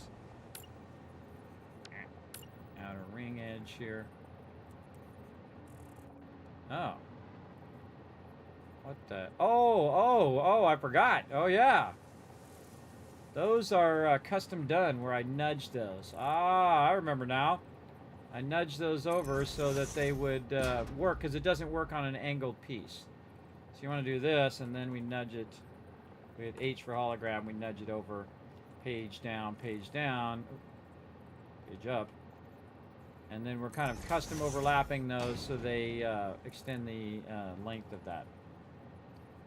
It's really tricky because first you got to get the right angle to start with, and then once you have the angle, it takes you a bit to get these all to get them to line up. Okay, that looks good. And then that one to the end, and then page down. That was good enough. All right, very nice. Okay, we'll go with that. There is no perfection, everybody. There's only good enough, just so you know. As a graphic designer, I can tell you 1,000 times. Maybe it was a long blueprint. Is that a broken blueprint? It's the same blueprint I used from the one before, so these ones were not broken. But it seemed to be something to do with that train station. When I took out all the other parts of the train station, it seemed to throw it off. So it might have been something to do with the input of that one, and the way it wasn't transferring power from the station back into the other stuff behind, or it wasn't transferring forward, either way. But it was like a weird, like a little glitchy thing. So when in doubt, everybody take the station out and then put the thing back in, or take the freight platform out and put it back in. That's always my solve for most things. Take it out, put it in, take it out, put it in. If you saw me do that earlier with pipes, I would take the pipes out, put it back in, and then all of a sudden it'd be fine, and you take it out, put it in, or you recolor it or whatever. Remember, games are made by humans, everybody, and humans are inherently flawed. So everything that we've ever made is flawed. All humans are flawed. Everyone that's ever lived, everyone who's living now, and everyone who's going to live until we're replaced with AI, which also will be flawed. You know why? Because we built AI. So that'll be flawed, and so on and so on. You get the idea. So again, just work within the parameters of those flaws, everybody, and you'll be fine. Look at this. Oh, man, this whole box is full. Let me see it. Oh, yeah. And then in here is full. Now we're talking. Now we're talking. Look at that coal, everybody. Look at that backlog of the coal. Now, this one obviously is going to be the one with the least amount, but I got a bunch on me, so I'm going to throw it in there because I don't need to carry it around. All right. That is a done. Okay, so we got that done. Now we're going to go back here. We're going to work on our SAM ore that we have out here. Now, these things are all actually feeding current processes. So I do want to get them all back up and running so those processes can continue to run while I'm busy building out and building my big fantasy mega build here and do my thing, if you know what I mean. Oh, here comes Inspector Fred. What's up, Fred? You think this is a good spot? Can I build here? Is that okay? What do you think?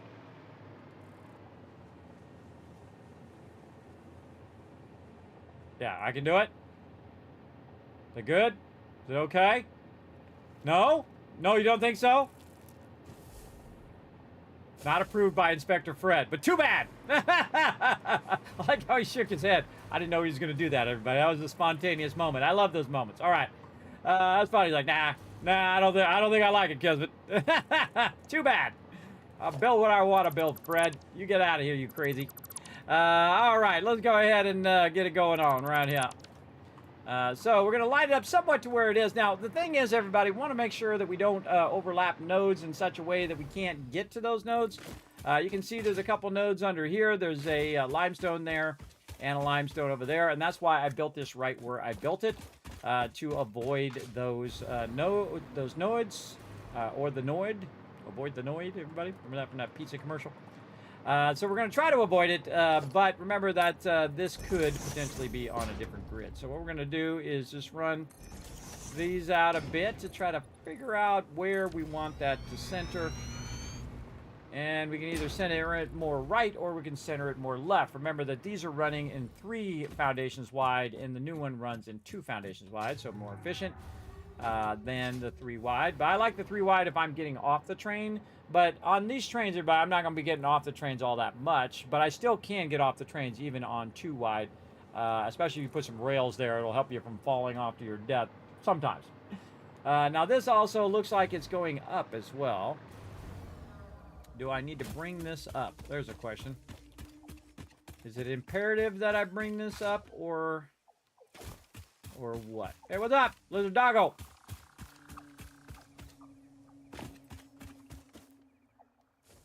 Yeah, I kind of feel like we want to match that height pretty early.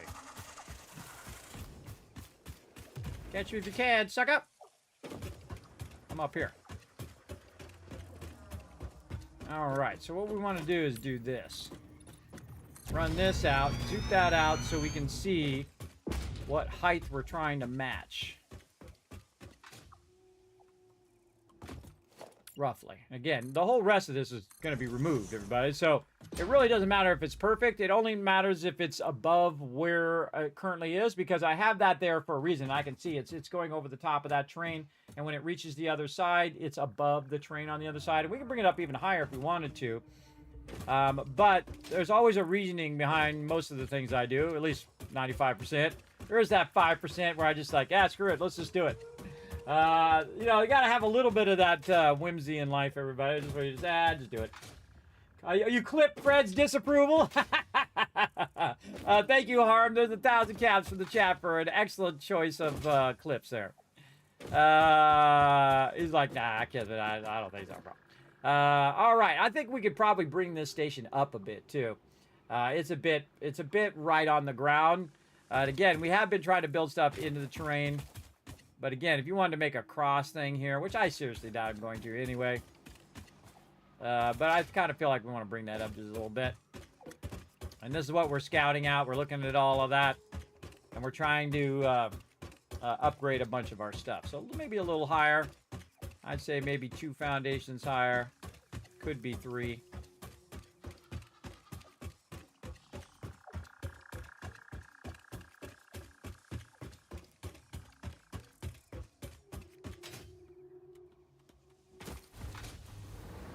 Fred's just waiting around for it to turn into a train wreck. All right.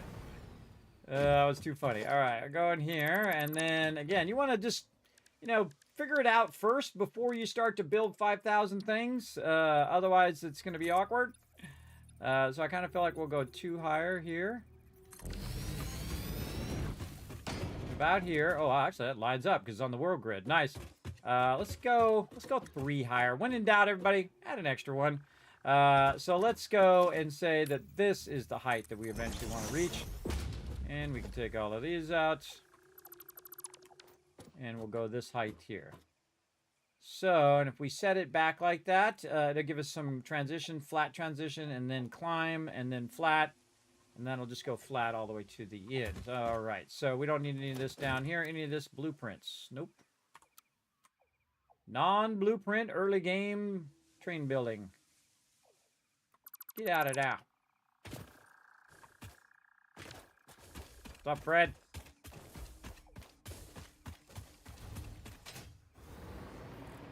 Okay, so this is going to be, what did we say? We're going to go this way, to the right. So we'll grab this, and we will put it over here just to remind me that it goes somewhat like that. So now what we want to do is put our straight track right here. Do we want to? No, we already have a support, so we want to put our straight track along this edge. Now, see, I was in the way of it, and I've got to turn the wrong way. But we want to do that, and then we can set where this comes in and out of there as well. So it goes in this way and then comes out, goes down, turns around, and automatically comes back. I can make it go under just so to make it go faster, but since it's pretty close to the other train station, it's better just to have it go down there because you already have it built in. Makes it much easier to make your junctions. Because what you do, this is called a T-junction, where you're just teeing off of there, right? So it's the shape of a T. T-junctions are awesome, everybody. They're very, very effective. All right, so we're going to go ahead and go like this. I heard somebody raiding my channel. Hold on 1 second as I get this oriented the right way before I forget and screw it all up like every other time. Let's go ahead and get this in here. Oh, look at that. It's already misaligned. See, that's what I'm watching out for. Make sure it's not misaligned. All right, there we go. We got that lined up that way. Is there any other foundations that are in the way there, or did I just magically... Oh, yeah, this foundation's in the way. Hold on, let's get these foundations out of here.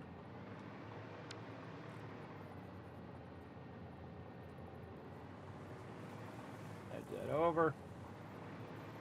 Getting that lined up nicely, aiming the white arrow in the direction in which we're going on these particular blueprints. Does look like it needs to go over...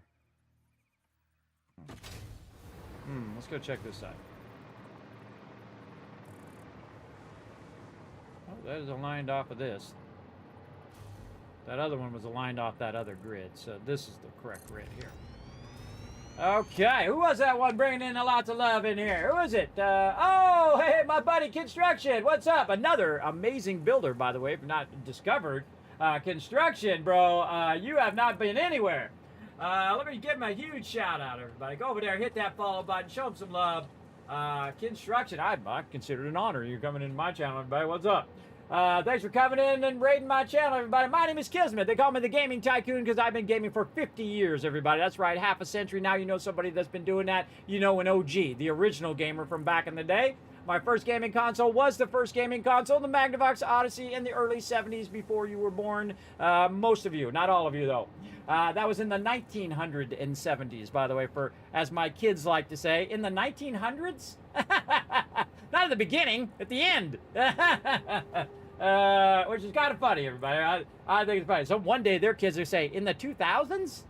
Oh my God, it's like 3000 now. I think it's pretty funny, everybody. Pretty funny. But I love me some Satisfactory, everybody. I have been playing it since day one. I do not have as many hours as some of the hardcore peeps out there. About 3,000 hours, and I consider those rookie numbers, everybody. You're just getting started at those numbers. We're doing some serious mega building right now, and we have done modular mega building like Legos where you just snap them together, train lines, everybody. We've been making massive train lines, as you can see, to connect all of the different coal and oil, because we're going to be making a massive power plant. So we want to tap all the coal and all the oil to make a massive fluid power plant. Fluid power plants are usually my favorite because they do require less management of your waste material, and they can massively scale to a huge amount.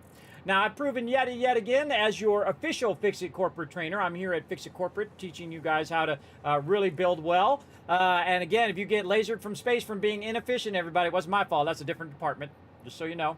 My department teach you how to be amazing and be super efficient, because remember, efficiency first. I have, in this playthrough, proven that you can finish the entire game with just about 20,000 power. That's all you need to finish the entire game. How do I know? Look right up there, everybody. See up there in that upper right-hand corner? I'm on phase 5. I can finish the game. I've already finished it multiple times and finished it like 30 times in the early access. And you can see that if we go ahead and check the overall power that I'm using at this moment at the very end of the game, and all I would have to do is make those things, which I totally could right now if I wanted to, but we're mega building, so we're going beyond just playing through the game now, everybody. We're taking it to another level, and we're trying to show you how to be maximally efficient. And right here, everybody, 21,750 power, and I could finish the game. That's how you know you're on a whole nother level. You're on a Kismet level right there. When you can go ahead and crush it at that level. And you can see we're having all sorts of fun with our trains, with multi-level train splitting. We're going over, we're going under, we're going through, we're doing T-junctions. We're doing all sorts of stuff. We're just going all out for trains, everybody, that's for sure. We're playing the Crust, different automation game. I'll be back to Satisfactory soon. I'm sure you will. I'm sure you will. But yeah, the Crust. Oh man, I that seems familiar. I'm gonna have to look it up. Hold on. Let's go over here to the store and check it out. I love it when peeps come in and they're playing a game. I used to have a list of games, and again, I'm only one human being here, but I can't play them all, though I played hundreds of games, thousands of hours, tens of thousands of hours. I would probably say in my lifetime, everybody, in 50 years, I easily over 100,000 hours across all the games I played, from TIE Fighter to Pong, the stand-up arcade Pong, by the way, not just the Pong you're playing on like your, on your controller or whatever. I'm talking about the stand-up arcade one when you go to the arcade to play Pong. That kind of stuff. When it dropped, everybody, day one. I've been a lot of day ones in my lifetime. That's for sure.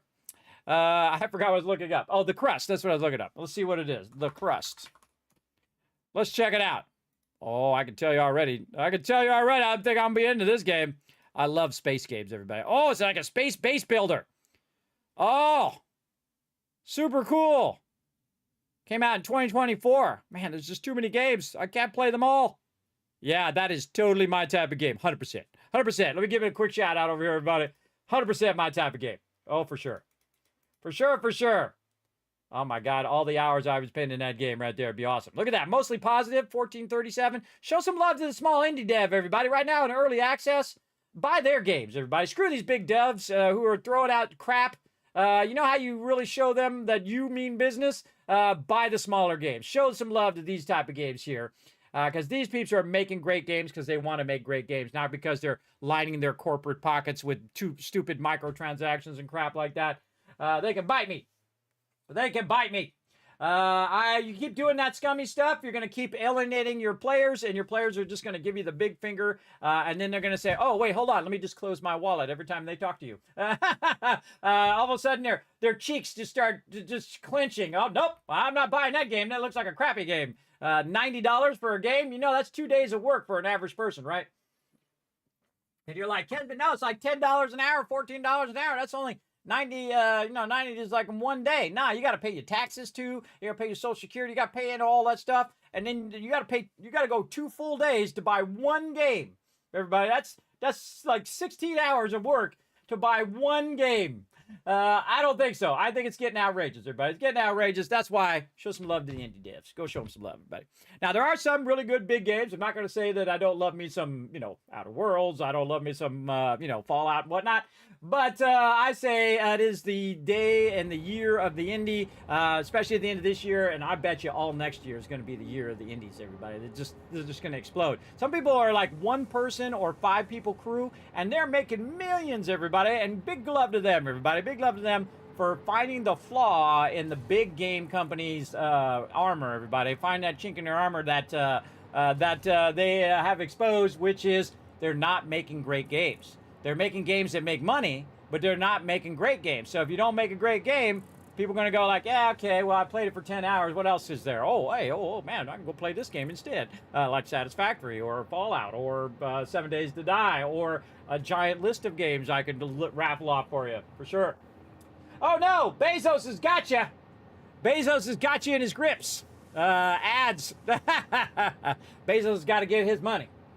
We gotta pray to the King Bezos and let him get his dollar bills. Otherwise, you're gonna switch down. By the way, so watch out.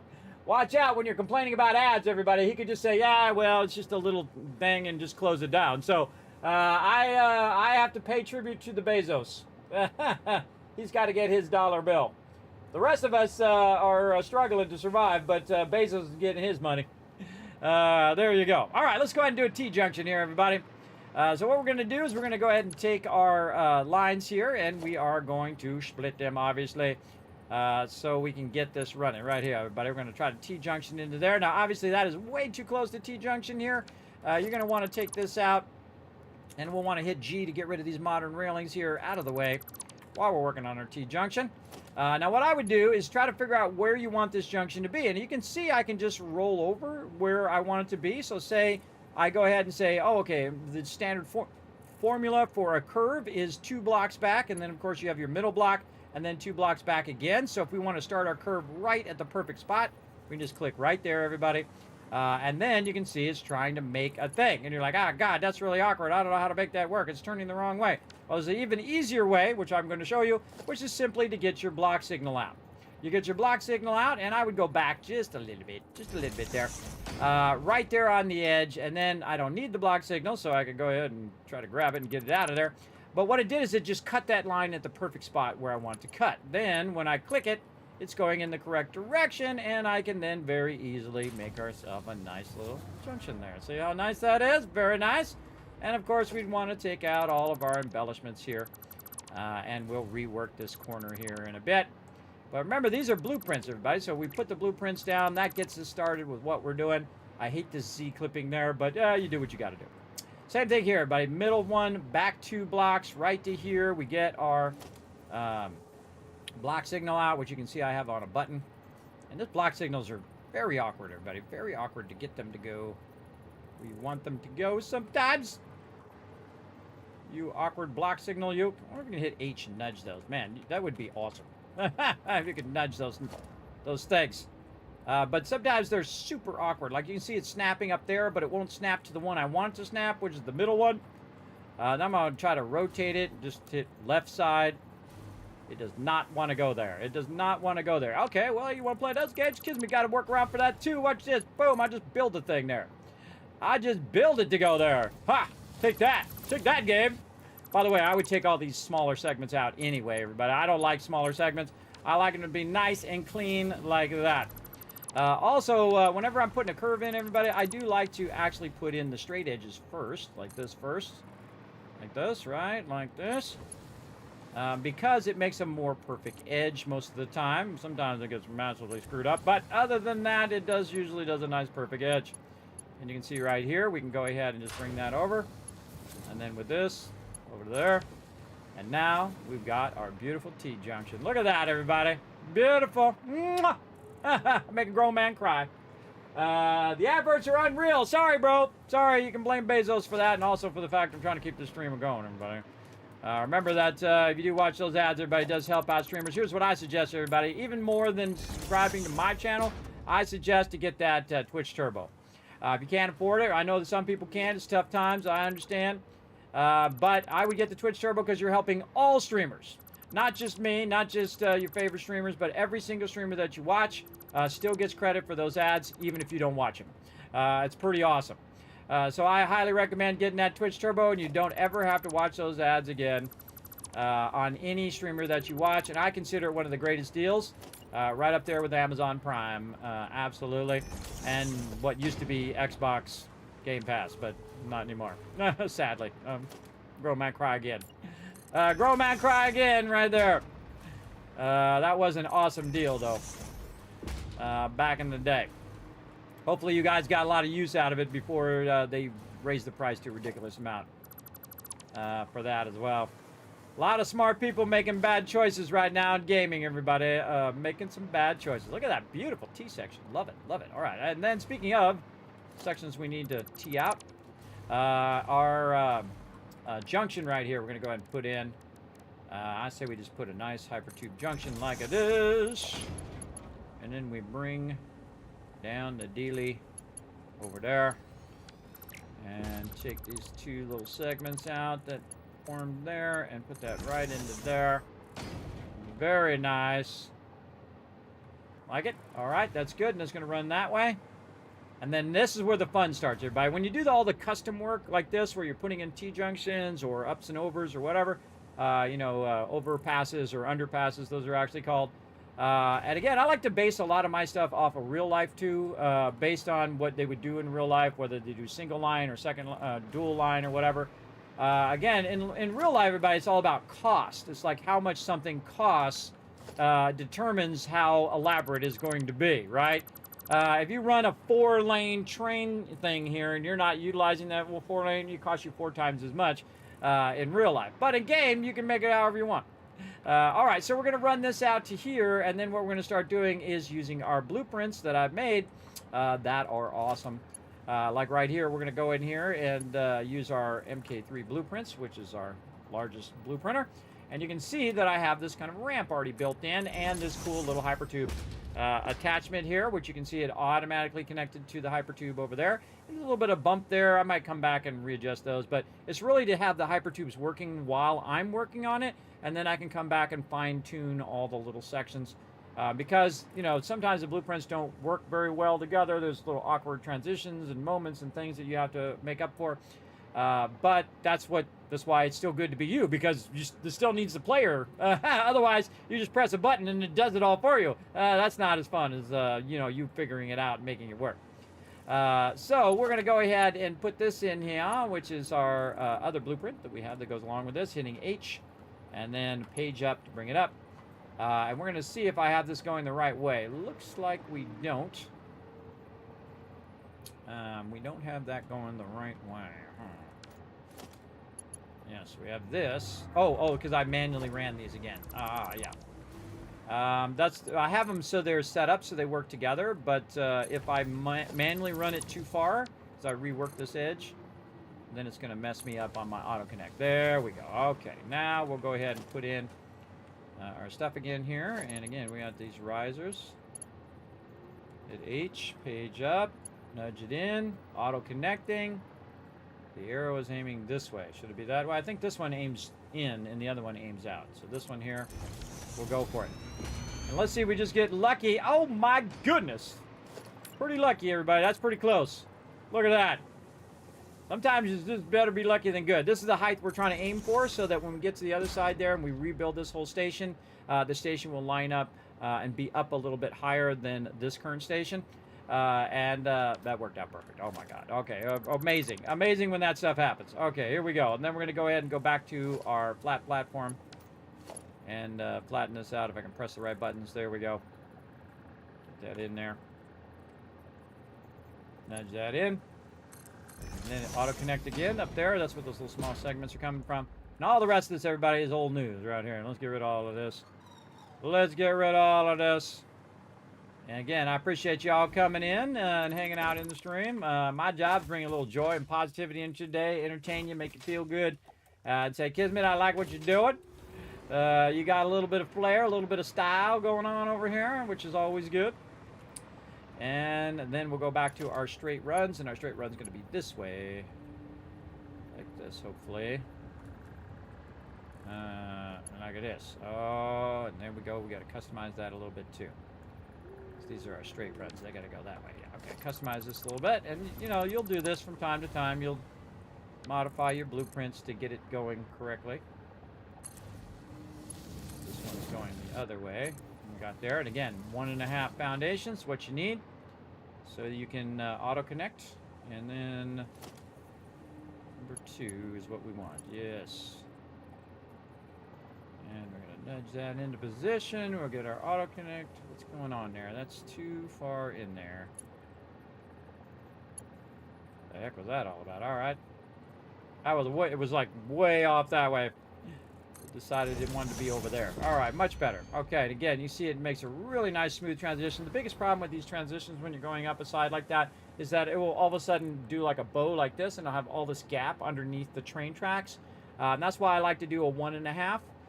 So 1.5 transition. It goes a little bit into the foundation, but it's way better than having this big weird thing that it goes over, like a little hill that it makes. It's really awkward when it does that. I can't handle it. I can't handle it. I'm not doing it. I'm going to fix it. That's what I'm going to do. I'm going to do it right. All right, and then like this. This is our SAM ore that we've been using out here. And again, we're just revamping our production over here. And creating our central line, which will, of course, then become the basis of the entire train network. Also called the Rosetta Stone, if you know what that is. It is the center of all the things that you are doing.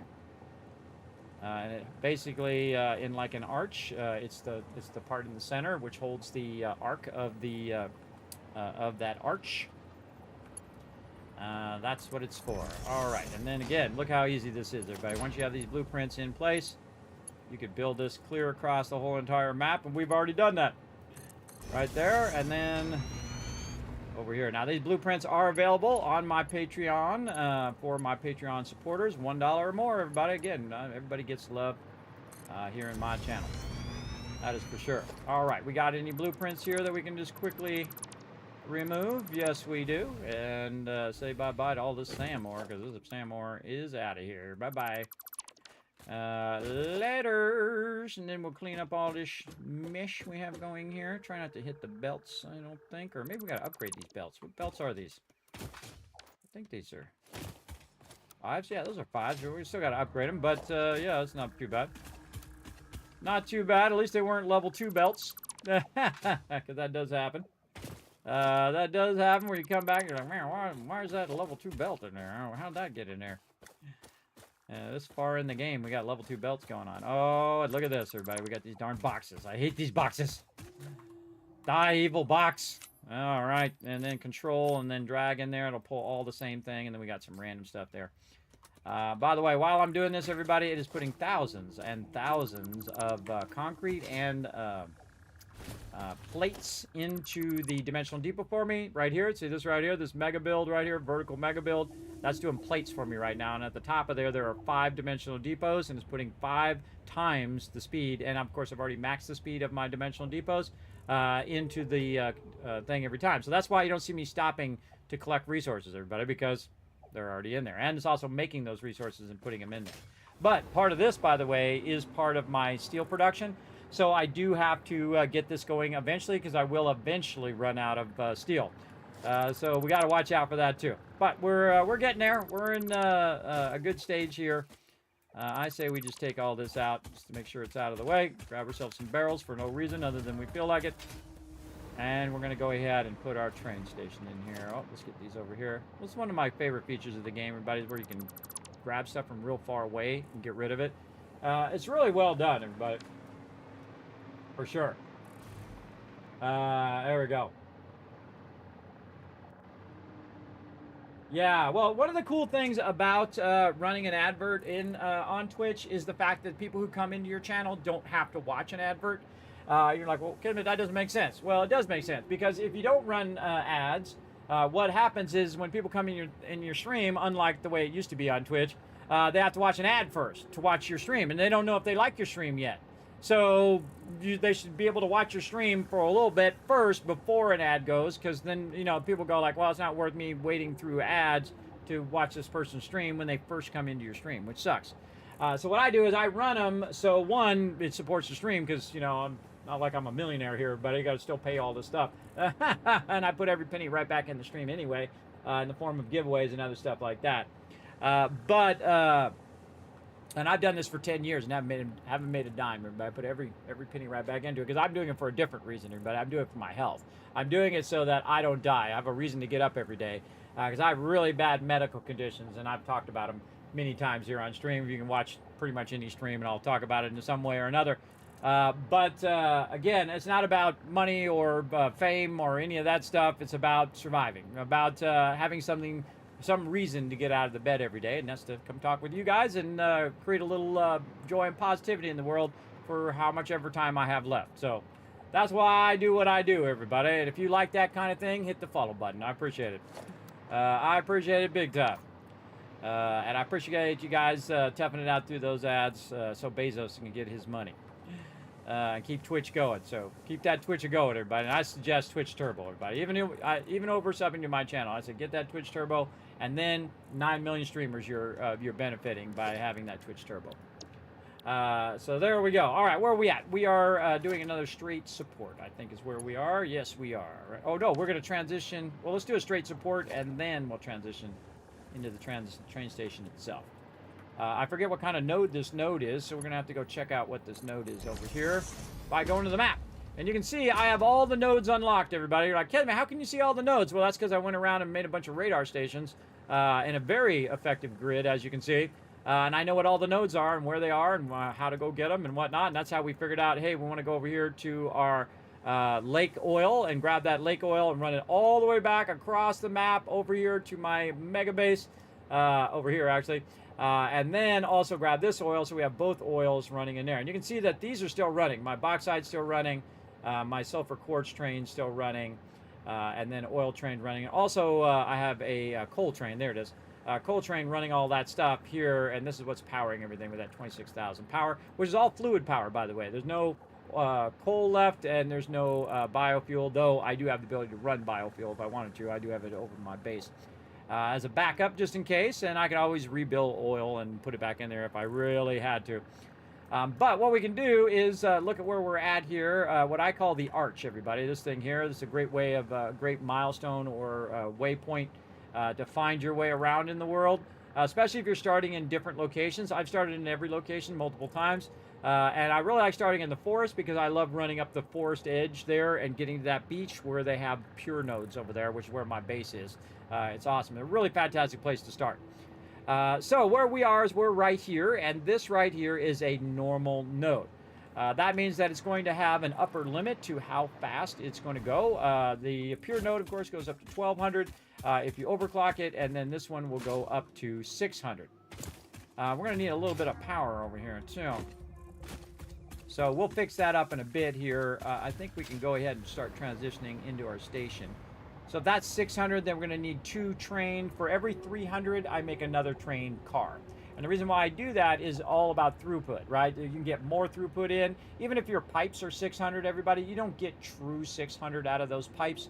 So much better to make 2 train cars and just run the 600 down and then split it into 300 and 300 and just let it fill so that it's 100% full. And then when that train comes in and it stops that input, you can still keep inputting into your storages while it's picking up the stuff. And then when it leaves, bam, now you got a bunch of stuff in your storages, and boom, it just fires that right into the train station. So much efficient because, again, it kind of cuts down on that lag between filling the train station, picking up the train station, and dropping off the train station, and so on. So you're trying to fill that gap because there is a bit of a lag time between the time in which it fills and the time it picks up and the time it drops off, and so on. As you know, because it's taking the thing and is putting it in the thing and then picking it up. But that time is there's not that time in when you're just running belts and where you're just running pipes, right? And you could just run belts and you can just run pipes and not have trains at all.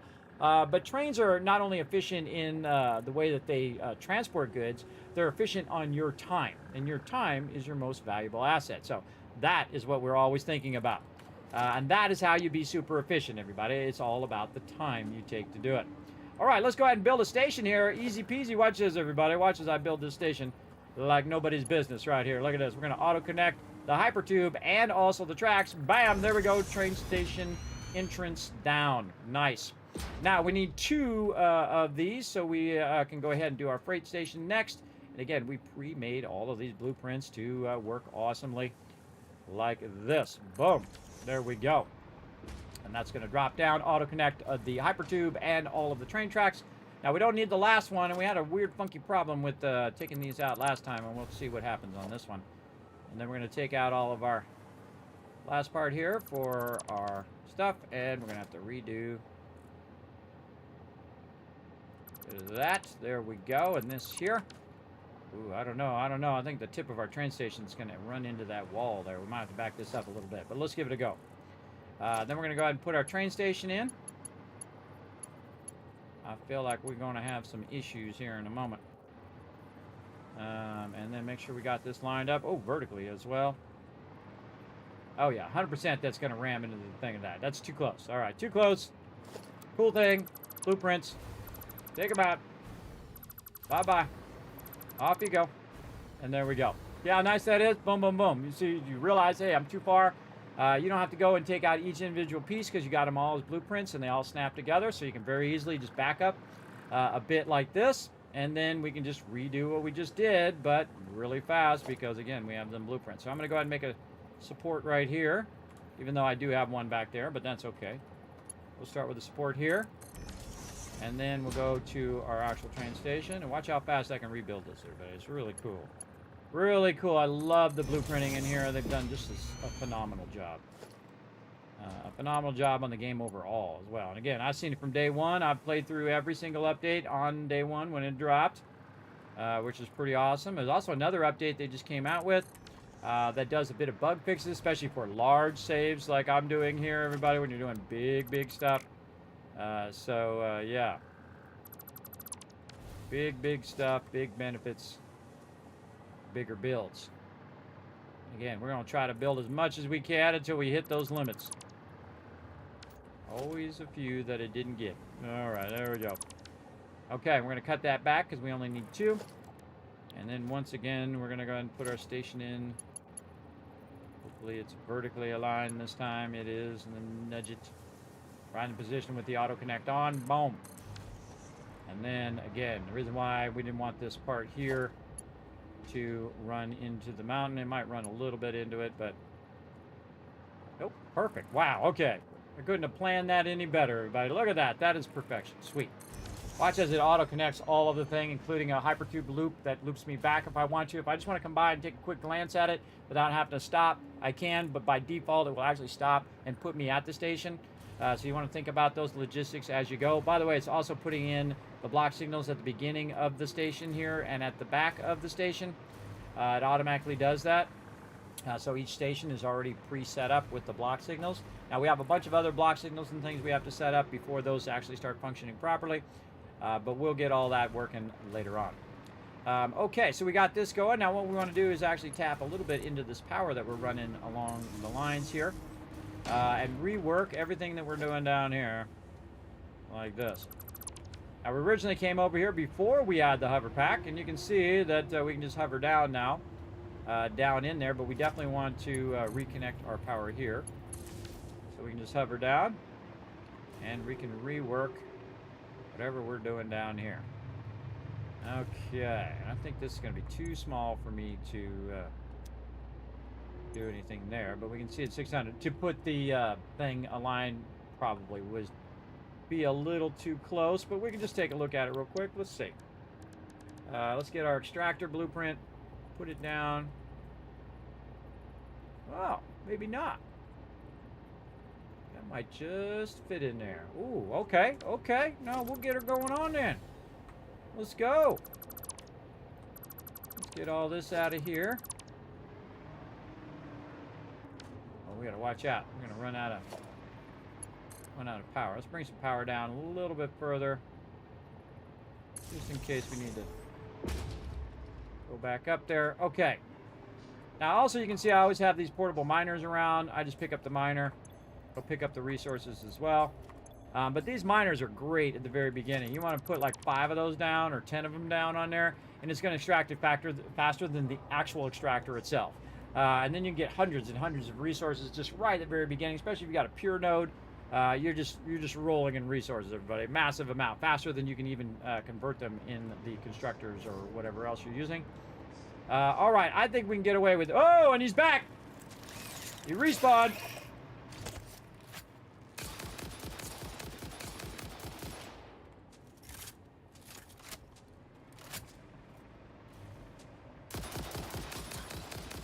Get wrecked. I thought that might happen. I was ready for him. That's why I brought that down, just in case, everybody. Just in case he started getting rowdy. He fell right on the node. Thanks for that, bro. Thanks for falling right on the node. I was about to work on that. He's like, how can I be the most annoying? I don't know. How about get right on the node? All right. I'm going to go ahead and go with something like that. And I'm going to show you how to align to the node. And, of course, do one of my favorite things, which is to use the explosive rebar. My new favorite thing in game, everybody. Again, I didn't even bother using it in all these other playthroughs. But now I love it. I love it because I can blow stuff up, remove trees, get bushes and rocks out of the way. It is awesome. And you don't have to use your Novelist, which is what you had to use before. But explosive rebar is awesome for just clearing the debris out of the way. And Fix-It does not approve of nature getting in the way of progress. All right, I'm going to show you my trick, everybody, for aligning. And if you see this anywhere else, you know you saw it here first because I'm the one that made it up. What we're going to do is use our metal beam, and we're going to align it underneath here, right? Holding down control, aiming at the extractor. Then we're going to aim it out this way. Now, if you go out just enough, you'll see it turn yellow. Now, beyond the yellow, you're going to count 4. 1, 2, 3, and 4. And that's going to perfectly align a foundation to that extractor grid. It'll be absolutely perfect. Instead of using the other way that most people do when they use that, you know, divider or whatever, that part sucks. I'm just going to tell you the truth, everybody. That way sucks. This way is perfection. So beautiful, beautiful. Oh, wait, it's actually offset. Hold on. Nope, that's not perfection. That was my fault. I made a mistake. Hold on, let's go. Let's go. See, I admit my mistakes, but that's how you grow as a human being. All right, let's do that again. That did not work out. Let's try it again. Let's go. Come on. I know it works. I've done it a million times. All right, then go like this. I forgot to check and see if it was in the center. Now it's in the center. And then 1, 2, 3, 4. There we go. And then put that right in there. And then take this out. We can take this out. We're going to put this in the center and then zoop it back. Then we're going to take these two out because we don't need those. Then we're going to take our stuff. And we are going to be perfectly, there it is. Beautiful. Perfectly in the center of those foundations. You can't get any more perfect than that, everybody. That is a thing of beauty. Make a grown man cry right there. I can see a lot of crying in the stream, everybody. You know what would be even cooler than that? If I had a blueprint that could make that just go right in there. Wouldn't that be awesome? If you could just go like this, and then take these foundations out, because it's already going to put the foundations in for me. And then I could just go ahead and grab me a blueprint and just snap it right in here like this, and use H to nudge it into position and vertically nudge it. Oh, like that. Hold down control and then look inside there. Look, it lines right up, and then press that button and boom! Lining up not only to the extractor grid, but also lining your blueprints up to the extractor grid, and now you've got a beautiful mega build for your extractor. It's beautiful. It's a thing of beauty. Let's go ahead and take that and run that into there. Awesome. Kiz, your game isn't the only game. Fred is always in the way. I know, right? 7 days to die, Fred's always going for my beer. My last slice of pizza, my last beer. He's always doing that Fred. All right, I think we can build this a little bit better here too. This sucks. All right, hold on. Let's build something nice here. What do we want to build? I feel like we're gonna build a little glass wall thing here. Come on, you. Oh, I know you go there. You can't prove that you can't go there. I know you do. There we go.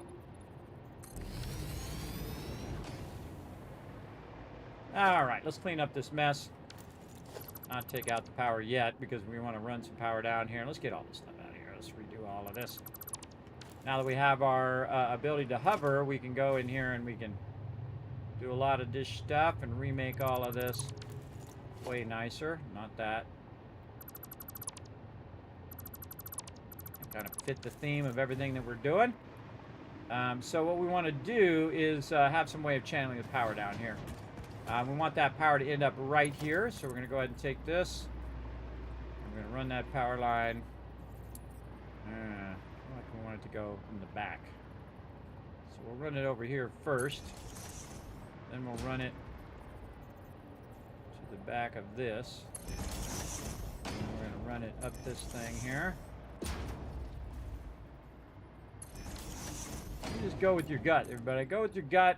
Go with your instinct of what you want. Remember, it's your game. You play it however you want. We'll put it like this. Oh, and look out, everybody. Turn-Based Joe coming in with the 3 months of sub love, getting that brand new sub badge. Show him some love in the chat. Appreciate you, Turn-Based Joe. How you doing today? Appreciate you coming in, hanging out.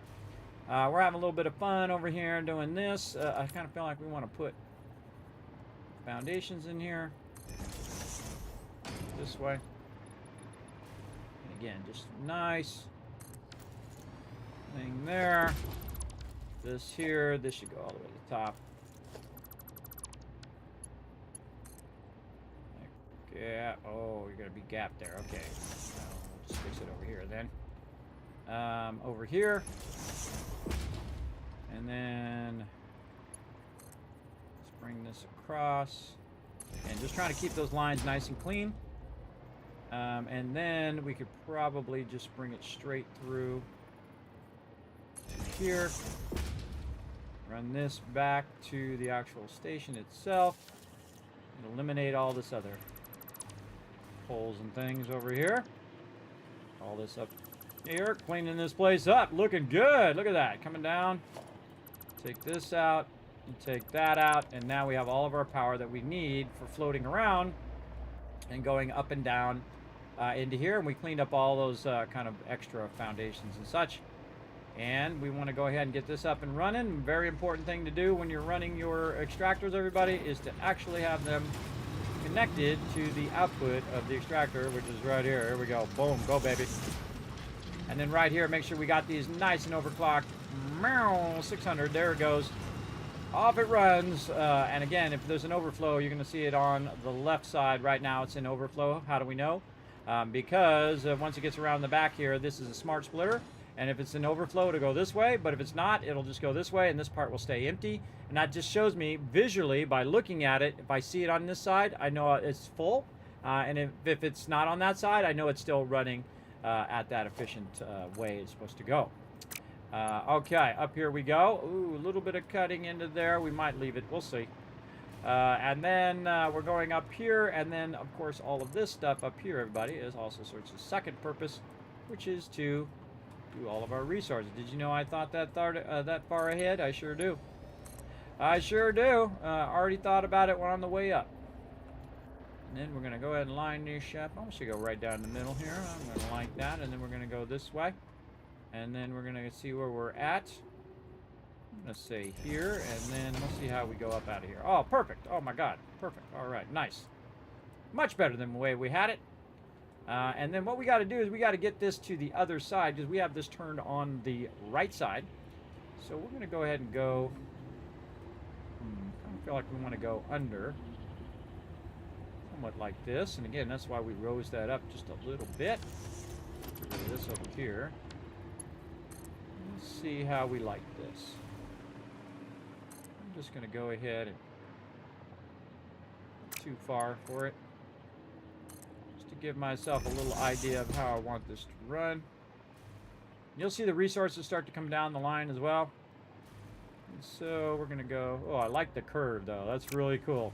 I like the curve function they added, everybody, because it just makes an automatic sweet curve. Now, I don't know why they don't do it for foundations. You're like, Kismet, they can't make a foundation tool that has curves in it. It's right there. There's the tool.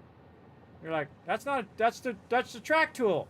Yeah, but if you ever look at the track, everybody, the way the track tool works, all it is a profile. It's just a profile. So if you were to go in and make a track, see that little shape it's got on the side? Just make it into a rectangle. And then it would be a curve. Yeah, I know, crazy. And then you would have a track tool where you can make arcs for your cool little curves and things. I know, it's already there. They already have the technology, just change the shape. I know, it's crazy. But hey, that's me. I know. One of these days, everybody, they add that tool. You know who said it first over here. Right here. All right, and we need to do the same thing we did before over here. Well, we want to get our thing here. And this is really awkward with these catwalks. It half cuts into catwalks. I don't like it. I do like it. I'm not doing it. Start over here. There we go. And along this side. And we're going to do the same thing we did before on the coal one. We're just going to adjust the input side. Again, this is 600, so we need 2. That's right. Again, always double check your numbers just in case. And then one there. One there. Let's hope this is going to work. It was acting a little squirrely earlier, but we got it going. We made it work. And then the super easy split us. Hopefully going in the correct direction is always useful. And being properly aligned. Oops, double splitter there. And then put in all of our fast lines. Very nice. All that's good. Now we just need to get that over here. And we'll go ahead and push this out by 1, so this will look nice when we put our floor hole in here. And then I hope you guys don't mind, I'm speeding up. Now, the speed at which you see me play this game, everybody, is like 1/5 speed. I actually slow down on purpose to show you, so you guys can see what I'm doing. Otherwise, you'd have no idea. You'd have no idea. I'd be like, click, click, click, click, click, click, click, click, click, click. You wouldn't be upset. Because I know, I've watched those people. I've watched those people who click so fast, you've never seen what the hell they just did. And they did something cool, and you're like, oh my God, what was it? What was it you did? Yeah, so I do slow down on purpose. A lot of times, and then when you got the general gist of what I'm doing, then I go ahead and say, okay, everybody, I'm gonna speed up a little bit. So that's what I'm doing right now. I think you got the gist of this. I think you got the gist of it, and you can see that I'm just kind of underrunning all of this. I was just trying to get an idea of where I wanted this to end up, and then we're gonna be really cool because when we're up above, everybody, we can look down and see all of this running under here. And again, this is mega building here when you are thinking of the cosmetic look of what you're doing versus just running it for it to be functional. That should be a That should be a square one. Hold on, let's take this back out, and we'll go into what's known as straight mode. I call it square mode, where it just kind of squares off the corner, or 90 degrees the corner. Look how beautiful that is. And it does it for you now. Again, you don't have to do it manually. Now, me, I've been playing the game since it came out, so that means that I've been manually putting in every single foundation one at a time when this game first came out. Sure did. I sure did, and I had a great time doing it, by the way. It was awesome. All right, and then we can just make a nice, beautiful curve, which is going to curve right in there, and then that's much better, much better. Then we'll put supports and all that stuff in there as well. But there we go. All right, now we got our Sam ore going. Now, again, before you get into a whole bunch of stuff, best to get this going. And look, it's doing that thing again, everybody. Again, there's some weird bugs going on, I think, in some of this blueprinters. So what I'm going to do is I'm going to test something. I'm going to take this one out, and then I'm going to put it back in, right, like this, and see if that one over there starts to work. Yeah, it does. So there's some sort of weirdness going on with that blueprinter that's causing this one not to work, even though it should connect. So I probably should go in my blueprint, take these 3 out, put those 3 back in, and see if that makes the blueprint work better in the future. All right, we're going to take this out. We're going to go over here and get one of these. That in there. Turn off the zooping. And same thing over here, so it's not going through that railing. Again, everybody, this kind of detail that I'm doing now is completely unnecessary. In fact, I could have already finished the game a long time ago. Again, I'm in the last phase. I could have finished it all. But I unlocked everything first, and I show you how to do it super efficiently with only about 20,000 power. So, all right. So, again, if you see those kind of weird things happen, everybody, just take it out, put it back in. GG's is working. Awesome. And again, see, we'll be able to see the resources running underneath there. Very cool. Very cool, and we got all this cleaned up, and that looks much better. Matches our current style. Now I think we just need some supports, and then this one's ready to go. And I'll come back and name all the stations and reset up all the trains and things like that later on. We're going to take all this out, and we're going to fix up this edge here to match the edge we're already doing. Like this and like that. There we go. And we'll rework a bit of these junctions here. We're going to take all of these out of these catwalks. Though I could probably just take the catwalks out, but since we already got a catwalk style going there. And then we got to do something really tricky here. And again, we could take... Oh, we'll leave those in. We can take these, and we can try to get those to go in the same direction. Hit H, nudge left until they kind of line up there, and then another one. And then hit that, H, nudge it back. You're gonna have a little bit of an overlap on that last one, but yeah, it's good. It's good, it's good, it's good. It's really good, as a matter of fact. Really good. All right, nice. That's all good. I like that.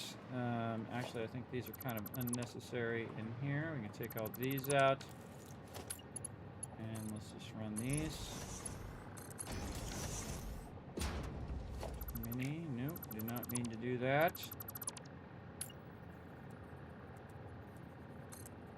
Got the zoop.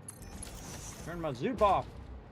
Then we're gonna need a railing way over on this side to finish off these railings down here.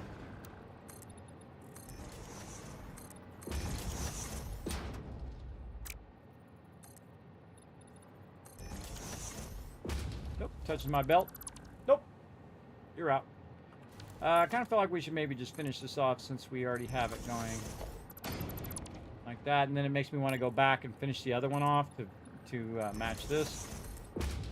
We could put this at an angle. Angle, and then flat. But we'll just square it off. Square it off is good enough. And get those opposite shapes.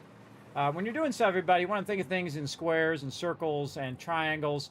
And that's how you make contrasting shapes. As a graphic designer for the last 30 years, I've worked for the top companies in the world, everybody. Not just some of the top companies, all of the top companies in the world. Been very, very lucky in my career. Not bragging, just saying. I've been around. And you want to use opposite shapes, right? So you want to change those shapes. So you can see we're going in kind of a triangle shape here, more of a square shape there. Just give it some visual variety and interest. Highly recommend then just making symmetrical stuff. No, symmetrical stuff is good in the beginning, you know, to get your feet wet. to start learning a bit about building and about design. But as you go along, everybody, you definitely want to learn those different techniques to make your stuff even better. We'll put that in there. Very nice. All right, I think we got her going on. I think she's looking beautiful. Okay, and she's filling up. Full of resources right now. Let's go ahead and double check. Oh yeah, get those sand ore in there. Again, running at maximum speed with backup buffers here. With these are, I consider those buffers because when the train station is loading, it'll still load those boxes, and the second the train leaves, it'll double whammy that into the train station, so it'll go twice as fast than it would with a single belt. So that's why I put dual belts on this side, in theory. Now, the dual belt system here, using it as the splitter and then even sometimes just using it for double output, is janky as can be, everybody. Very janky. But it is what it is, right? It is what it is. You do what you can do. We got some supports to do under here. Again, I would not do these supports until you're sure that this is what you want, right? Like, yeah, this is what I want. This is going to be awesome. I love it. Then you come back and do your supports. I've done playthroughs where I've started and just put supports in as I go. It was a huge waste of time. Absolutely massive waste of time, because by the time I got where I was going, I was like, nah, I want to do this instead. And so I had to take out all the supports and redo them over and over and over. And thus how I learned that important lesson to not do that. Don't do that. That sucks. It takes a lot of your precious time for no reason.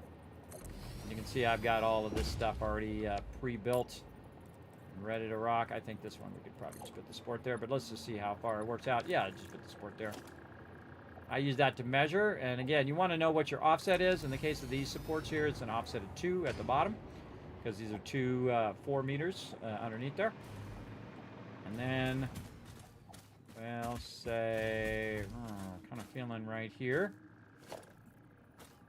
And we want our supports to be lined up like this.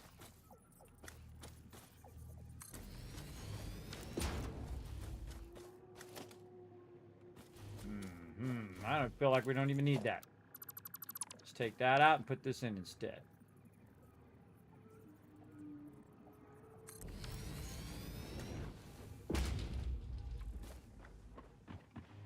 Oh yeah, 100%.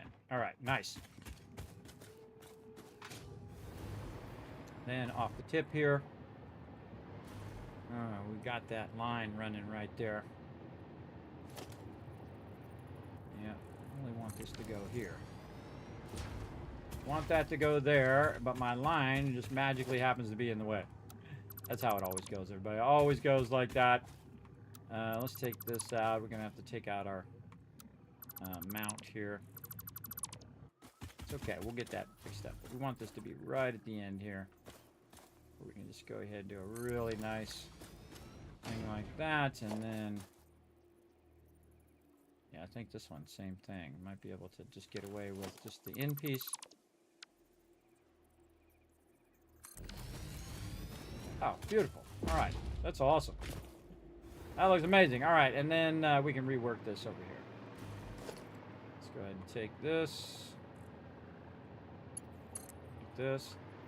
Now, I just realized, everybody, I don't even know how much time has transpired since the time in which we came back from break.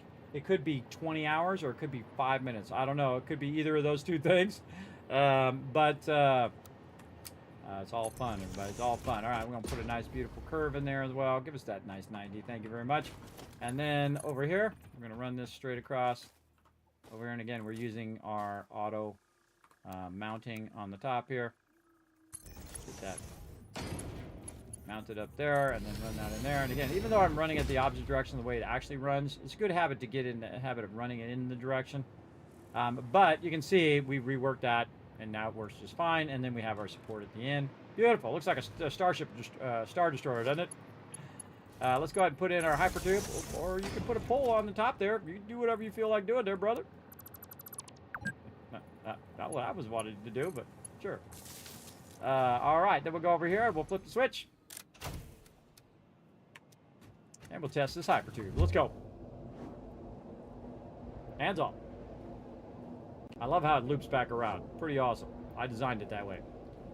Let's see if this hypertube takes us all the way to the end. Let's see what happens. Oh, it's going to default to the left. But I can change it. And I can also go back the other direction. Which way is it default? This way. This way it's going to default back there. So if I am coming back from that station, it's going to go that way.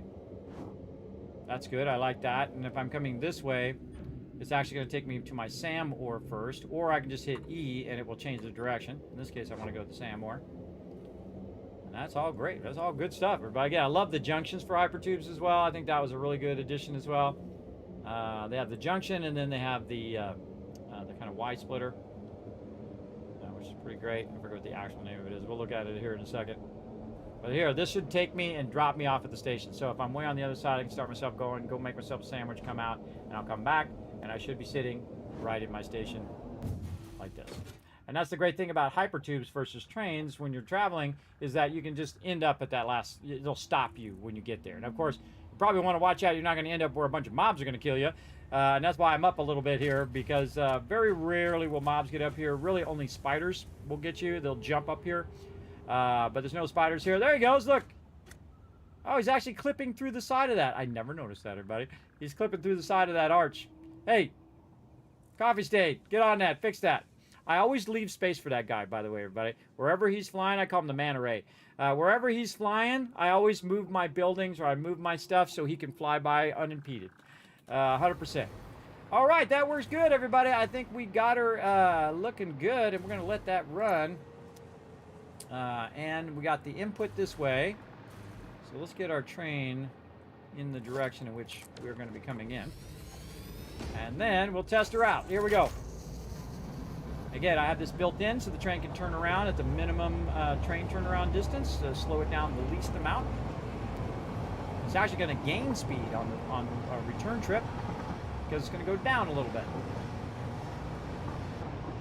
Now it's going 126, but it'll revert back to 120 when it goes around curves and things of that nature to slow it down.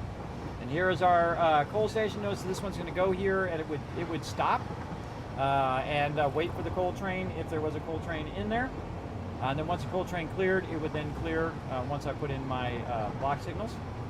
Based on how far my block signal is, how long it would wait before it started going. And we'll get into that. And of course, you always want to watch out for trouble that might be ahead. You might want to look ahead and not go like this, because you know, if you're going like this, things could happen, you know, when you're not watching. Oh no, I crushed my train. Like that. That's why you don't want rogue trains on your tracks. All right, very nice. We got that done. All right, we got all that done today. Holy mackerel. Lots of good stuff. So we're going to go ahead and take a little bit of a break. So much done. Awesome. We're going to take a little bit of a break, everybody. Then we're going to come back and we are going to do some more Satisfactory. We're going to be going for a little while longer. So stick around. We're going to come back and do even more where we actually do the other opposite side of all of this, our SAM ore, our oil, and our coal. We're going to be working on the opposite side over there at our main train station where we're going to bring all those resources back and, of course, distribute those resources where they need to go. So we're going to do that here in just a bit. In fact, we could probably ride the hypertube back over that way. And see, by default, it goes back to my primary base, so I can just AFK. All right, off it goes, everybody. While it's rocking and rolling, I'm going to let you guys play some words on stream here while I take a little bit of a break. Here we go. And buttons. All right, there we go. All right, back in just a bit.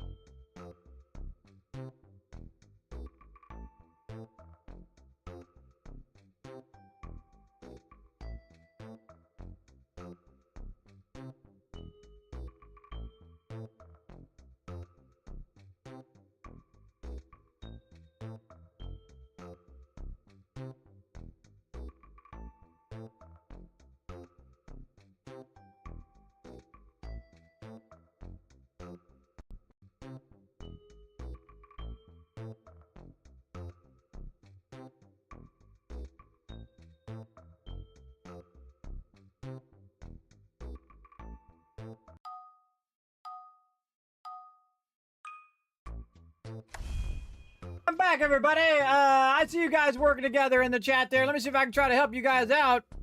Let's get going over here where I can try to type in the chat. There we go. What do we got? Halt. There we go. Ice Cold Killer coming in, lending a hand. Come on, everybody, join in. Let's see if we can get all these words. We get every single one of these words. I'm going to give you 5,000 kiss caps to every single person in the chat. Kellamall helping out as well. Oh, man, we don't want to be late. Yeah, there we go. We got her in there. What else we got? Heat. There's a word. I'll give it to you. I'll give it to you. I can't even type it because I am locked right now. You get it before I get unlocked. Now's your chance. Boom, I got it. Let's go. What? Teal. Oh, I can't type it. I can't type it. Oh, Ice Cold Killer got it. Yeah, I just still, again, I'm locked. You see the little lock there. You got to wait for the lock thing up there. What? Thee. The. Yes, there we go. Look, I'm getting some words now, man. What just happened? What is going on? Wonder if Leet's a word in here. L-E-E-T. I'm going to try it if you guys don't. I'm going to try Leet. See if that's an official word. There is a slot for up there where it could be. Nope, not an official word. All right, well, now we know. Let's go. What? I can't think of anything else. Hail. Yeah, H-A-L-E. Yeah, there we go. Come on, everybody. We're close. We're close. We need a bunch more words. Let's go. I think we got it done, though, but we can get some more words in there. Some T words on that second line there. T-E-T-E. I don't know. T-E-H-E. T-E-A-H. I don't know. There's definitely a T word right there in that middle one on the second row. I don't know what it is, though, but we got it done, everybody. We got it done. Nice job, everybody in the chat. Let's go ahead and give you guys a bunch of love for working together. Really like that words on stream, everybody. Something real fun to do while I'm taking a little break for all of you. So let's get back to some Satisfactory. We're going to get into it.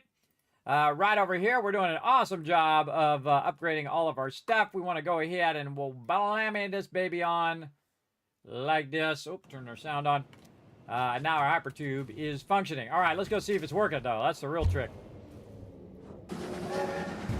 Okay, Matt Mox coming in with 46 months of sub love, everybody. Show some love in the chat. We're going to go see if our hypertubes launch us off into our death. Let's go find out. Because there is some little scary spots over here, everybody, where you can just get flung off of here. 100%. All right, yeah, no, it's pretty good, pretty good. Now, again, this is going to be my main train station here, everybody. And what we're going to do is we're going to have other resources coming in here. But we also want the ability to have multiple train stations lined up in here. So I'm going to have train stations on this side and train stations on the other side. You can combine your train stations as well to have multiple trains doing different things on those train stations. So what we're going to do is we have our returning track on the right side and we have our outgoing track on the left side. So if we were going to take those trains and we were going to run them this way and do this, we would want them to be on the left side so they could go here and circle around this and then come back this way, or we could have them circle around there and just kind of nudge under and over and under or whichever. That's what we'd want to do. But before we do that, though, we'll want to, of course, work a little bit on this, kind of like what we've been doing on our other stuff. What is that noise? Oh, it's the water. It's a waterfall. Like, what is that noise going on? So what we want to do is run this out and run this, like we did previously. And again, we're just gonna utilize our zooping.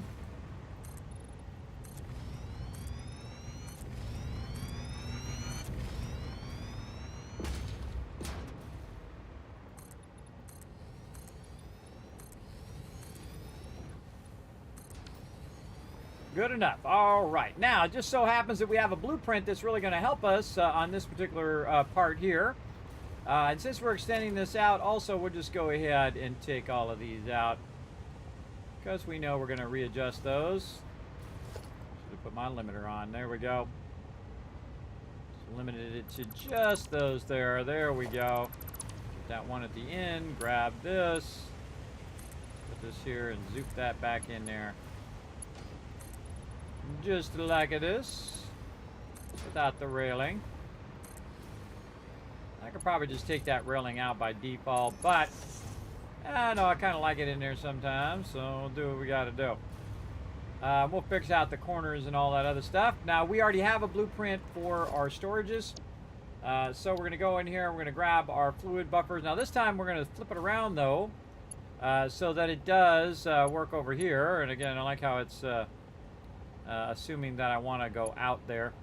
But in this case, I actually want to turn off the auto connect and just let it be default. And we're going to try to get this lined up in such a way that we can go ahead and run this out.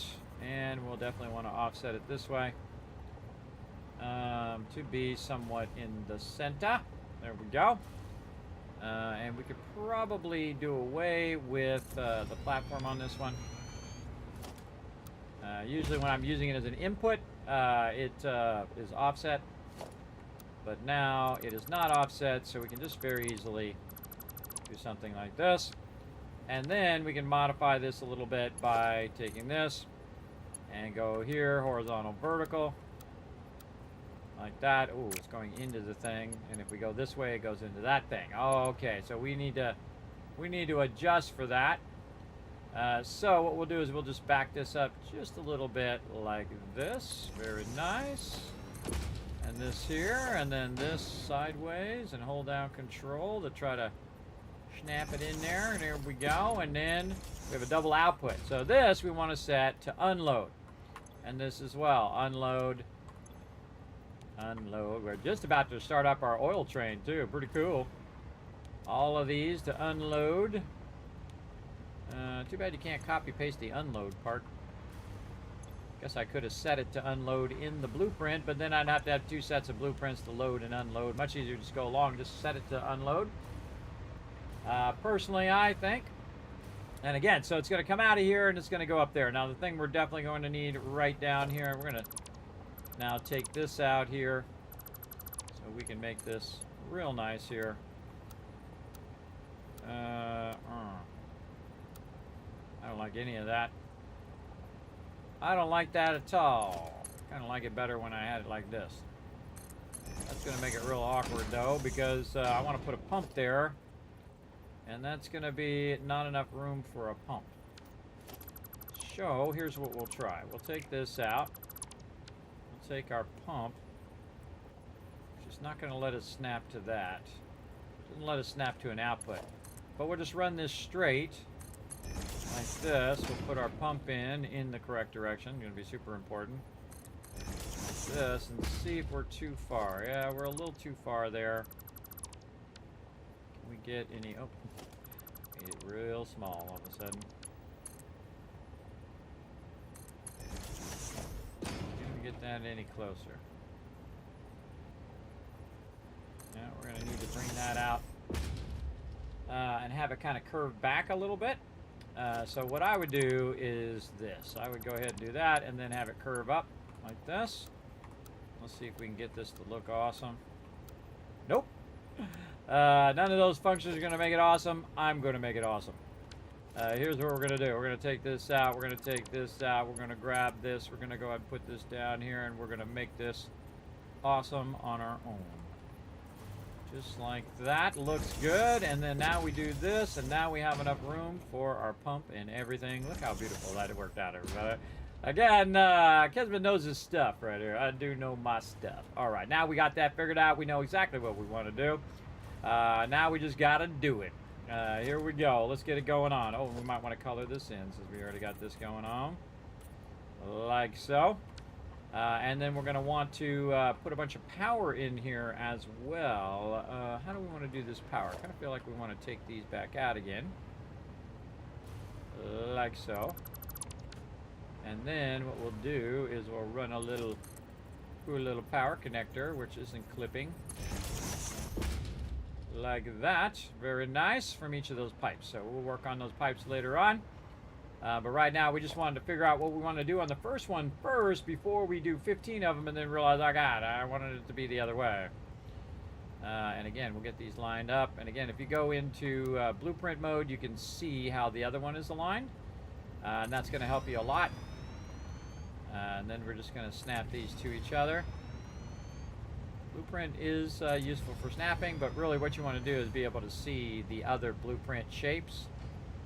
And that's going to help you line all of these up. And you're doing a lot of these. You don't want to have to undo all your hard work later.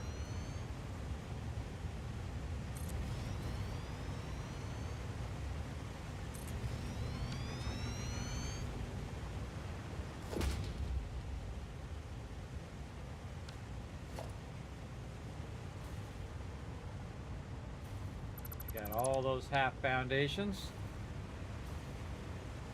And we're going to take all these out. I think I could get away with just one of those.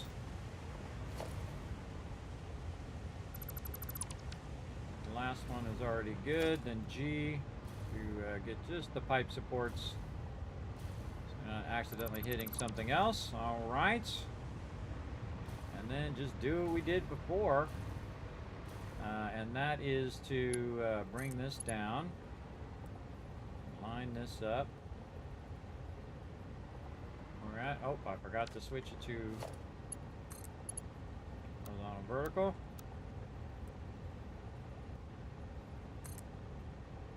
Alright, it lines up right to the edge of the foundation. Nice. Okay, then we'll do that for the rest of these.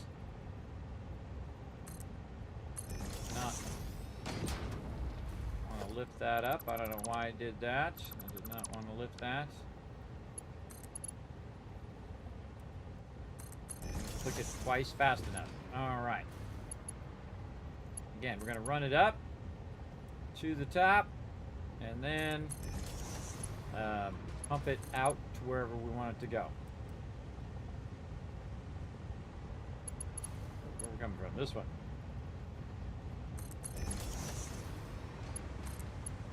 Got ahead of myself there. Again, some of this is manual work, but then again, you still got a job, so that's good. You're not completely replaced with AI.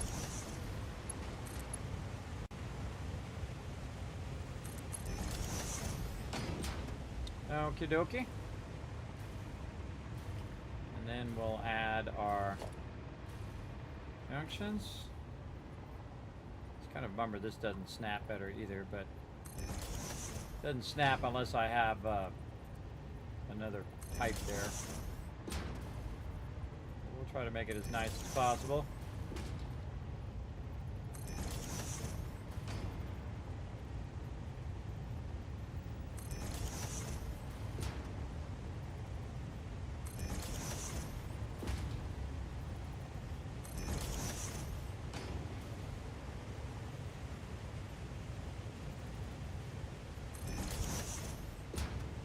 All right, a lot of work. The G, and then take out all of these. FG. All of those. And see, I build some stuff just so I can build other stuff. Right? That's how some of this works. Okay, so we got that going. And we want to take this one out.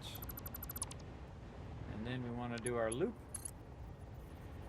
Come down and loop this somewhat straight. Why are you not going straight? Oh, that's awkward. That's awkward, bro. Is that turned? That's turned. What the heck? God, I hope all of them are not like that, or we'll be doing that again. Might be. Not giving me the right thing. Oh yeah, no, okay. That was weird. That's slightly turned. And if we got to redo them all, we'll redo them all. All right, this down here should line up to our input. That one out right here.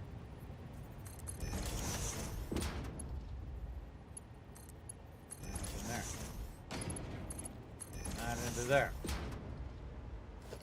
And then our here, connect it to that one. Okay.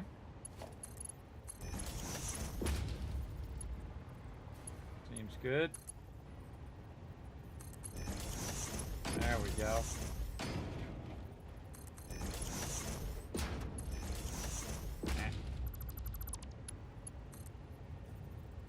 Here, so it's not clipping. I just remembered that part where it's was clipping through the edge there. I don't like it. I'm not doing it. Simple. I'm very simple in that way, everybody. If I don't like it, I don't do it. It's 100%.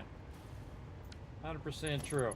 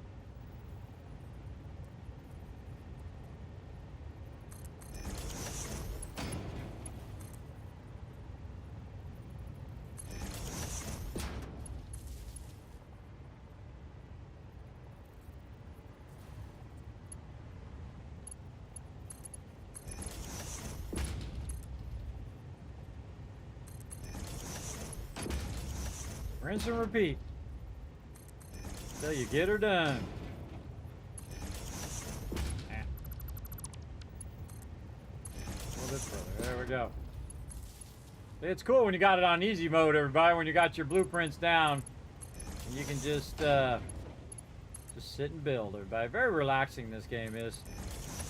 I find it exceptionally relaxing to just chill, build out some cool factories.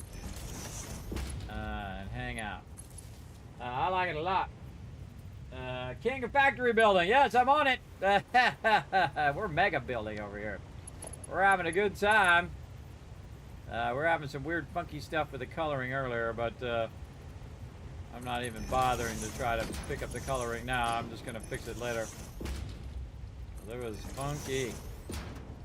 Sometimes it would do it, sometimes it wouldn't. I'm just trying to get all my pumps in. Pump. And make it look awesome at the same time. Remember, this is an output, so you want this to be able to pump all the way up here to the top and then let gravity do all the work to bring it back down. One more of these out. In the corner. Yeah, very nice. And then clean back there. Alright, we got all of our pumps and stuff. It seems slightly down from there, but I think we're going to live with it. Alright, let's color this stuff in.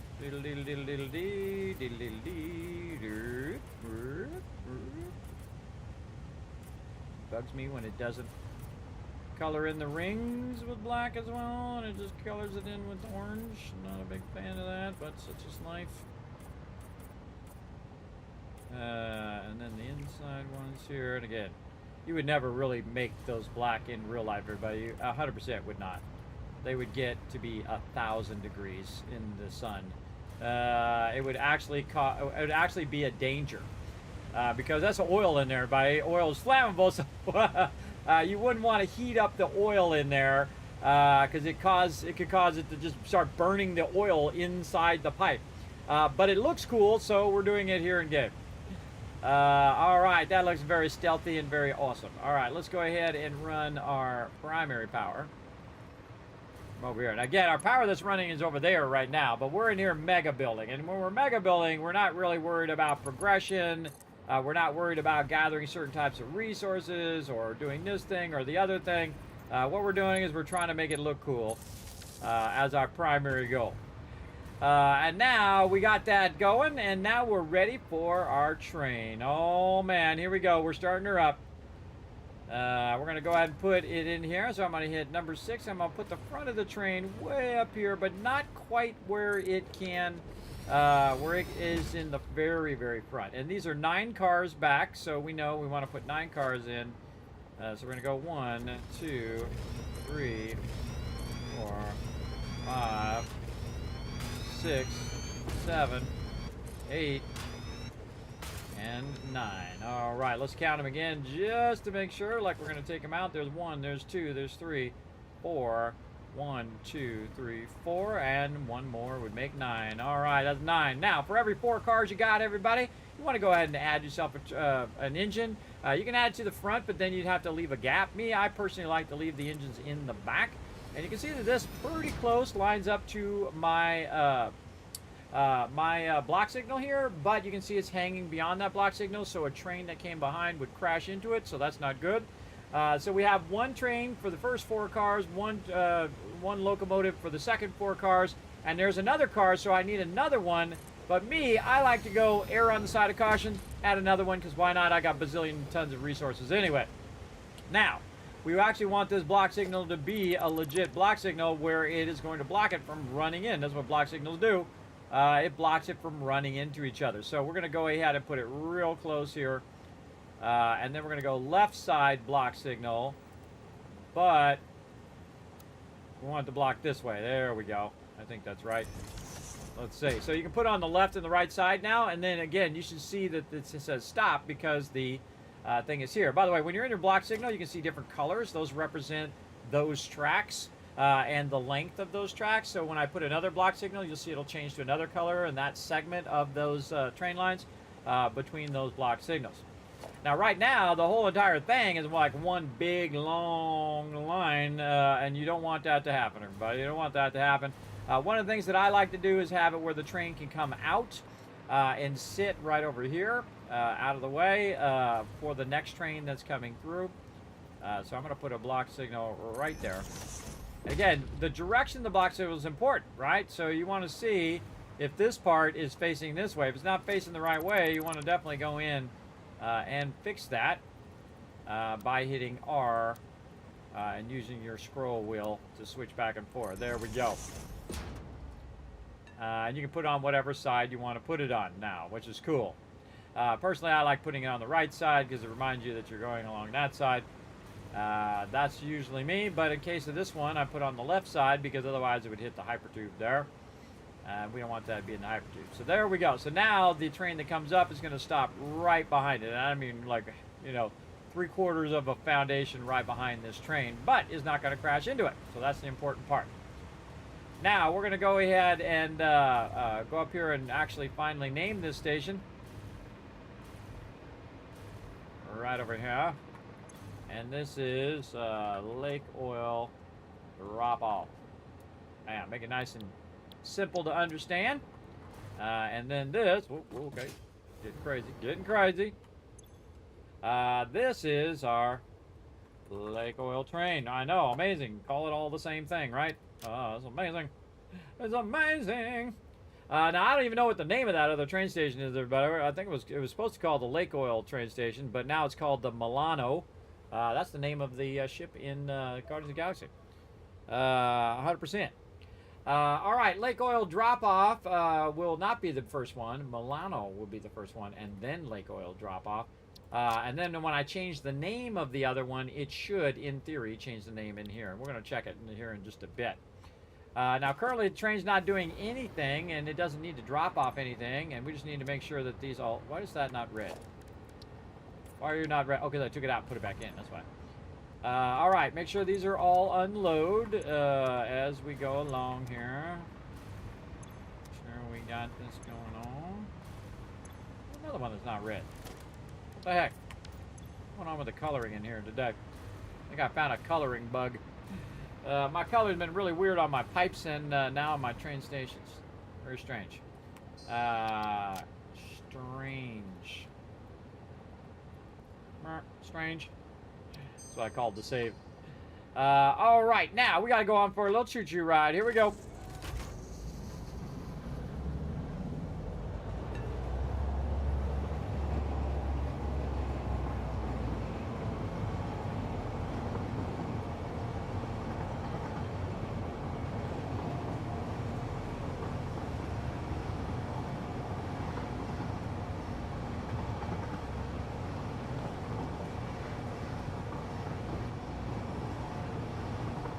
cool every time, but it fascinates me. I get mesmerized by it.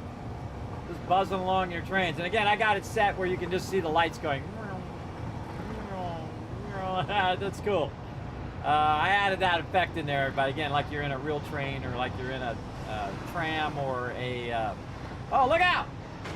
Oh, we left some trains on the track. Oh, man, we got problems. We got problems over here, but really easy just to re-rail your train. Take these trains off the train station. Ah. Come on. What are you doing? Off the train station. Come on. Oh, I got to re-rail it first. That's why. Oh, where is it?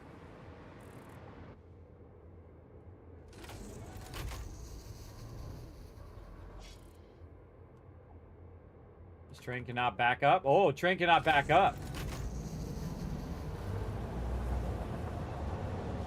I'm gonna ghost ride the train for a second. Where did that go? Oh, it's right here. It was glitched inside. Oh, wait.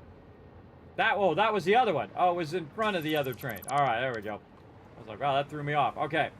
And then we'll take this train out of the tracks now. Where else did we put some trains? Over there. We did that so we can tell the direction. I could have just put an arrow, I guess. It just dawned on me. I could have put an arrow of the train direction. But we put the trains on there to simulate the direction of the train. But we don't want to leave those on there for that same reason you just saw. That it's going to crash and burn. We want to fix that big time. And again, I appreciate everybody hanging out in the channel. Hope you guys are having a good day today, everybody. I'm having lots of fun, as you can see.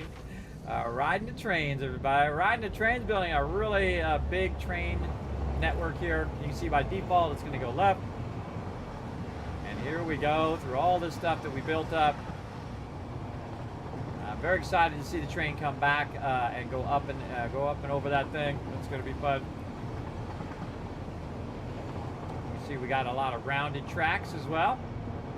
And what we're trying to do is avoid blocking extraction nodes. So we don't want to go over any limestone or anything like that and block it. Though there are so many nodes, everybody. Again, I can finish the game already, and I've only tapped maybe 10 nodes, 10, 15 nodes. That's all you need to finish the entire game. But to finish it the way that we want to finish it, we want to tap every node, at least as many as we can. Oh, that was wrong. That was facing the wrong direction. I'll come back and fix that at some point. And you'll see that, everybody. You'll see little things that you want to fix along the way. That support at the bottom. Oh, it's gaining speed. 150, 154, 159. Oh, we better slow down.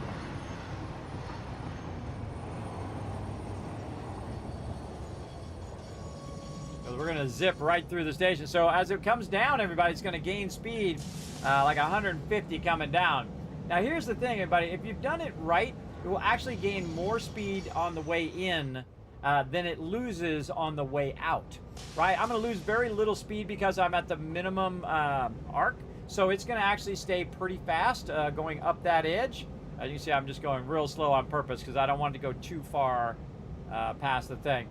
But on the way down, it's going to gain a lot of speed. And so that actually is going to help it a lot to actually get a little bit of an extra speed when it's going around in its cycle. All right, I think that's good enough.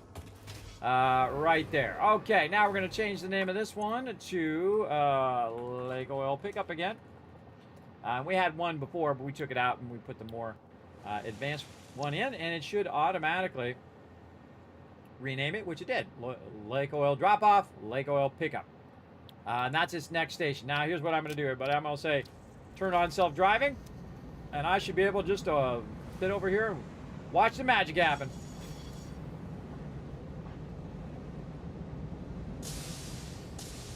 That's a big train. That's a very big train. What? It didn't load. Why did it not load?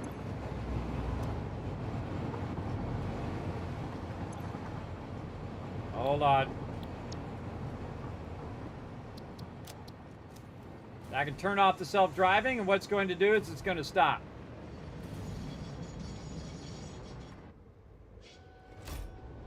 Then I can drive it backwards, which is also fun. Well, I don't have to chase it. You just go to the station and tell it to turn off the self-driving. And that's because it thinks the next station it needs to go to is the drop-off one. So what we're going to do is we're going to back it up way back here.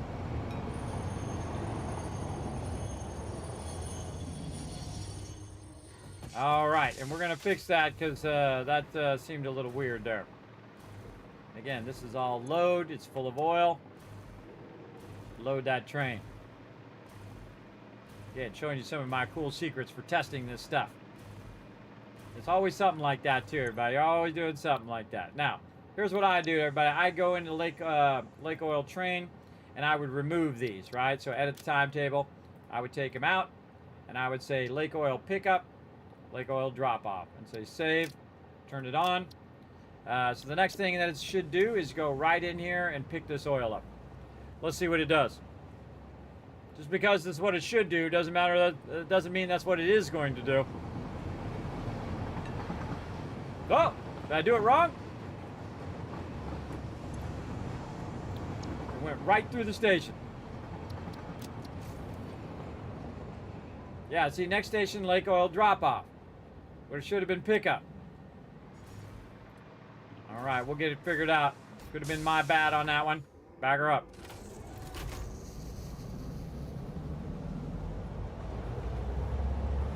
Oh, and I gotta fix the block signals too while I'm at it.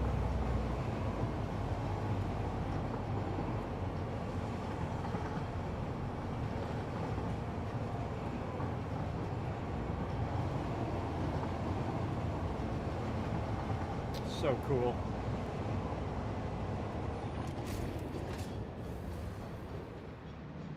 Okay, you crazy train.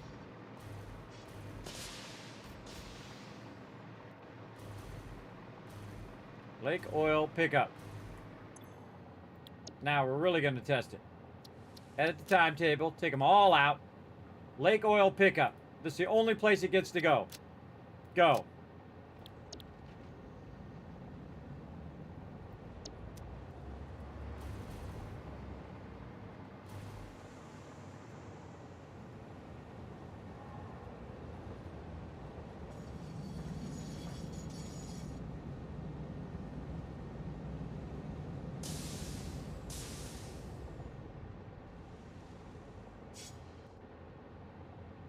It's not loading.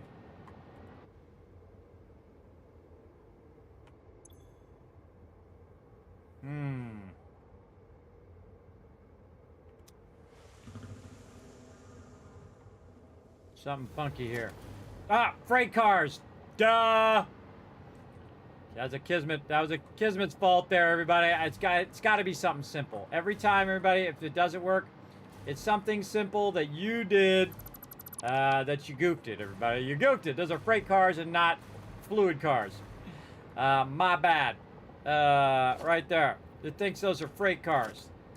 Why would it not switch to fluid cars? Because normally that's what it will do. Because you just put the freight car in there and it'll automatically switch it to the fluid cars.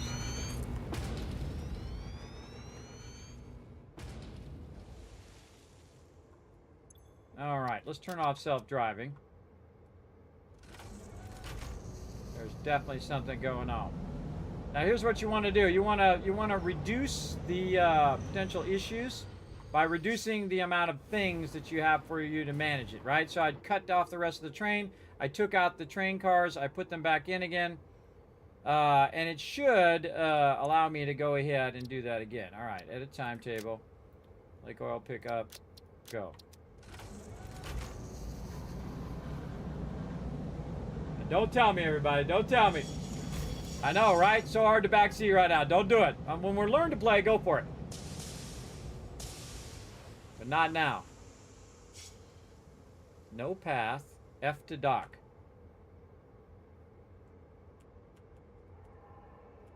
Not docking.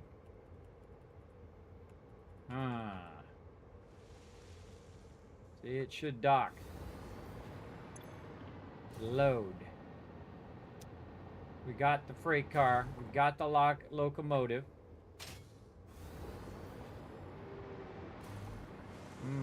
got the oil in there. This is an input. Huh. Got power. Got power. It's full. Load.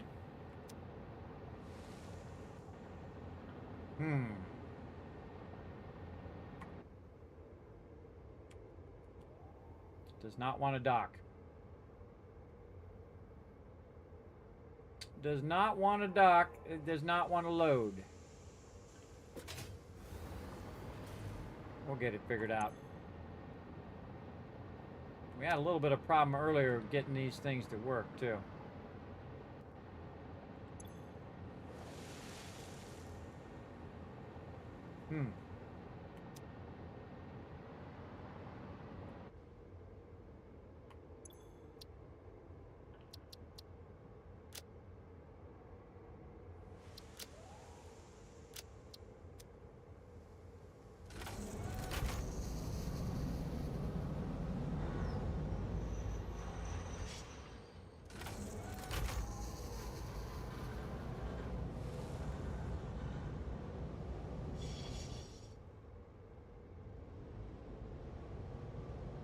Manually get this to stop at the exact right spot. So you have to get this to stop at the exact right spot manually, or you can put a stopper at the end now. But see, I can't get it to stop exactly right easily. There we go. Dock. It does not want to dock. It does not want to dock. It does not want to switch it to a oil car. Fluid freight thing. Oh, man. Block signal there, block signal here. These are the riddles that you must answer when you're doing this, and it's usually something simple, too. Something simple that I'm not doing or seeing that needs to be fixed.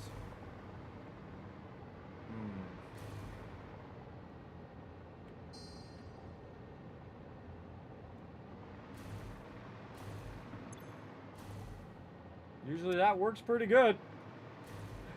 Fluid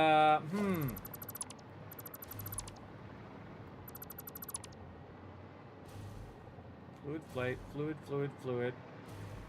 Train station. Now I give it a little bit of time until I figure it out, and then if I have to, I'll ask the chat. But hold back for now, as I try to figure out why this is not loading.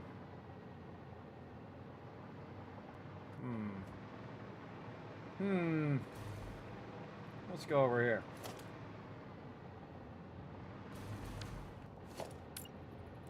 Sometimes to figure that out, you got to do something over here.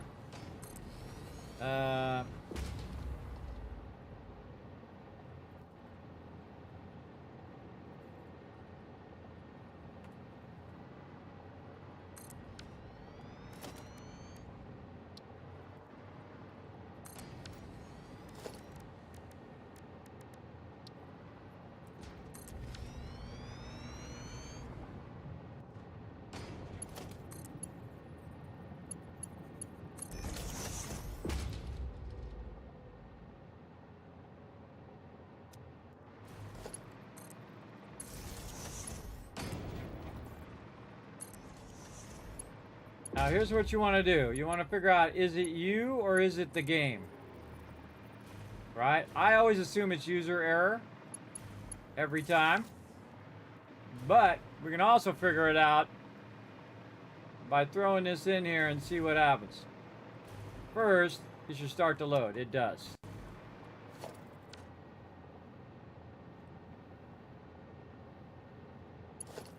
They did recently have an update, so you never really know. And this here.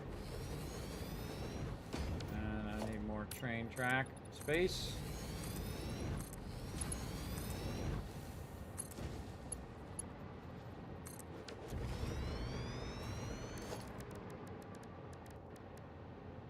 My little stopper thing.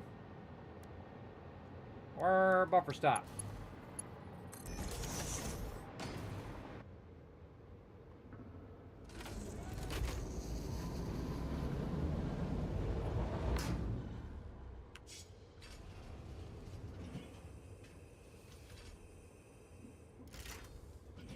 That works just fine.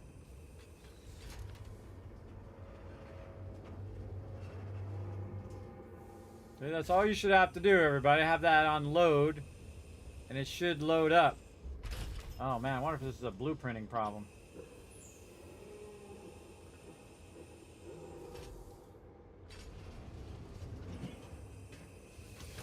Is it a train station direction problem? The train station facing the correct direction? Should be on the outside. Okay, train station's in the right direction.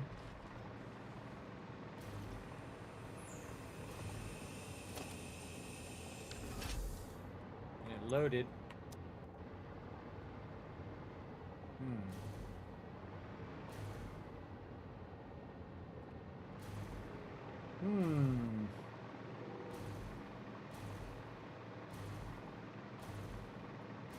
Okay, when in doubt, take it out.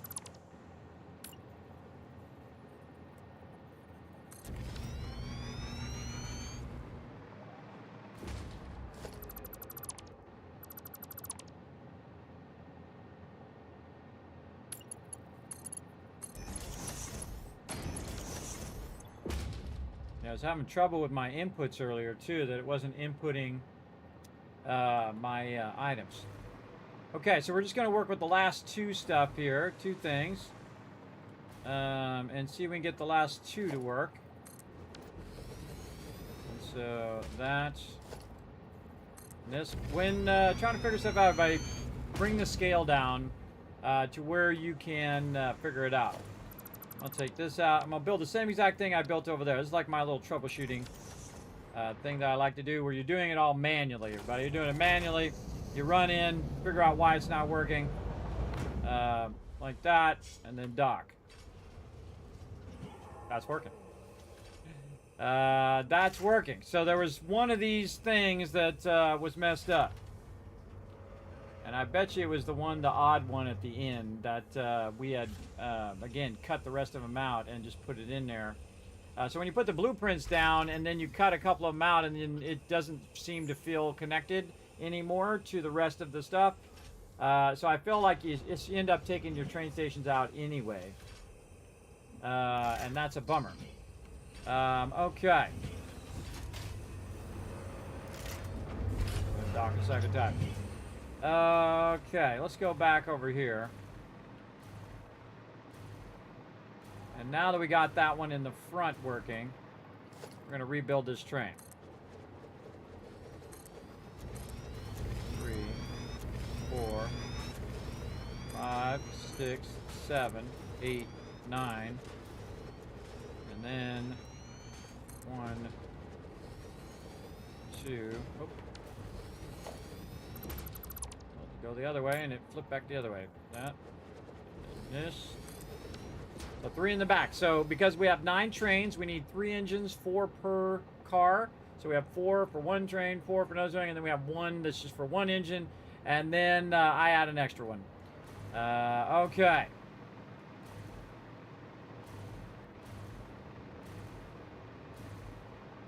Look at that funkiness going on there. Look at that funky chicken stuff. Get out of there, funky chicken. The platform's stuck.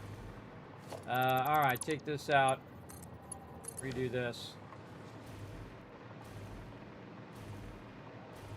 It'll reset itself here in a second. Okay. Now, oh, I should have left that thing at the end so I could manually load the whole train. I have a feeling I'm going to have that problem in the stations where if I half cut stuff, it's going to be weird like that. We'll get it solved.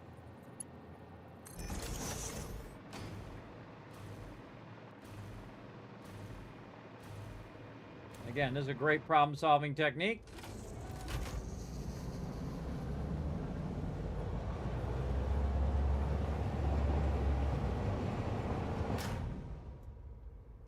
Dock.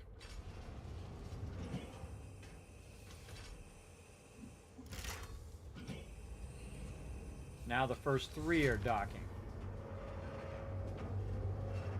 Oh yeah, there is something definitely going on with these stations. There's is a bummer because now we're going to lose all this oil. So this one now is not working. Oh man, I'm going to probably end up just having to re-put in all these stations each time. That sucks. Kind of defeats the purpose of having it in there in the first place. But that's how we'll troubleshoot it. Okay, so back to this train out of here. You can't dismantle it, as you saw it say, when the train's in the way. Ghost ride it. Okay, so it was the fourth one back. 1, 2, 3, 4. This one.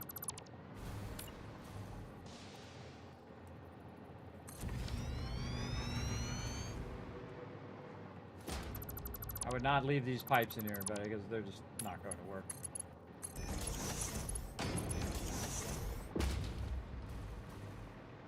We'll keep testing it until we get it going. Keep testing it until we get it going. So there's definitely something buggy about those because of the blueprints. But again, everybody, it doesn't matter how it should work. It only matters how it does work. So we got to find ways of solving the problem. That's all I care about. Is that does it work? All right, Doc. How many are we gonna get this time? Oh, we got all of them. Okay, or at least a good section of them. This one, these two didn't dock again, but I have a feeling those are fine. And then back here, got the same problem.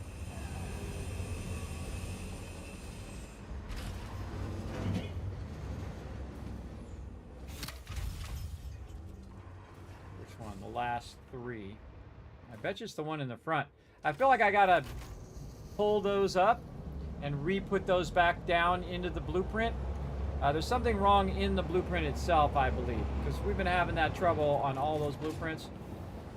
So we're gonna test it. I think it's like one of these is not connecting forward.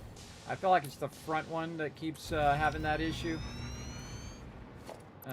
So we're gonna definitely look into that. For right now, we're just gonna get this part working. Again, you see, I just keep backing up the train and then redoing it. Another thing you can do, by the way, if you really want to test it, you can go in here and you can just flush these. Didn't know that you can actually flush the train cars. Now you know. I've probably done it. This is probably the third time I've ever done it. Very rare do I ever flush the cars. I, really want to keep that resource instead of flushing it, because that sucks. But we got to do what we got to do, right? We want to see it load all the cars at once. If it loads all the cars at once, then we did our job.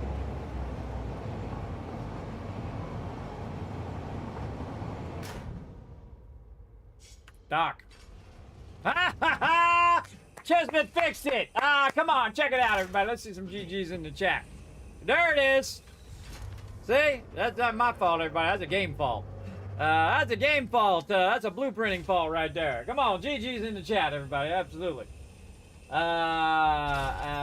you go. You didn't know you could do that? Well, now you know. There you go. GG's. Again, it's a great way to test. You take that, you flush all that stuff off of there, and then you can test and see if it's loading. Otherwise, it's full, and it acts like it's not full, or it won't load if it's full, and then you don't know if it's actually working or not working. But there we go, everybody. GG's. Okay, now, I bet you the same problem is going to happen on the other side. 100%. 100% we're going to have that same problem. All right, let's go ahead and take out our buffer stop and get our tracks back in here. And we're going to have to, I have a feeling we're going to have to go in those blueprints and take them out, put them back in again or something. Or we might have to just do that over and over while we get it going. Yeah, look at it doing weird stuff. Why are you docking again? Well, see, it's docking like a container and not a, I don't know what it's doing. I think they might have broke that part. Hopefully they come out with a patch. Maybe when they fix something else, 5 other things broke. That's how most games work. All right, we're going to take our oil and we're going to try to see if we can get it to drop off on the other side.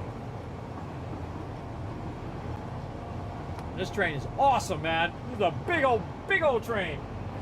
I think this is the first time I ever bothered to come over here and get all this oil that I didn't just run the oil lines, and I actually went through the elaborate mega building of trains here, as we're doing. And again, we're putting rails on there and hypertubes down the center and lights that go by as you go by. Because when you're in a train, everybody, or if you're in a tram, you'll hear that noise as you go by. So I added that in for fun. You can see we've got this curving around again, showing how to do curves and all that kind of cool stuff.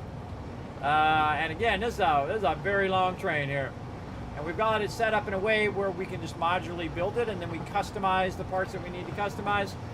But it does look like there's some sort of funkiness going on with those freight platforms. I kind of feel like I'm going to take all of them out, put all of them back in again. Maybe when I'm connecting the blueprints to each other, that the front one is not properly connecting to the next blueprint. That might be a bug that they need to fix. So maybe I'll put it down and then just take out the front ones and just put the front ones in the future. And again, this thing is cranking. Look at it go. Go, baby. Definitely need to put a stop back there, but otherwise the other train will crash into this train that's going to get the coal eventually. Right now, we just want to get our oil train working. I feel like we're going to get a big achievement here if we can just get, because this is our main line now, because I've converted everything else. You can see over there, everybody, we got some serious modular mega building going on over there as well, some spaghetti over there, and all sorts of fun stuff. But we're just trying to get this one line working, and we get this one line working, we know what all the issues are to solve.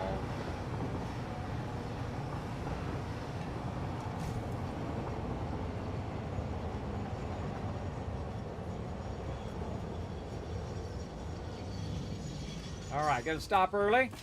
We'll do the same thing we did on the other side for some testing. We're going to go in and use our buffer stop, which is really just for you, by the way. It's typically not for the automated train. The automated train will stop on a dime, but you, boom, you just go right. If you leave that track open now, you can just go right off the edge of the world if you wanted to. Go full on Back to the Future action down into the ravine. But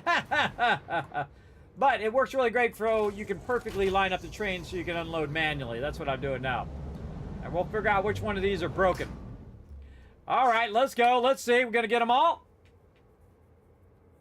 Nope, not working at all. Dock. Nope, not working. Back that train up. I think what I'm going to do is just go take out every third one and put it back in. And see if it just works, all of them work. Again, we were having this weird problem with it earlier, too. But now I'm going to have to redo all the piping, though, which sucks. But that's okay. We do what we must. Again, I never trust leaving these pipes in, though you probably could, but in some situations, especially with belts, you could leave them in. But pipes, I would not. You know, a million years trusted it, but it's going to be funky, and it's not going to work, and you're not going to like it. And again, we had gone in and backlogged a bunch of resources to make this work, but in this case, this is the pickup, so this doesn't have any resources, so this is fine. 1, 2, 3, this one. Again, I feel like it's the front one is not connecting and transferring the power forward to tell it that it's okay to get this going. Yeah.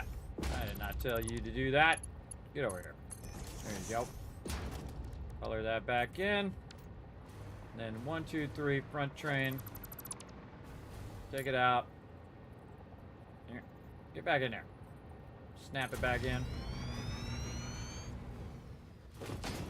Yeah, it definitely is funky to have those freight platforms on a blueprint.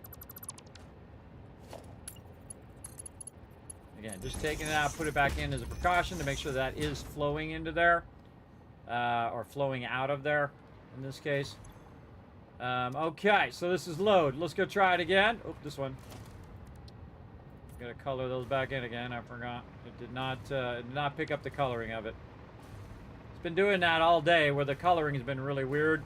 Where I'll color it, and then like the rings around there will not turn black. It'll just be orange, and then I'll just put the color thing over it, but not click, and then it will fix it. And then I'll come back and I'll look later, and then it didn't fix it. You know, bugs.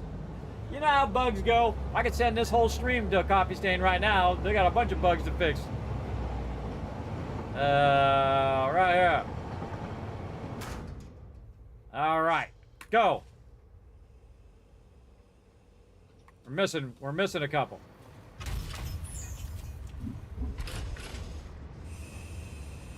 Missing one. This third one's still not working. Did we set it? Oh, we didn't set it to unload. That means it's this one as well. Unload. Okay, I think it is working. I forgot to set them to unload. That was my bad. That was my bad. Okay, now we're going to use that technique again, everybody, where we flush it. Don't worry, the stuff is infinite, everybody. We can get more oil. Plus, right now, while we're doing this, it's filling up more oil back at the other thing. Don't worry about it. The most important is that you can just set it and forget it. That's my big thing, everybody. That's my thing we always want to do. We want to set it and forget it. All right, here we go. Dock that baby. Dock it. No docking it. Oh, we don't have any oil. We got to go pick up some more oil, and then we can dock it. Oh, that's funny. All right. Just dawned on me. I need more oil. It's I actually should have left the oil so I could have docked the oil out of there. So sometimes, you know, you don't think that far ahead. It happens. Well, that's okay. We get to have another fun train ride. Let's go. In fact, wait a minute. We don't need to have a train ride. Hold on. Better idea. Now that we think it's working, let's have it do it. And we're going to go ahead and name this train, too. Lake Oil Train. All right, now we got it going. Okay, so Lake Oil pickup, Lake Oil drop off, save. So it should go to the pickup first. Go. Now it should do it on its own, right? I shouldn't have to do squat. So good test. Here we go. But that was my bad. I forgot to set it to unload because by default it sets it to load. But you can see all three of the ones that I replaced were the ones that weren't working. So, or weren't unloading because I just set to load. But I have a feeling it's going to work now. Let's go. Let's go see what happens.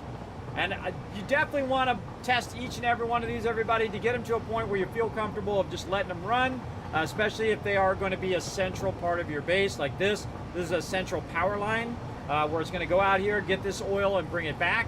And I'm also going to have multiple trains on this track running and doing the same thing. So this will become Lake Oil Train 1 and then Lake Oil Train 2. And depending on the distance is how many trains you should have. Right, so this one's really far away. You'll notice it automatically switched to track. This one's really far away, so I'd probably do 3 trains here, but you can do too many trains, by the way. You can actually have too many trains, where I've done 4 or 5 trains and then realized that I had so many trains it kept stopping the output and the input of the stations, and so it didn't have enough time to run out the resources or run in the resources before the next train came along. So sometimes it's better to have less trains than more trains. You think more would be better, but not when it stops the train station from going in or out. So it actually becomes a burden to the train station. So it's more efficient to figure out, okay, it's based on this distance, how many trains do I need? How's the throughput looking? Okay, do I need another train or do I need less trains, right? And most of the time you wouldn't think you would need less trains, but I've done it. I've made that mistake, too many trains, and it was just stopping my resources all the time, which was stopping my production. So good to know ahead of time before you go too far into it and figure out, well, why am I not getting my stuff? Still going, turn base. Yes, I'm still going, though I haven't been up that long, everybody. I had a bunch of IRL stuff I did. I totally slept past all my alarms. I have a bunch of them because just pushing myself big time. And I did walk 3.3 miles yesterday, and I'm going to try to do it again today, 7,000 steps, everybody. Trying to get them 7,000 steps in. Now, I was trying to do it every 2 or 3 days. Now I'm going to try to do it every day as much as I can. Look, full load. There it is. Again, it's automated. I'm not doing nothing. There we go. Full load in.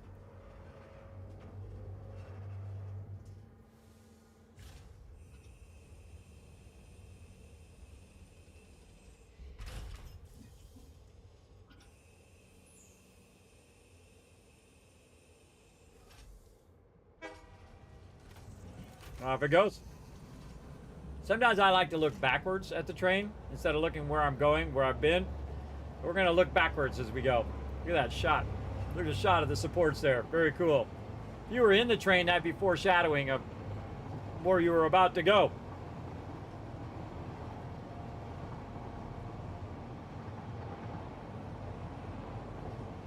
Oh, that is cool, everybody. That's really cool.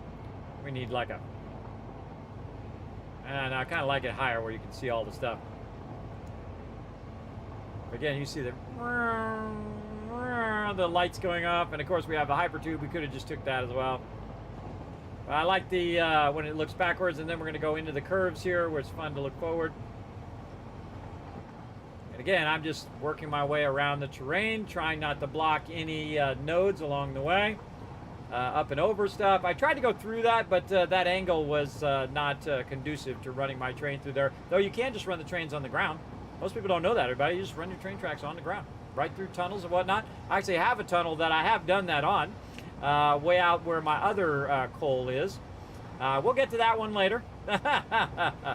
We don't want to disturb that one, everybody. That's our primary power right now. And eventually this will become part of our primary power. Right now, we just want it to work. We got some funky train station stuff going on. We got to get that funky train station stuff under control. Not like this one where it goes up and over and then starts gaining a little bit of speed on the down part here, which is cool, before it goes up into this uplift. Now again, I don't lose that much, everybody, on an uplift like this. I lose about around 10 or so. 10 or so speed, sometimes up to 12, and then it will speed up a bit once it gets into the flat point, back up to about 120.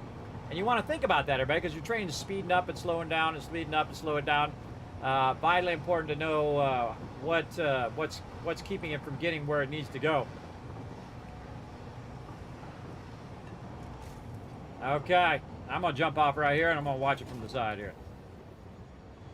All right, dazzle me. Dazzle me! Now, I've really never had this problem before, everybody, where it just wouldn't unload or load, but again, I think we figured out how to solve it. Oh yeah, fully unloading. That's a set it and forget it, everybody. That's I can just let that run. I don't do nothing. I don't have to do nothing now. It's all automated. Yeah, 9 train cars deep of oil. Bring it, baby. Bring it. Now. Go get me some more. Go on. Shoot. Go get me some more. Give me some more oil. Off you go. And that is done, everybody. That is done. Oh, it gives me goosebumps. Check it out. Goosebumps. I love it when the plan comes together, everybody. Look at it go by, and it just kind of flips back and goes around that sweet corner there, and then right across those supports. Oh, man, this game is so good. Good job on that walking, bud. I know, right? You have to figure out what kind of exercise that's good for you. I find turn-based Joe. For me, I think walking is my thing. I can't do really strenuous exercise, and I feel like it's always better to start with something simple like walking and light weights and things like that, and then kind of work the different muscle parts, and that's what I've been doing ever so slowly. And now I'm getting pretty good, man. I went from like barely been able to lift 8 pounds to like 20 pounds, 40 pounds, and now 50 pounds.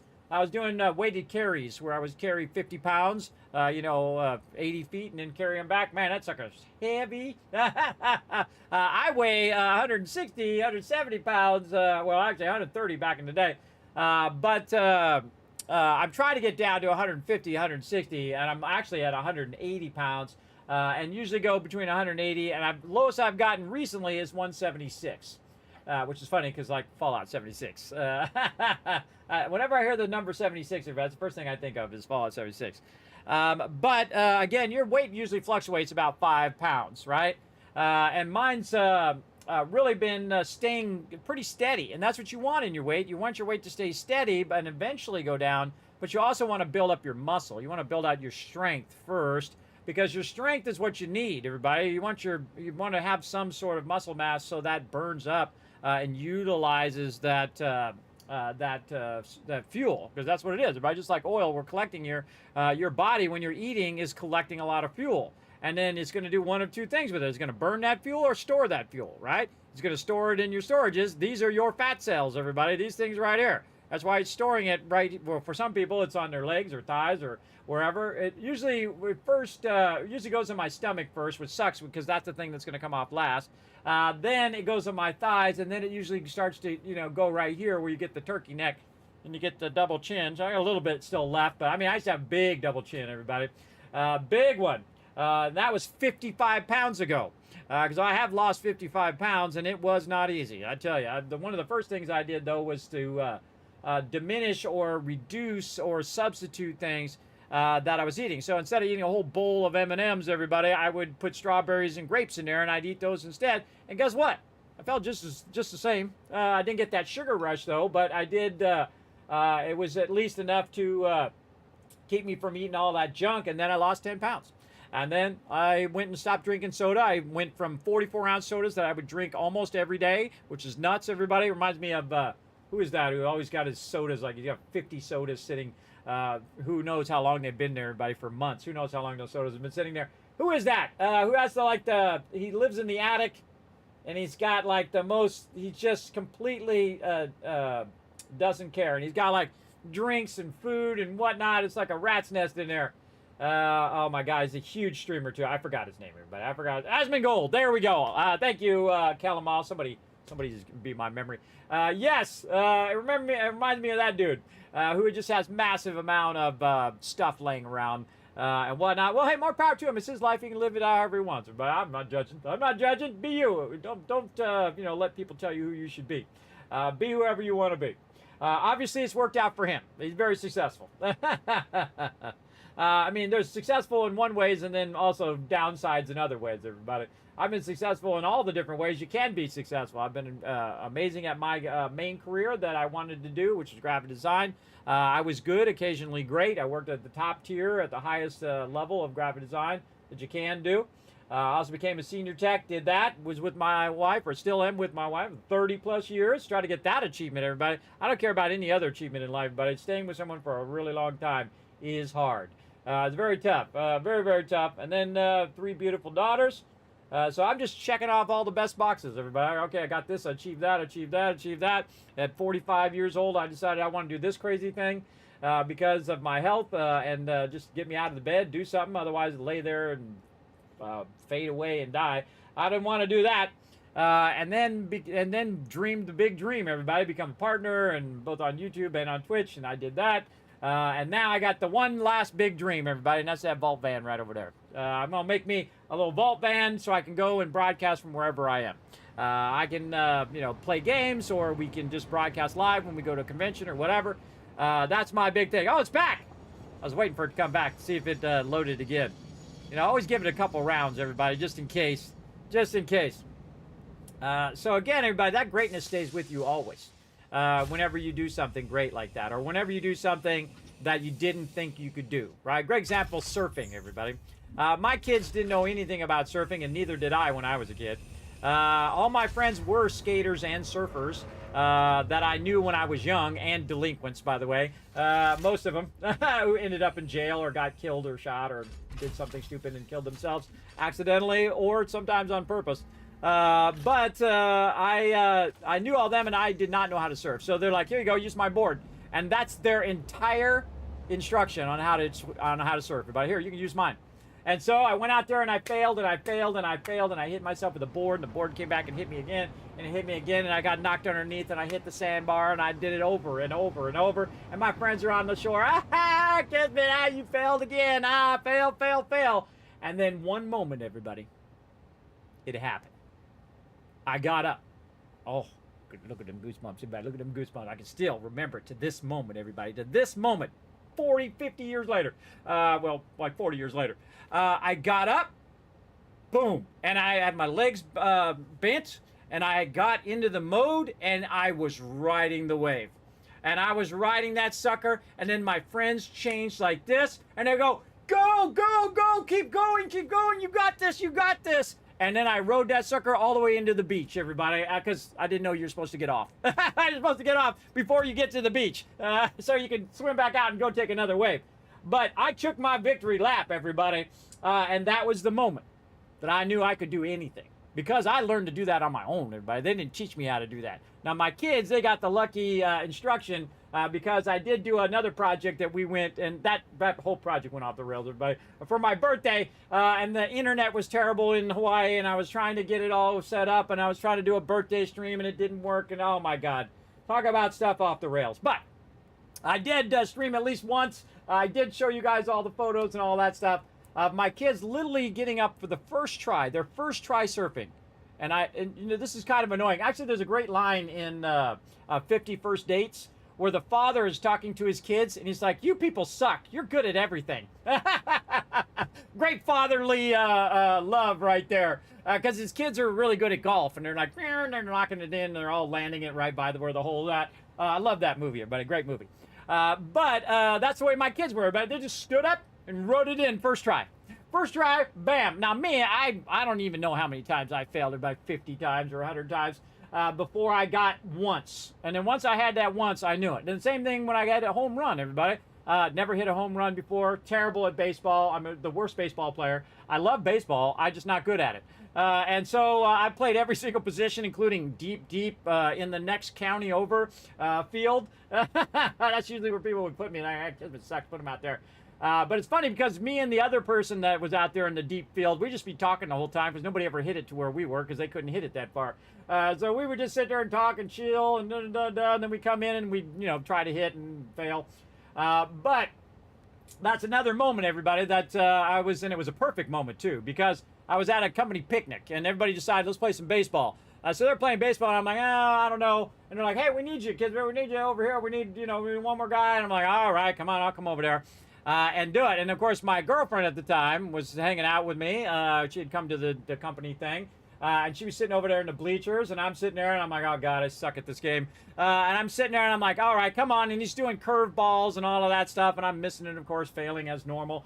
And I'm like, come on, just fire one in here. Come on, you slacker. I start calling him a bunch of names. And, when I used to cuss all the time. And he fires one in.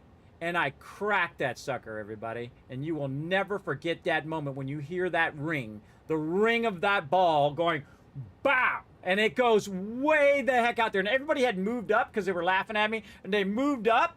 And that was their mistake because I nailed it, everybody. And that was a home run. Ran them bases. Never had to play the game again. I'm good. You only need that moment of greatness to carry you through life, everybody. Really. That's all you need. You just need little moments like that, little moments, and get those little pocket full of joys and take it and put it in your pocket, carry it with you wherever you go. It sustains me, everybody. That's why I'm not dead right now. And same thing with playing games and hanging out here on the stream, everybody. Little moments of joy I try to bring to you, and then also I have fun too along the way. Like that is awesome, everybody. I think we got that done. It's working perfectly. It's dropping off the oil. Let's go look over here at our containers. Let's see. Oh, full. Over here full. Oh, man, that is going to be very... Oh, it's already full. Why has this one got a little bit of gap here? Oh, it's still filling. It's still filling. That's why. It filled this one, and this one should... It's weird that it's at the bottom. It comes up. Why would it not be at the top? I guess because it's bottom feeding out of there. I see. This one's at the top because it's feeding from this down. Over here. This is going down here. Yeah, and this is feeding... down to here. All right, yeah, I forgot. I'm feeding it up and then down, not this way. Yeah, so this one should be full, and then this one should fill next, and then this one should fill next. Oh, and here it comes again. Big old trade. All right, that's working. All right, we should go fix that blueprint right now while we're thinking about it. Let's go do it. Yes, I did used to go to there was a gym nearby, and I was going to that gym because it had a pool, and me and my kids would go in there and play in the pool, and for some reason, they lined it with, like, razor blades. I don't know what the hell. It was, like, not razor blades, but it was, like, rough stone, and so every time you would go over there, you would scrape up your arm if you hit the edge of the pool or whatever. I don't know why they made it out of that really rough stone and just didn't make it out of that smooth stone that they typically use in pools. I don't know. It's like a hazard. But my kids were actually in the swimming team, the swim team. My oldest daughter, especially, who is really an amazing swimmer, but I pass that down because I love swimming. But I love anything to do with the water. And so she would swim back and forth at 10,000 times the speed I would because I'm older and I'm worn out. But I could still swim really well, and that actually helped me lose weight too.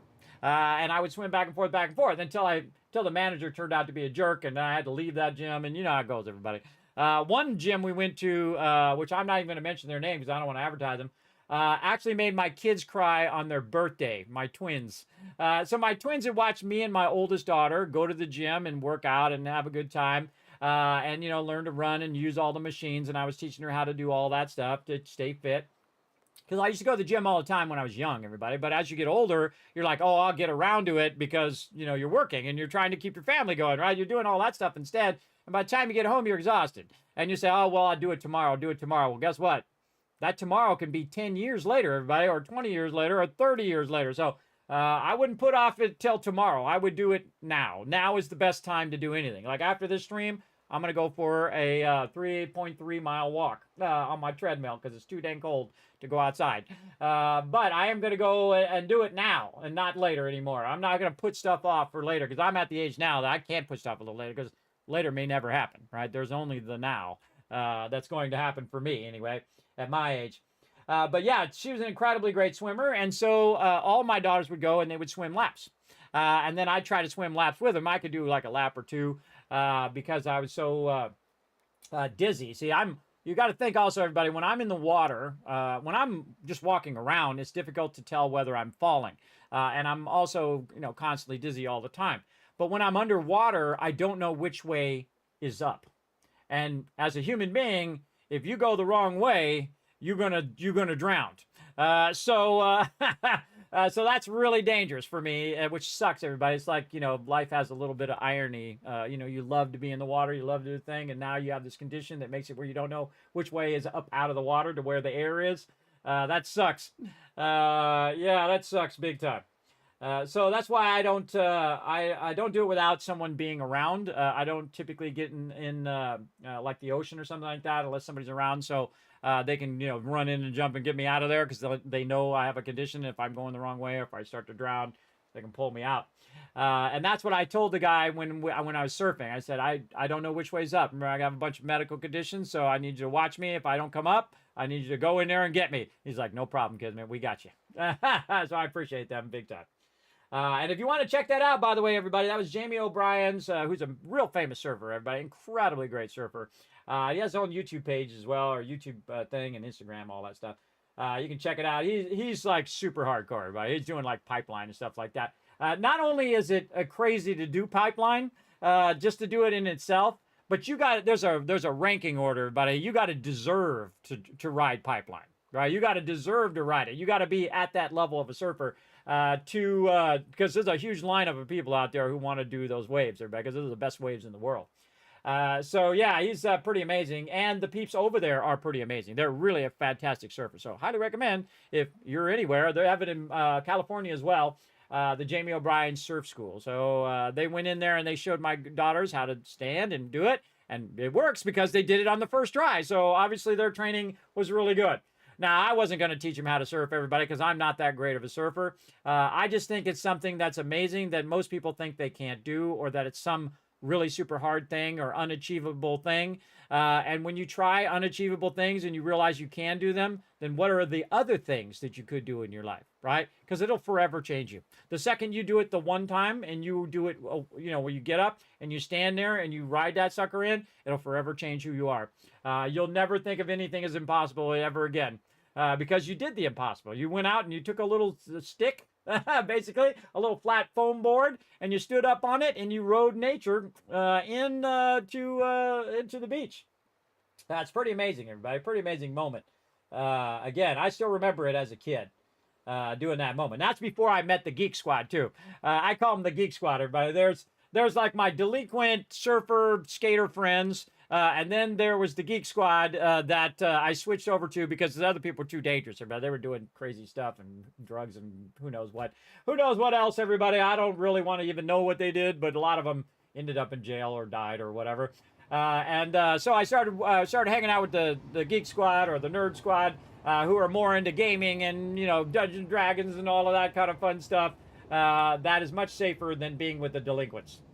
Being with the peeps who are doing a bunch of dumb things that are going to cause everybody to die around them. See, the thing about people who do dumb stuff like that, who drink and drive and do all that stuff, they're usually not the one who dies. It's usually the mom and the daughter or the pregnant lady who's just coming home from her third shift, right? Those are the people who usually die. Not the jerks who decide to do that thing, but the average Joe who's just, going about their business. And that's the universe for you. The universe is not fair. It is not fair. It's never going to be fair. So deal with it. Such is life, everybody. such is life. Believe me, I did not get the fair shake here in my 50s. That's for sure. But I can whine and I can complain about it and say, "Oh, woe is me," or I can get up and I can do something about it every day. That's what I do. That's what I do. Oh, look at it! It dropped off all the oil. Oh, it dropped all of it off. See how it doesn't have anything on there? That means it caught up with the oil cycle. Oh, nice. All right. Man, okay. We want to build some more train stations to replace this train station here.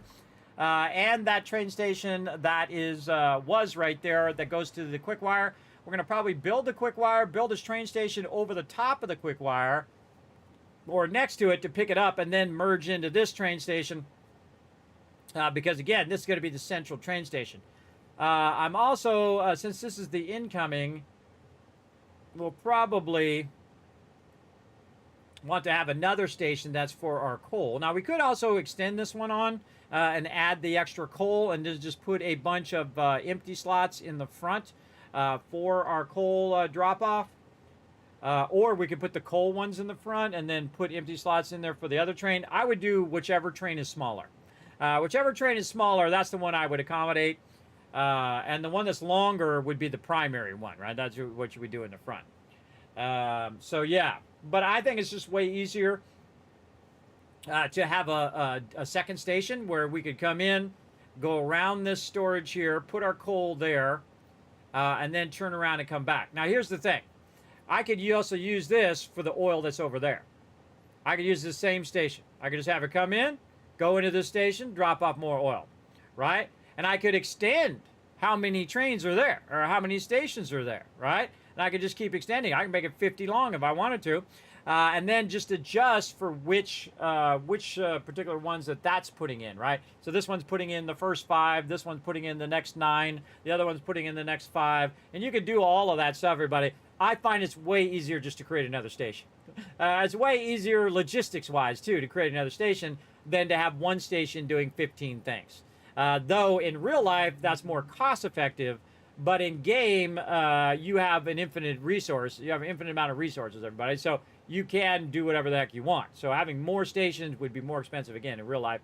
But in game, it's not. It just costs you more resources, which you have an infinite amount. So you can just go in, make another station, bring that oil in. And that's what I'll do. I'll probably have the 2 stations aiming at each other like this. So this will be this main station, and then the other station will come in from that side. And all the oil will then unload on this side. And I'll probably flip all of the stations around the other way because it'll be coming in this way, or I could have it come in this way and then go up a spiral, and then come in from this side and be aiming in the same direction, and then go back that way down the spiral. See, I'm building it all right here, everybody. I have the perfect spiral, everybody. Not just a spiral, the perfect spiral you can build in the game. Maximizes the up and down speeds of your trains. I have blueprints for it already up there for my patrons. But yeah, right over here. And again, you can see my train currently running down there. My oil train. So I'm going to move that oil over here eventually. But you don't want to move it until the last moment, everybody, because that's actually my power over there. You don't want to mess with that until it's time. But yeah, it'd be kind of cool with the 2 stations aimed at each other being the central oil production right there. And then I could always bring more oil stations over here or on the other side.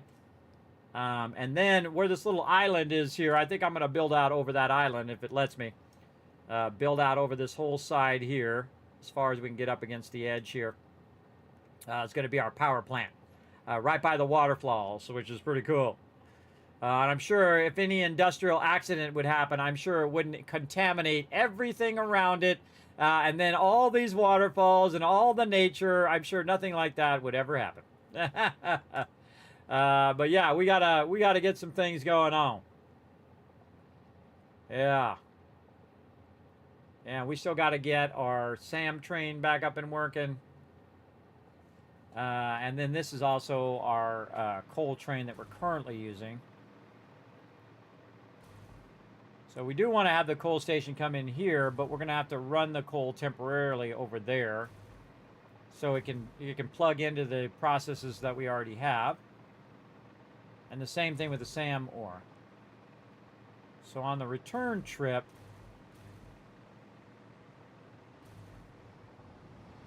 little tempted to build a station right here.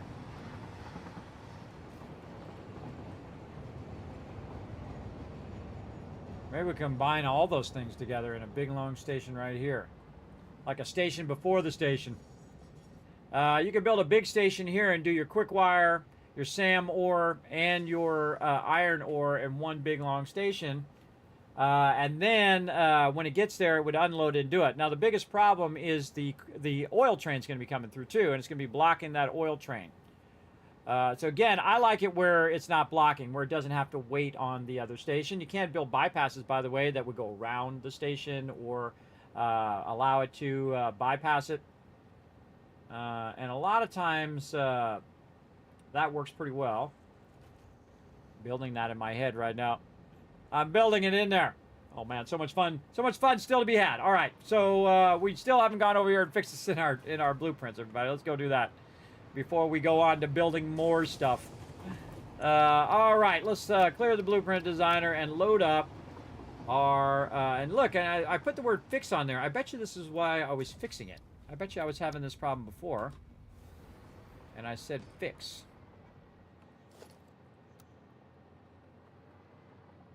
So, you know what I'm going to do is I'm going to take out this one and this one. Leave that one. Reconnect this one. I don't know which side it is, because, you know, when I'm putting it in, you don't really necessarily know which side was the bad side. I'm going to do that. And then save that there for the freight platform. And then I'm going to go ahead and do it on the fluid platform, which is the one that we're using over here. Fluid.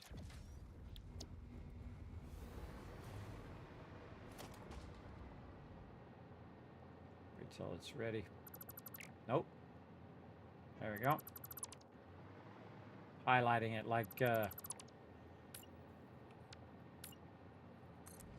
it's going to take the whole thing out. All right, we'll do that and we'll resave it. And hopefully it's good. We'll see you next time, won't we? Because we're going to go ahead and call it there, everybody. We're going to go ahead and save. We nailed it. Nailed it. Nailed it.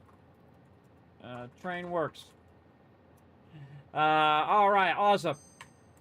So time for the Kismet left train. Let's roll out of here. Here we go.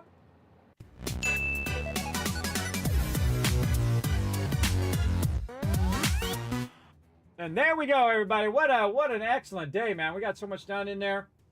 Again, I'm glad I didn't miss that stream, everybody, so we get in there and get things going on. We'll be back to that, of course, next time. Next week, here's our schedule right over here, everybody. We're going to try to get some Fallout 4 going on. Again, it's darn IRL been messing me up for a while here.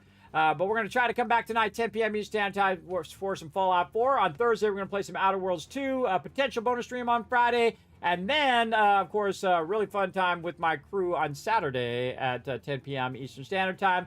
A lot of other stuff lined up as well. Some secret stuff I can't tell you yet. But I do have it lined up and ready to rock and roll. And, of course, more 7 Days to Die on next Sunday as well, and another bonus stream. Hopefully we can get going on. So I do appreciate you guys coming in, hanging out. I try to stream, 10 p.m. Daily if I can. But sometimes, again, my whole entire existence is chaos, everybody. Just trying to get through this next year, get my kids through their final year of high school, and then they can go manage themselves. They can manage their own bills, they can manage themselves, they can go off to college and live their life. And I don't have to manage all of their funds and insurance and cars and repairs and, every other thing. Don't have the stress of all of that every minute of every day. All right, let's see. What else we're going to do? We're going to go ahead and bring up, my social media here. You guys can do a huge favor by just taking a moment by hitting that subscribe button over on YouTube, simply by following that link in the chat, or if you're already there, even easier, just hit the subscribe button, hit the follow button, leave me a comment. Again, all that small little stuff like that seems like a small thing to do. Everybody, just takes a second. It does really help the stream massively. Go ahead and check out twitter.com/KismetBP. Same thing over there. Hit that follow button. Check out the Discord, check out the website, and whatever platform you're watching me on, other than YouTube, also hit the follow button over there as well on Twitch or Trovo or Twitter or wherever it is. That does help as well. And of course, you can check out even more cool stuff and become a patron over on patreon.com/KismetBP. Or /Kismet, sorry, not Kismet BP, Kismet over there, because they gave me my name. So big love to Patreon. Big love to Patreon over there, who actually gave me my name. So I appreciate it. And you can go over there and help support the stream, everybody. That's the greatest way to support the Kismet Love Train. I appreciate each and every one of you being in the stream tonight. In fact, I'm going to give you a whole bunch of Kiscats for being super smart, staying all the way to the end of the stream. We're going to be doing a ton of giveaways, everybody, as we unlock the Vault Van Life project. As well as we are going to do 25 days of streaming with a whole bunch of fun lined up for that. And of course, a lot more fun going on through the end of November as well, and then into December. All right, so that's it for me, everybody. Again, I will see you guys hopefully later tonight if no other chaos happens. Oh, my train went by. I see my train going by. Tonight at 10 p.m. Eastern Standard Time. We'll see you then. Bye, everybody.